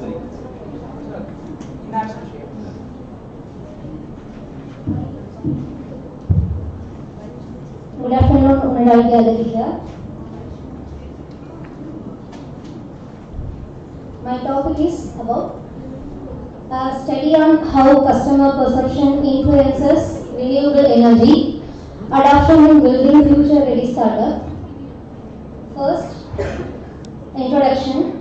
Startups today are moving toward sustainable practices to remain competitive and future-ready. Renewable energy. First of all, renewable energy is energy comes from natural resources, that is solar, wind, like that. At the same time, customers increasingly prefer eco-friendly businesses, making their perception an important factor in influencing startup decisions. This study examines how customer awareness, attitude, and behavior toward renewable energy encourage startups to adopt green energy practices and support sustainable business growth. Additionally, the study highlights how customer trust in green initiatives can strengthen a startup's brand image and long-term success. Objectives. First objective is to analyze customer perception and behavior toward renewable energy, to examine how customer attitude influence renewable energy adoption among startups. The hypotheses are null hypothesis, there is no significant effect of customer perception on customer adoption of renewable energy based startups. alternate hypothesis. There is a significant positive effect of customer perception on customer adoption of renewable energy-based startups. Limitations of the study. This study. Findings. Okay, sir. Interpretation. Okay. Most respondents are young adults aged 21 to 30, and the sample mainly represents the middle income group. The income levels show financially stability among participants. The survey also has more female respondents than male, indicating higher female participation in the study. The correlation. Give your conclusion. Yes, sir. Interpretation. The correlation are 0.639, p-value 0.00, shows a strong and significant positive relationship between customer perception and customer adoption, supporting the acceptance of the alternative hypothesis. Regression results confirm that perception is a strong predictor of adoption, explaining 40.7% of the variation, which further validates the acceptance of H1 over H2. The model is significant. The H value is 19.233, the P value is 0.000, and the coefficient B value is 0.488. Shows that higher perception lead to higher adoption, providing strong evidence to accept the alternate hypothesis and reject the null hypothesis. Conclusion. The study concludes the customer perception plays a major role in the influencing customer adoption of renewable energy-based startups. The results show a stronger and significant positive relationship, meaning that when customers have higher awareness, trust, and positive attitudes toward renewable energy, their willingness to support and adopt such startups also increases. Overall, customer perception is a key factor in driving the growth and acceptance of future-ready, sustainable businesses. Thank you. Thank you, Mark. What do you mean by renewable energy? Renewable energies comes from the natural resources, that is solar, wind, biomass, like that, sir. Hydro. Okay, thank you. Thank you. Thank you. Our next presenter will be Steffi Jana from Holy Cross College, followed by Jairani from Holy Cross College. Good morning, everyone. Good evening, everyone. Good evening, the judges. And myself, P. Steffi Jano, and my topic is a study on impact of ethical practices on customers in service sectors. Introduction. The most important and emerging factor which determines the customer satisfaction, trust, and efficiency is the ethical business practices, especially in service sectors. The ethical practices have become increasingly important in today's competitive service-oriented economy. Unlike manufacturing industries, service sectors rely heavily on direct interactions with the customers and employees, which makes ethical conduct a visible and influential part of the customer experience. Modern customers expect not only reliable service delivery, but also values such as fairness, transparency, honesty, and also they also expected some responsive behavior of the organizations. And my research objectives are to determine the impact of ethical behavior on customer loyalty in service organizations, and to examine the relationship between ethical practices and customers' trust and satisfaction. Hypothesis. There are two hypotheses, null hypothesis and alternative hypothesis. Null hypothesis explains that ethical practices do not significantly influence on customer satisfaction in service sectors. Alternative hypothesis explains that ethical practices significantly influence on customer satisfaction in service sectors. Research methodology. Primary data was based on the questionnaires. It was distributed among 30 respondents, and secondary data was collected among various sources. And tools used were regression to find the cause and effect of the cause and effect to determine the outcome and also test the impact. What were your findings? On behalf of findings, I have made interpretations. The interpretation states that the regression analysis clearly shows the ethical practices have positive effect on customer trust in service sector. The statistical results indicate that ethics is strong predictor of trust. That is, R is equal to 0.528 and R squared is equal to 0.279. The p-value is equal to 0.003. That is obviously less than 0.005. So the test states that it was significant. There is a significant influence on customers in trust and loyalty, satisfaction factors. The coefficient value beta is equal to 0.528 shows that ethical practices improve customer trust, also increases in meaningful, measurable way. This highlights that ethics is not only a moral expectation but also a strategic factor that directly strengthens the customer relationship. Organizations that adopt transparent, honest, and fair influence likely to confidence of their customers, leading to loyalty. Okay, give your conclusion. Conclusion: the study clearly shows that ethical practices play an important role in shaping customers' trust within the service sector. The findings indicates the significant positive relationship between ethics and trust. The regression results reveals that ethical practices contribute to 27.9% of the variation in customer trust. This means that when the organization acts honestly, communicate transparently, protect customer information and treat customers fairly, trust level increases noticeably. Automatically, the customer will shift to the organization. When the customer trusts the organization and they are satisfied about the product, they automatically make loyal to the organizations. Thank you, sir. Our next presenter will be Jayarani P. from Holy Cross College, followed by Vaishnavi, Holy Cross College.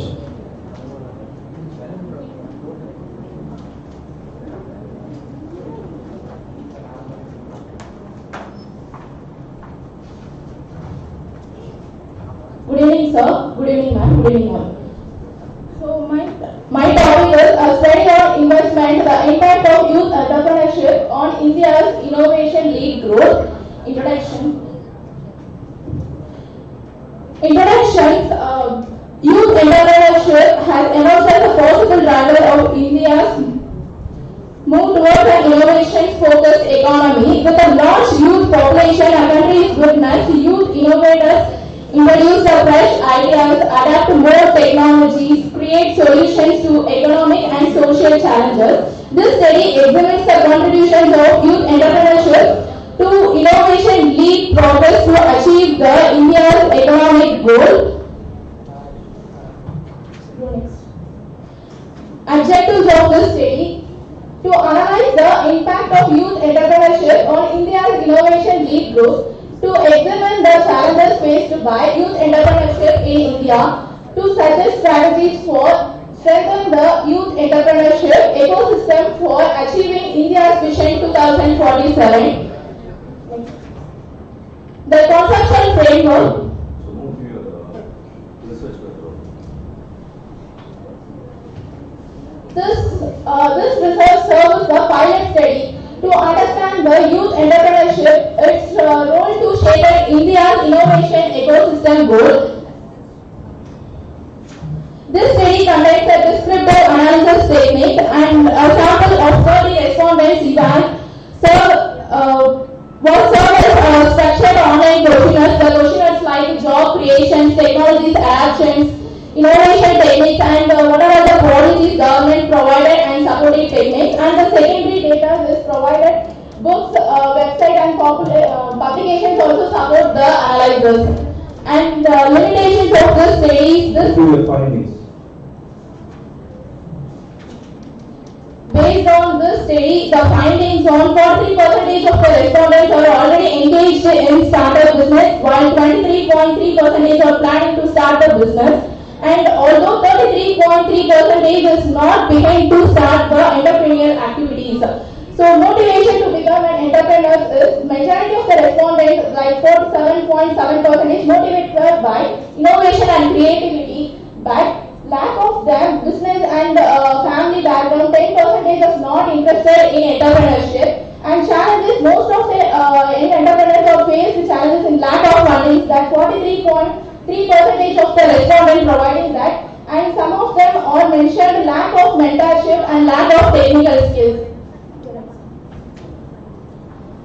And Give me a conclusion. this study reveals that youth entrepreneurship plays a major crucial role advanced to achieve India's innovation-led growth. The study shows that young entrepreneurs significantly contribute to technology's progress, job creation, competitiveness, especially within the technology and informational IT sector. Response strongly believe that youth-led startups support India's shift towards a more innovation-driven economic line with a vision of 2047. By nurturing this potential, India can better leverage the creativity and innovation of this youth to accelerate the long-term economic transformations. To achieve for this study, the youth provide the major impact of lower in sustainability and traditional sectors. So for this, to motivating the support the government providing the policies like the Mudra bank loans and seed capitals, seed investment systems like that, to supporting youth entrepreneurship to start business in initial stages. Thank you. So the next presenter will be Vaishnavi from Holy Cross College, followed by Sophia from Holy Cross College.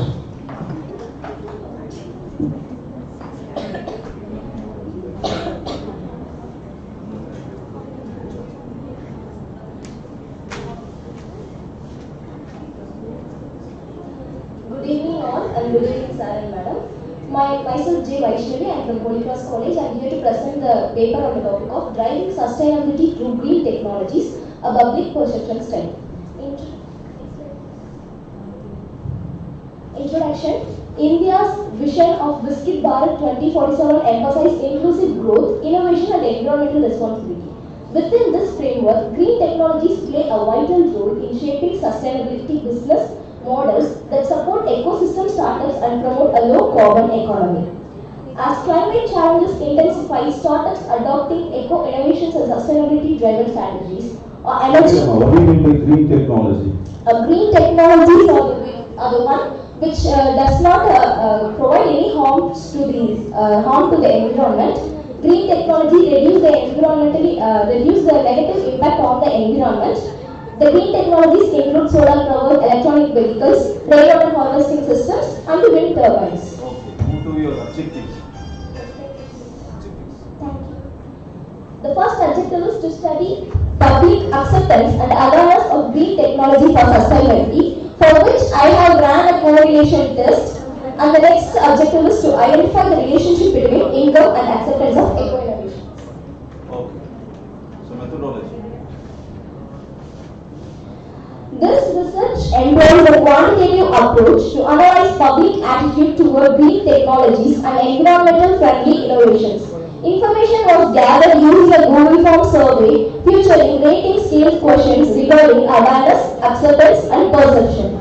A total of 30 young respondents aged 20 to 35 were chosen through convenient sampling. The data were examined with SPSS software utilizing descriptive statistics and correlation analysis to explore the relationship among awareness and acceptance of green technologies. Charts and graphs were utilized for a clear display of findings. The research emphasized the impact of awareness. What will your findings? Instead of findings, I have provided the interpretations. Okay. Most participants are aged 21 to 30 years, which is 66.7%, are predominantly female, 70%. A large share earns below rupees 10,000, 43.3%, with the half from urban areas and the rest from semi-urban and rural regions. Overall, acceptance of eco-innovation is positive, scores 3.0 to 4.0, with question number 3, 4.33, showing strong belief in eco-innovation's roles in sustainability. Higher income groups show slightly greater acceptance, while lower income groups remain supportive through lesser expense. A Pearson correlation analysis was performed to evaluate the connection between public awareness and acceptance of green technologies. The findings demonstrated a moderate positive correlation, which gives the R value 0.503 and the p-value of 0.005 and the number of respondents were 30, suggesting that people with increased awareness levels are more likely to exhibit greater acceptance of green technologies. The association was statistically significant at the 0.01 level, therefore hypothesis 1 is confirmed. Give your conclusion. The research emphasized that implementing green technologies is both a strategic imperative for business and a catalyst for sustainable growth and community welfare. Public perception greatly impact the effectiveness of these initiatives, increase the awareness, trust and perceived advantages lead to higher acceptance and innovations. The findings demonstrate moderate positive correlation and results suggest that although technology's readiness and organizational backing are essential, education, policy incentives, and clear communication regarding environmental and economic advantage are also crucial for promoting widespread adoption. In the end, incorporating green technologies can improve environmental outcomes, boost organizational reputation, and ensure long-term competitiveness, indicating a mutually supportive relationship between innovation and sustainability. Good. Thank you. Thank you, sir.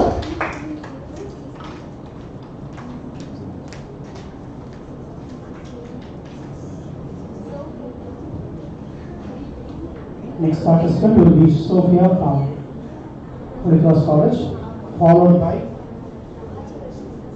Leslie from Bishop Heber College. Good evening to all. Good evening, ma'am. Good evening, sir. I am Sophia from Holy Cross College. I am here to present the topic to a study on buying behavior consumer toward eco-friendly startup brands. Introduction. Name of the eco-friendly startup brands.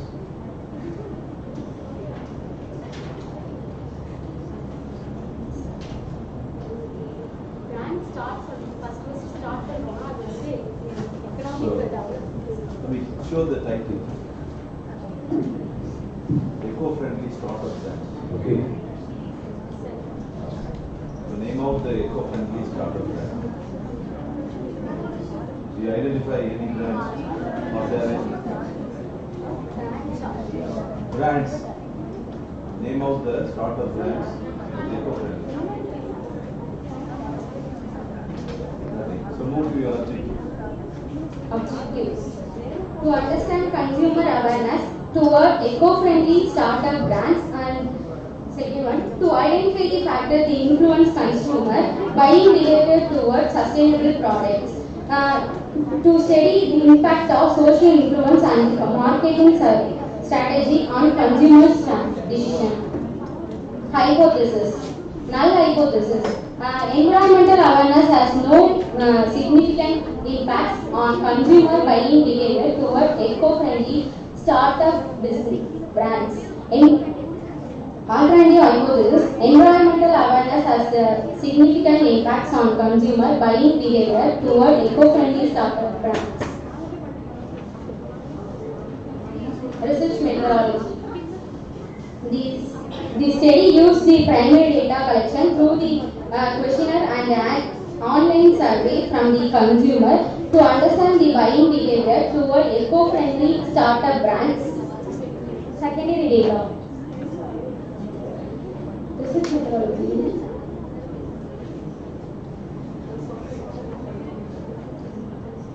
Secondary data. Secondary data is collected from the journal, research article, reporting, reports, website, etc. I have provide the interpretation. The descriptive statistic determines score of awareness. Score of awareness is 2.31 with standard deviation of 0.724. The awareness of low among the 30 respondents, its mean buying behavior score is 2.38 with standard deviation of 0.75. Suggestion. highlight clear eco benefits to build trust and motive green purchase. Build emotional connection through the story about the environmental impacts. Provide buying option to make sustainable choosing easy. Conclusions. Customer behavior.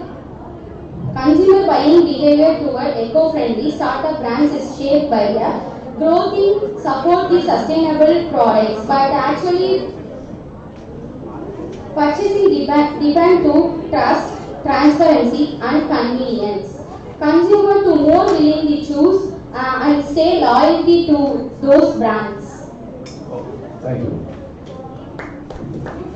Our next presenter will be Blessy from Bishop Weaver College, followed by Tiruchirappalli from Bishop Weaver College.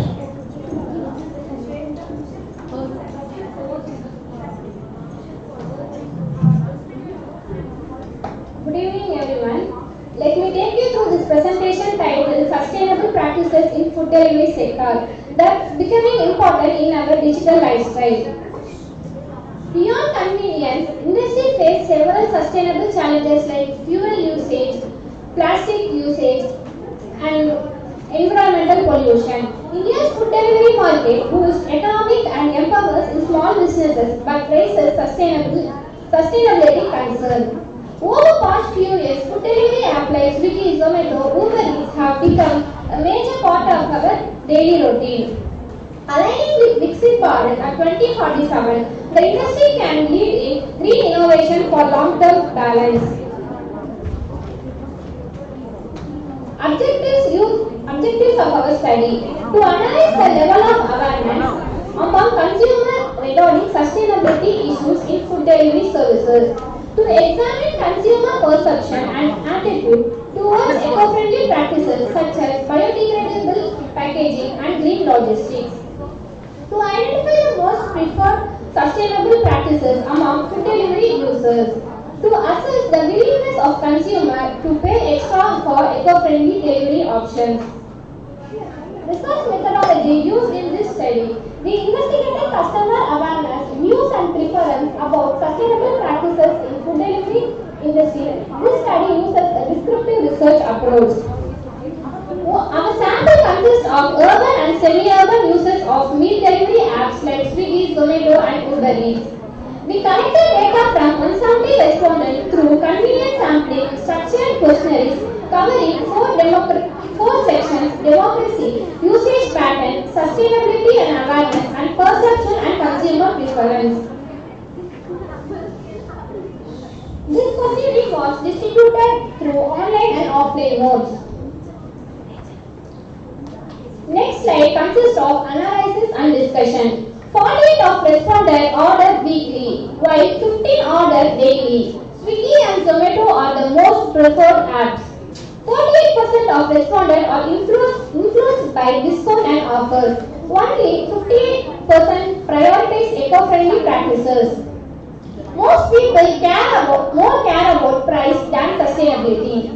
85% of respondents are aware of environmental issues like plastic waste, carbon emissions. 62% consider sustainability important. Only 58% have observed eco-friendly practices. Okay, now move to your conclusion.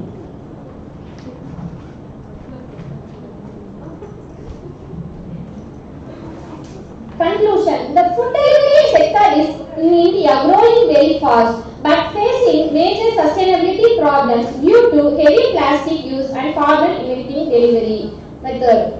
Achieving sustainability will require joint effort from consumer, businesses, policymakers and strong support from government to create environmental eco-friendly delivery system. Thank you. Next presenter will be Tiruchirappalli from Bishop Weaver College, followed by Manimala from Bishop Weaver College.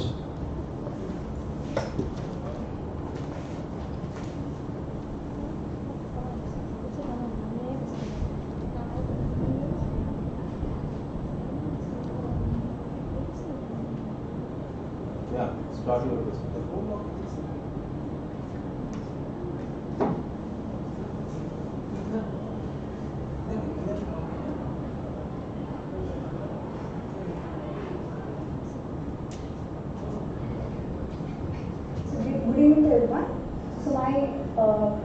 based on the topic, the role of ethics in enhancing social impact to startups and enterprises. So I would say, so we all know what is ethics. Ethics is moral values and principles that govern a person's behavior. Next slide. Ethics play a fundamental role in shaping the values, culture and sustainability of startups and enterprises. It is a strong base for every startup and enterprises. So it is a strong base for sustainable growth and social contribution. Next slide. So my conceptual model says that these are all interrelated and interconnected. So ethical values and culture builds trust and employee commitment, whereas it also helps in responsible decision making. And responsible decision making helps to promote sustainable growth and inclusive growth. So also responsible decision making helps in stakeholder engagement, whereas stakeholder engagement also helps in enhancing transparency and mutual benefit. Whereas we can also say that if we take that this box, promoting sustainable and inclusive growth helps in enhancing transparency. Okay, move to your objectives. Okay, objectives. So my objective states to promote responsible business conduct by aligning business goals and ethical principles. So every business has some goals, whereas principles. So the goals should align with those principles in an organization or in any startups or in enterprises to ensure sustainable development. So sustainable development, as we all know, without compromising the future, we should sustainably save the resources. So through moral decision making, we should save those resources to build trust and credibility among stakeholders. So if I am a stakeholder, I should be transparent enough to my employees.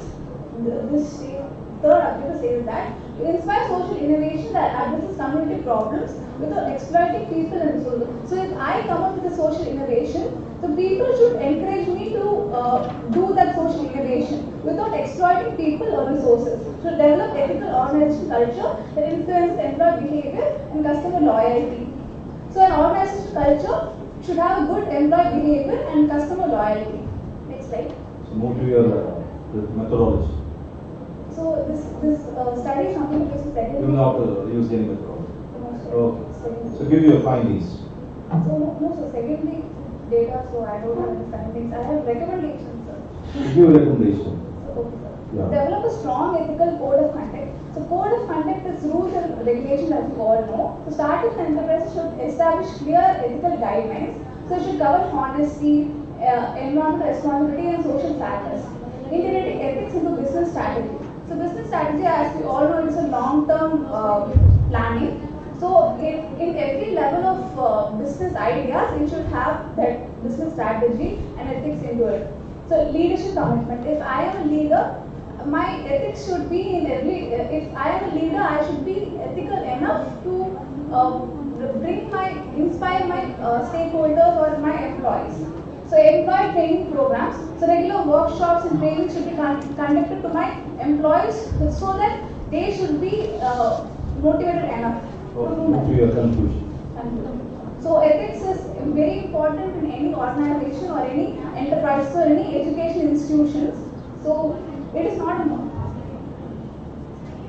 moral choice, but it is a necessity for every organization or enterprise or startups or even education institutions. So it is really important in every way or everything which is possible. Okay. Thank you.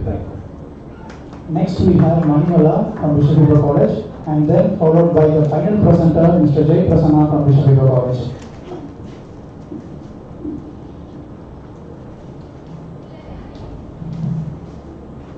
What's your name? Manimala. Manimala. Good evening, everyone.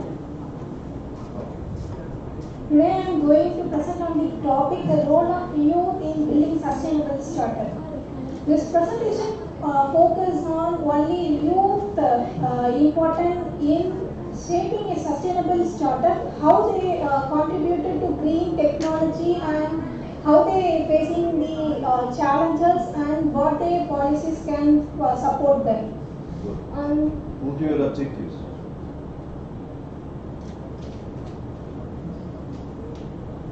The first objective is about addressing climate change and social challenges that drive innovation. Next one it means helping all youth, especially who's left out or ignored, fair access to education, job and business opportunities. So they have improved their lives and enterprise to society. To promote the circular economic, renewable energy and green technology through sustainable business practice in well communities. The government also provide some youth encourage to some scheme, Mudra Yojana scheme and to Pradhan Mantri Yojana scheme and entrepreneur young enterprise development scheme NEET. So what is the methodology? Sir, it is completely the secondary data, so I have the recommendations. Yeah, you have only recommendation. Go through your recommendation and give your conclusion. To support the youth entrepreneur, it is important to provide access to funding, monitoring and training and supporting government policies, collaboration and institution that further strengthen youth initiative with the kind of help in increasing visibility in youth entrepreneurs. Very good. Thank you. Finally, I am concluding this. Empowering youth is essential for creating a sustainable future. Young entrepreneurs can build a business that are responsible, innovation and beneficial to society in our societies. So youth can encourage பண்ண நிறைய நம்ம sustainable நம்ம நிறைய start up increase பண்ணலாம் அப்படின்னு சொல்லிருக்காங்க. ஏன்னா எங்க ஒருத்தவங்க ஆண்டர்பிரனரா இருந்தாங்க அப்படின்னா நிறைய இன்னோவேஷன், கிரியேட்டிவிட்டி மைண்ட் இருக்கும், அவங்களுக்கு அடாப்டிலிட்டி பண்ணிப்பாங்க, ஃபிளெக்சிபிலிட்டியா இருப்பாங்க. So can encouraging the young into the entrepreneur in this society, sir. Thanks. Okay, thank you.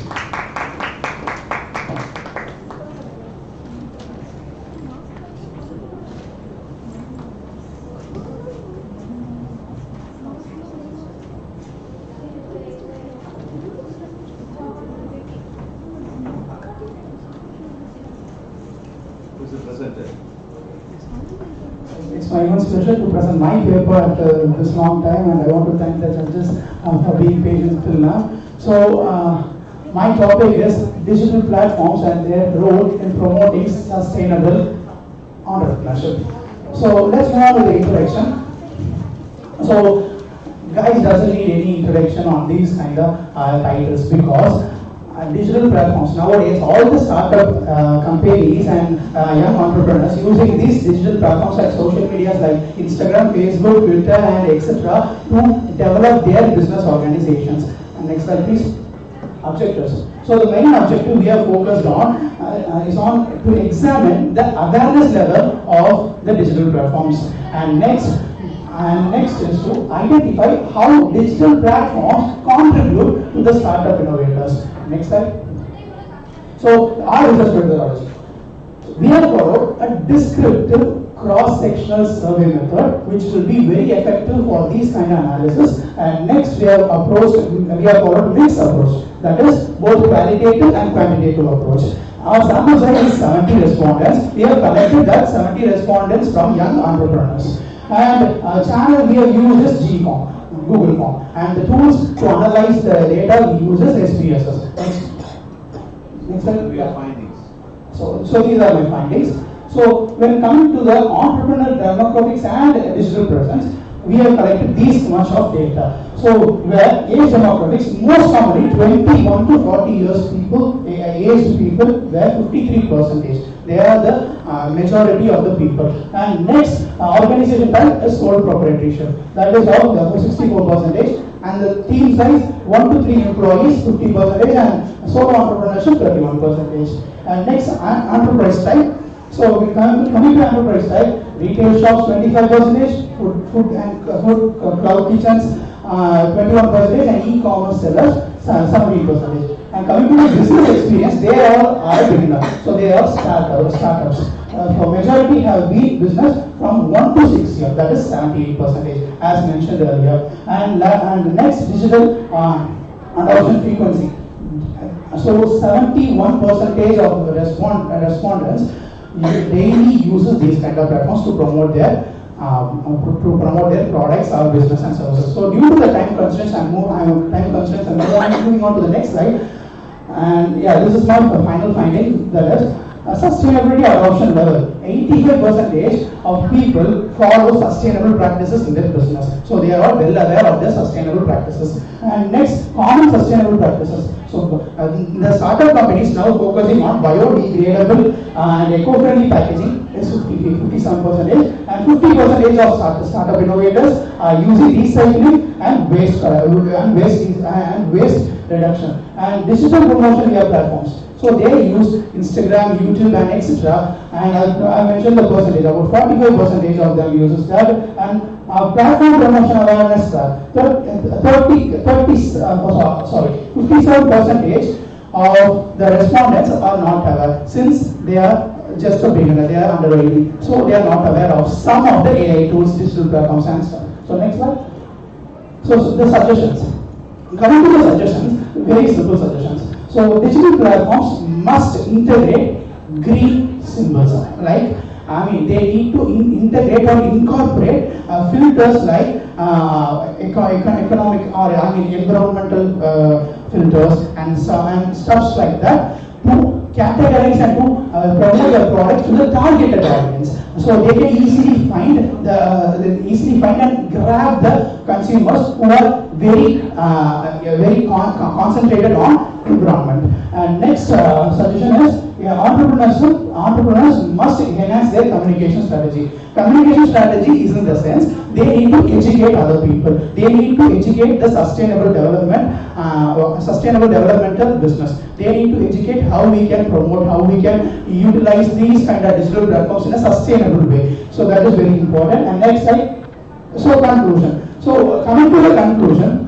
When a startup or when a big shot company, MNCs companies follow these kind of method, they can eventually boost their sales and profit, also which is beneficial for the economic and environmental conditions such as climate change and etc. So thank you.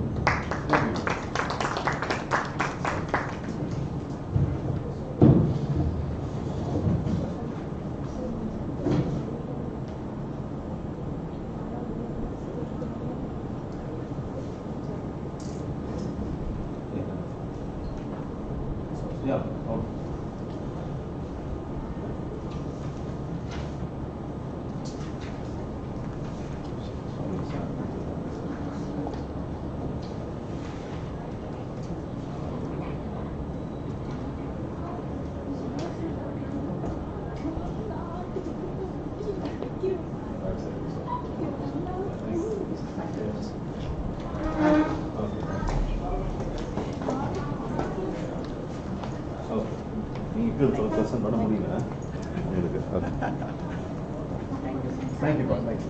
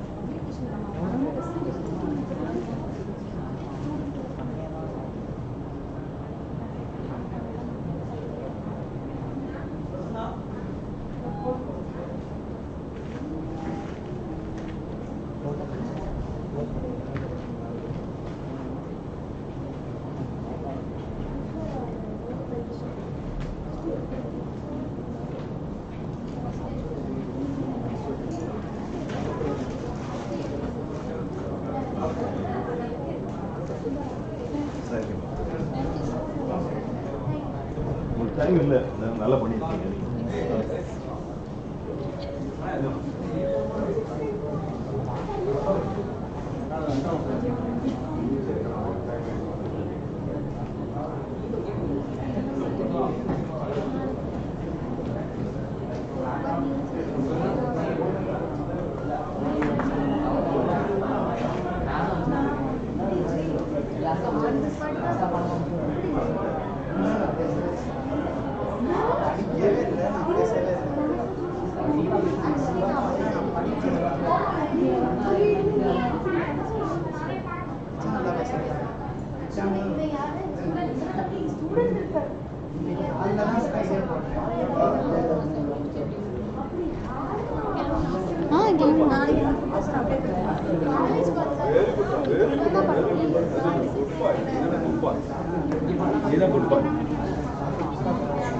Super பண்ணி சாப்பிடுப்பா. சரிப்பா, சரி sir, சரி sir. அப்போ நான் வீப்பா அத்தை வந்திருக்காங்க, அத்தை அனுப்பி கொடுப்பேன்ப்பா. பாய்ப்பா, இந்த இங்கே தான் இருக்கா. அப்புறம் பேசுகிறேன்ப்பா சார். அக்கா, தேங்க்யூ ஸோ மச் அக்கா. தம்பி டே இங்கே இதை போய் மேலத்தில் கொடுத்துருவா. எங்கே வண்டியில் எப்படி திலகா மேடம், அக்கா அப்படியே கொஞ்சம் அனுப்பி விட்டுவாங்க. அந்த கொஞ்சம் கீழே மணி பசங்க. தேங்க்யூ அக்கா, தேங்க்யூ ஸோ மச் அக்கா. Thank you for your presence. நான் ஃபோட்டோஸ் அனுப்பி விட்றேன். கண்டிப்பாக அனுப்பிடுறேங்க. ஓகே, தேங்க்யூ ஸோ மச் அக்கா. தேங்க்யூ.